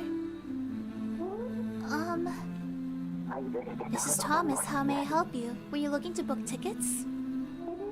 I'd like to listen to... She already was curious about the theaters. It's not Thomas's fault. She just loved the idea. You want to listen? Not watch a play, but listen? That's right.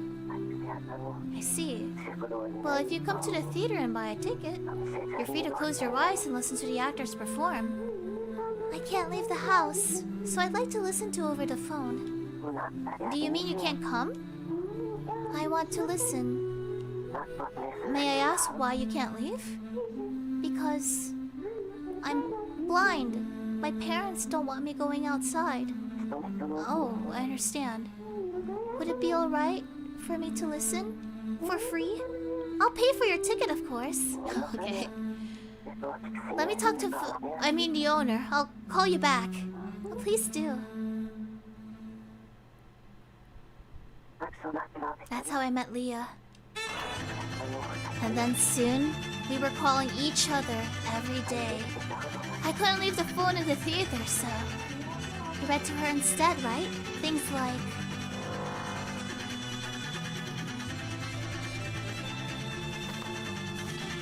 I'm pretty sure it was her father's script, right? Yeah. This one I don't want to mess up. It was the father's script. Yeah, she was a fan. He hasn't done this own script yet, not until after she died. You read your father's scripts to Leah over the phone. Yeah.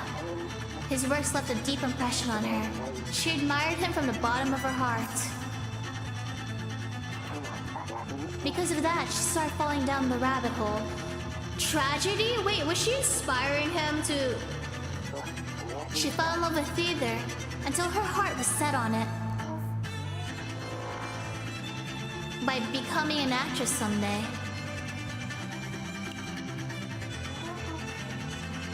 That's right, she said so every time we talked. Even over the phone, I could tell her voice was so pretty, like an angel's. You must have thought you'd make her an actress no matter what. That you'd do whatever it takes. One chance, just one chance to prove herself, and the crowd would have adored her. I know it. And so, to turn Leah into an actress, you...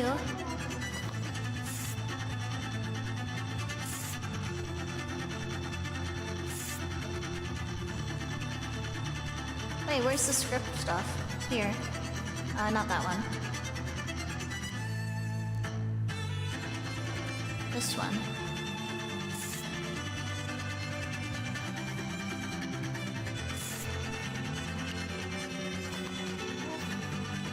What are you saying? That would have never worked. That was sure did. Isn't it? Okay, fine. It was asking your dad. Which one is it? Oh, this one. Thomas asked. Okay, this one. Asked his father. Oh, thank God. I think the game must be really forgiving, right?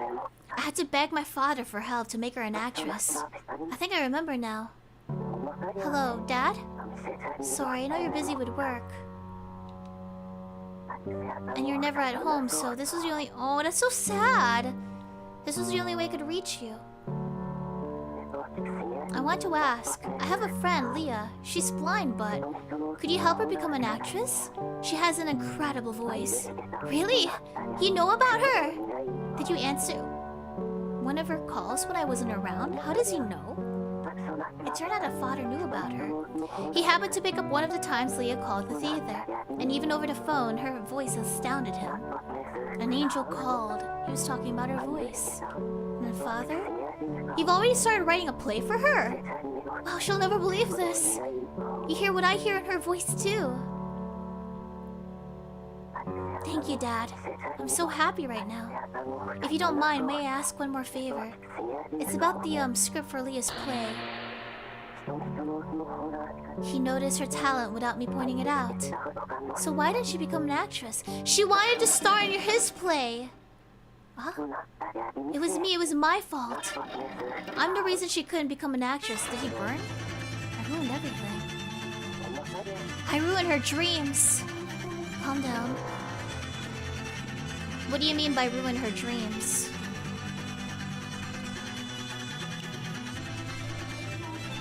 What happened exactly?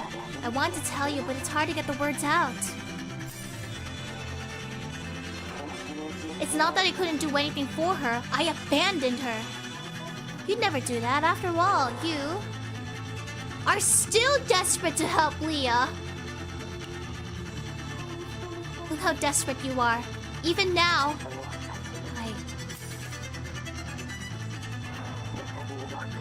Do you really think so, Mary? Did I devote my life to helping Leah? You work yourself to the bone for her. Because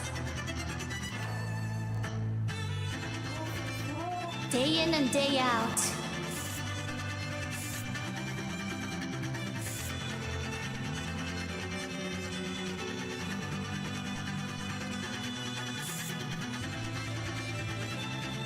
which one's this? Hold up. He wrote a script. Yeah, it is okay. I didn't wanna like flubber it. I don't know if it's gonna be 3 strikes and you're out. You wrote a script. You wrote your own script with Leah in the lead role, didn't you? For her. For Leah?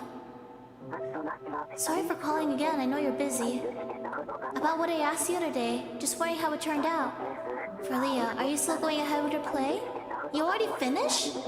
You're so good at writing, Dad. What about mine? You said you'd think about using it? You said so, Dad. You promised to read my script. So did you? If it's good enough, would you use it? After her play. So mine won't work. You're right, Dad. I know I don't have any talent, but I'm trying my best. I rewrote it over and over so many times. What? Please don't say that, Dad. I'll keep trying as many times as it takes. I want to be a part of this too, not just Leah. Please don't hang up on me. He cried.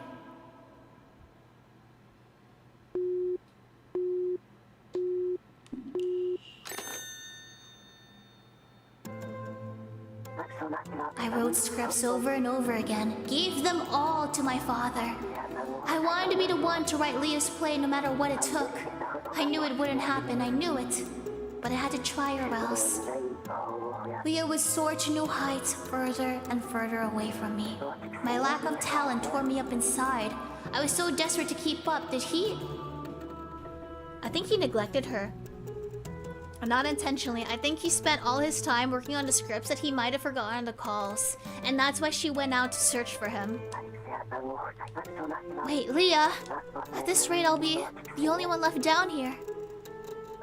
But my feelings didn't matter. Who'd want to watch my play anyway? He didn't even consider what I wrote. Soon enough, calls started pouring in. I reached a theater ticket booth for her play. Sorry, opening days haven't been set yet. You saw a poster all over town? I had no idea. I'm sorry, sir. I should have known. When does Leah's play start? Let me ask the owner just to be sure.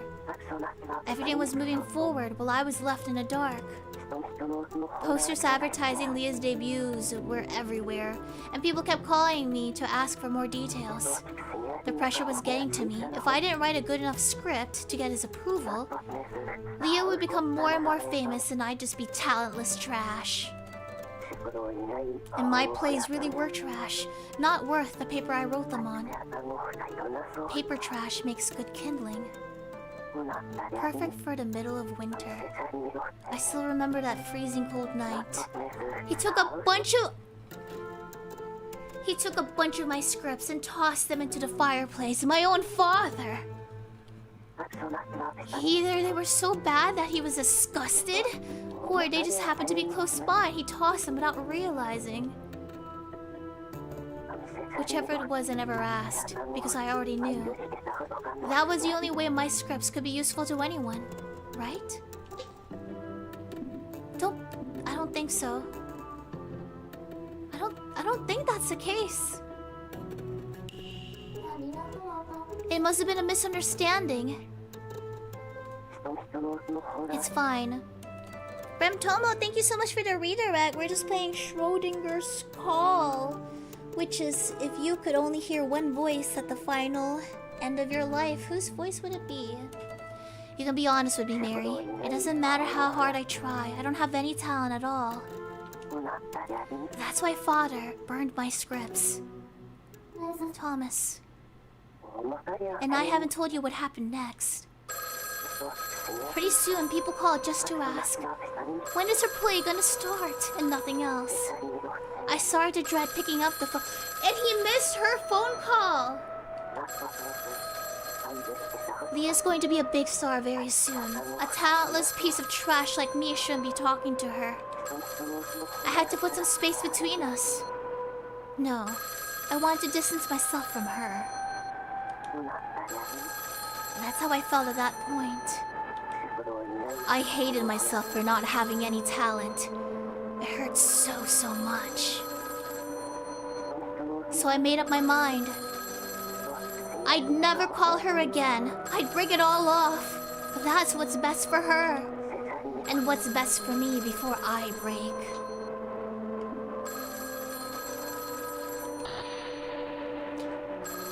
Oh!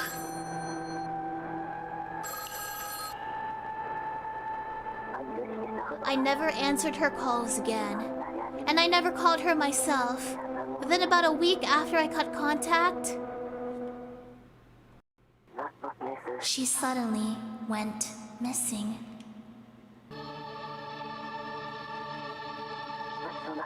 Leah snuck out of her house and tried to come to the theater alone. But far from making it there, she got lost somewhere in town and disappeared. Lots of people went looking for her all over town for weeks and weeks. But we never found a trace of her. All those theater posters of her were changed to missing person flyers. That's when the regret set in. I have to call Leah. Leah's waiting for me to call her. And he called every day for a year. Leah, it's me, Thomas. Are you still mad at me? I'm sorry, I'm so sorry. Oh, you're still mad. I'll call you back later.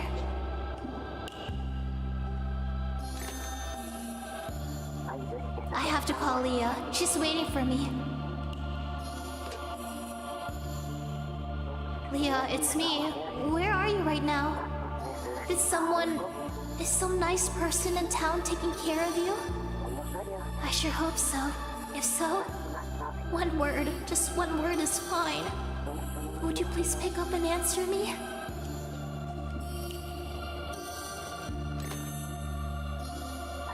I have to call her. Leah, I called you again today. It's been 100 days since you left. Do you think you could forgive me yet?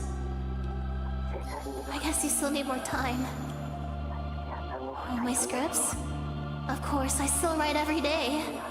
You want to know if I'm showing them to Father?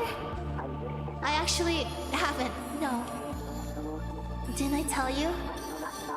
I haven't left this room since you disappeared, not even once. This used to be the theater's dressing room. The theater's been closed. Ever since you disappeared, people stopped coming here. They blamed Father. Everyone's saying all sorts of things. Like he was using you since you're blind.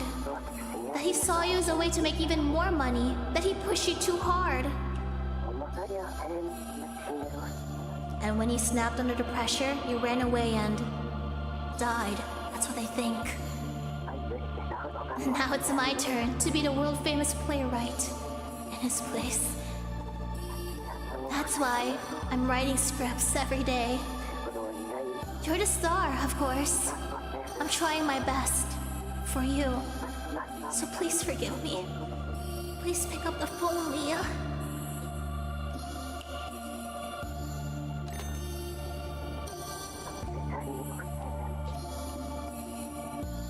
Just once is fine, please. Please forgive me. You left home to visit me, didn't you? You'd have never left if I hadn't stopped talking to you, right?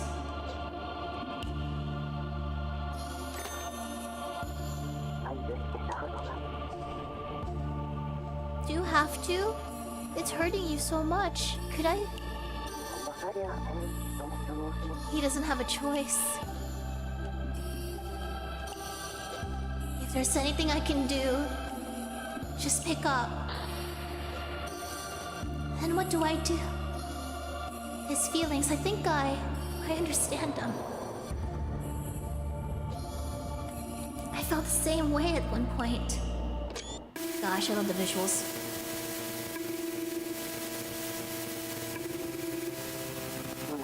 Leah, please, pick up.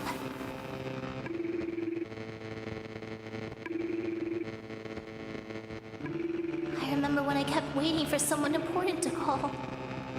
But that call never came. Leah, please, pick up. I remember when I kept calling someone important, but they never picked up. I want to talk to you. I really want to talk. Leah, it's been 300 days since you disappeared. The truth finally hit me. Leah, you're still alive. Not only that, you're living happily somewhere. I just know it. You're alive, but still angry at me. That's why you won't answer my calls. I'm glad I figured it out, actually. It's great that you're alive. Would you look at that? The moon is falling. I just noticed. Not that I care anymore. The room can fall. The world can end. But at the very least, I want you to live. I want you to be there, even if you're too angry to answer me. I want you to keep living. What should I do?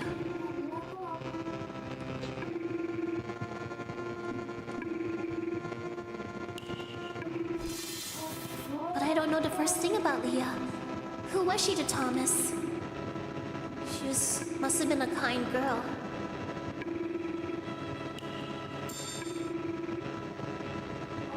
Thomas must have thought of her as a very kind girl. Yet at the same time, she was... Was she lonely? I think she must have been really lonely.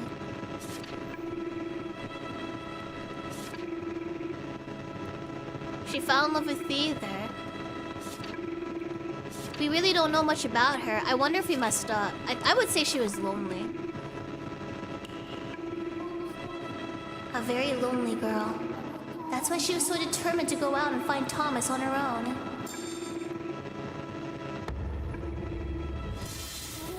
We're the same. I'm just like Leah. No matter how strong you are, the loneliness never goes away. That's why I decided to leave that room. Yes, I'm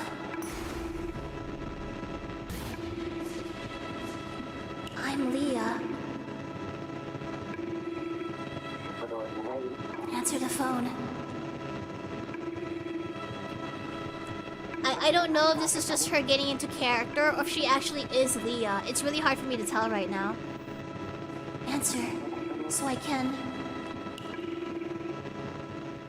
Hello? How have you been? Huh? I'm not hearing things, am I?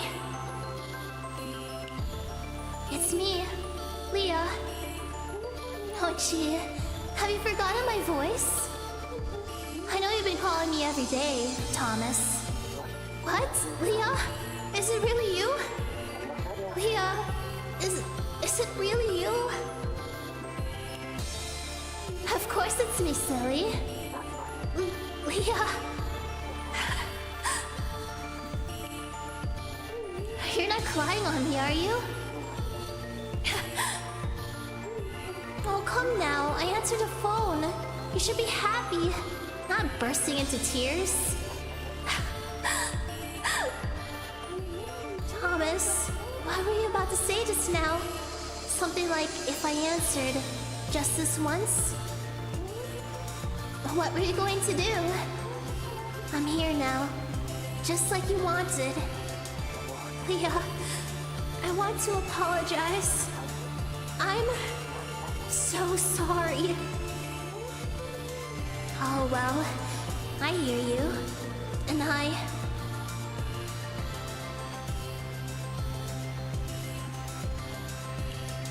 accept.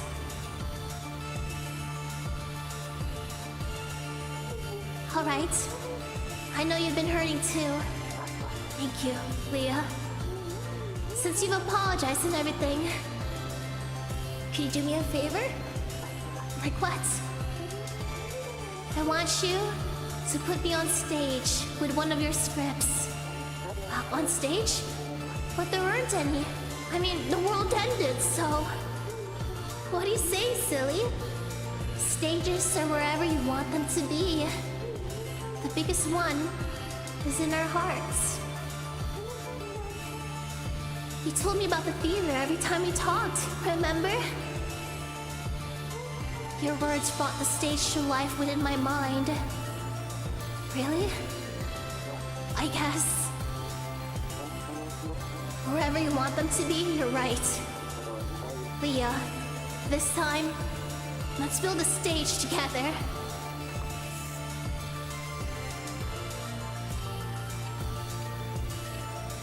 Wait. Okay. Yes, one with many suns. I see many suns shining in the dark. I know. Those are the spotlights. Huge lights shining down on us from the ceiling. They make me feel like a star. Thomas, I hear a sound like ice falling. That's the audience clapping. I can hear the applause echoing throughout.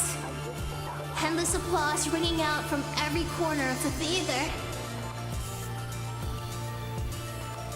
Thomas, I feel a cloth in front of me, like a giant wall. Yeah, that's one of the curtains. It's always so exciting when the curtains open. It's like opening a door to a brand new world. I'd always be on the edge of my seat waiting for that one magical moment. See? We made our own stage. Yeah, we're on stage right now. Say, Thomas, I want to perform your play right here. Of course, let's do it. Right now. What's the title? It's a little embarrassing. At first I went with self-hatred, but then I changed it. To what? In the end, I settled on...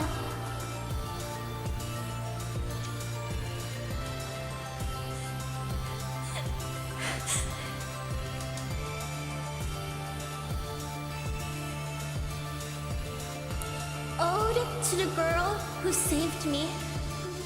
And who is this girl? Who? She's the only person in the audience for a play, Leah. She's the one who saved us both. I wouldn't be here without her. I want to thank her from the bottom of my heart. I see. She's had a hard life too. I really hope she gets saved too. What? Let's rehearse a bit backstage, Leah. Wait! Goodbye. Mary? Wait!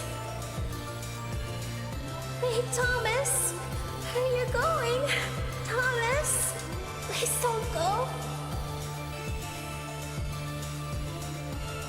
Why are you leaving me behind? Don't leave me here alone. Take me with you.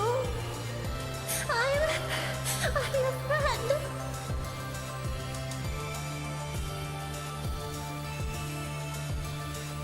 End of episode 2. Thomas, each time we get into the phone call and try to be someone else, we lose ourselves. Just for those who didn't know. I'm Leah, aren't I? Am I not? I'm...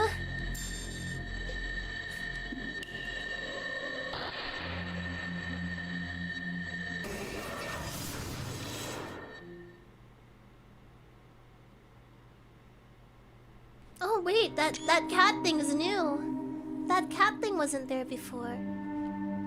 The moon. That's the moon. The moon from my memories. Where am I? I hung up? I'm not talking to anyone anymore. Where am I? Hamlet? What is this room? I recognize this place. I just can't remember where from. Why am I even here? No idea. My memories aren't back yet. Why do I feel so lonely? An empty room with no one to talk to. That's right. Touching something in this room might bring back memories. What about this cat? For those who are also new, the world has ended. The moon actually crashed down, so we are the deliverer of final messages. Although we don't have much memory either for ourselves. There's something on a desk. It's a diary? It feels almost familiar to the touch. Should I look inside? Well, I don't think I can do anything else here. How I feel right now. They left me behind. I'm so lonely. But why? Are you sure you cannot look at anything else? Okay, yeah, it's just the sparkles. Just want to be doubly sure. I have no self-preservation, man. I can live on my own. Self-hatred. Who wrote this? I'm guessing this is why we write down, because we'll probably forget. May 28th, self-hatred. She's treated very nicely, but not me. Never have been. I was at home by myself when it happened. I was looking up at the moon and then I heard a big whoosh and a crackle behind me. I turned around and the whole house was surrounded by fire. There was nowhere to run. I was all alone. I cried and I cried. Whose diary is this? There's more on the next page. Am I going to burn to ashes right here? I want to run away, but I can't. Save me, Daddy! I yelled and suddenly...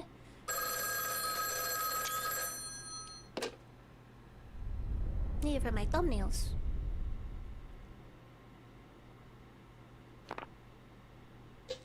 Hello? Is that my dad? Who's there? I thought I told you never to call me again. What? Who is this person? Help! The house is on fire! My house is on fire? Then don't just sit there. Get on your own. Wait, is my dad not a good person? Am I an unwanted child? Maybe like I'm like a child of a mistress.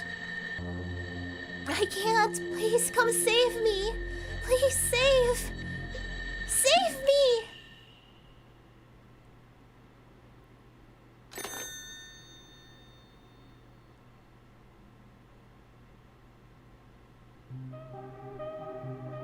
Save me. Save me. Pull yourself together, Mary. You have already saved Thomas. There's no need to act anymore. I saved him? Am I the only one who wanted to be saved? Foolish girl. You ignored my warnings and interfered with the unfinished calls again. Granted, you did save Thomas in the end, but even so, the end does not justify the means. Am I not allowed to save everyone? But it wasn't... Who did I save? Was I saved by someone? My word, Mary, you saved Thomas at great risk to yourself, I might add. I saved Thomas, indeed. Now you have saved both Lucy and Thomas. I'd label how you handled your unfinished calls a breach of protocol, personally. However... Yeah, but I feel bad. Isn't my job supposed to help people move on? If I can't even help Thomas and Lucy... You have saved them beyond all measures of doubt. Perhaps you could continue the string of successes with the next spirit. At once, preferably. I trust you're up to the task. Oh, thank you, bananas. Go ahead, welcome back. Alright, well, we've done 2 chapters today. It is a very long game in terms of voicing. Oh gosh, I love the story though. I wasn't sure if I was gonna cry at the second chapter. The first one kind of hit home because it's like a mom who sacrificed herself, you know? The second one I wasn't too sure. We'll pick this up at some point when my voice is rested. But what did you think about it? I really enjoyed it. I'm loving my time with this. I just have to really save and spare my voice. I know it's a beautiful game. If you enjoyed the game, do consider supporting the devs. Get it on Steam because they worked very hard on it. And I think it's like really beautiful. Wait, is she crying? Wait, look, she's crying. Guys, if you zoom in and focus on her eyes, you can see little teardrops, and when she blinks, she cries. She's like me. But yeah, this is a really beautiful game. So consider supporting the devs. I'll let you play up. I'm currently finished with chapter 2. We are about to enter chapter 3. So feel free to play ahead and then you can see how I react to things. Or just wait for me. But do support the devs and maybe gift it to a friend who really loves stories. Thank you, Zenio Boomster and Mexi. Yeah. I'm glad you like it. And for those who supported, but I did not read your message, thank you. Tomorrow I will be playing Street Fighter solo session. So let's go practice that. I'll be playing with Novelite. Alright, let's see. Who have I not rated in forever? Alright. If I send you... I'll send you here so you can bring me back news. Okay, until tomorrow. See Ori.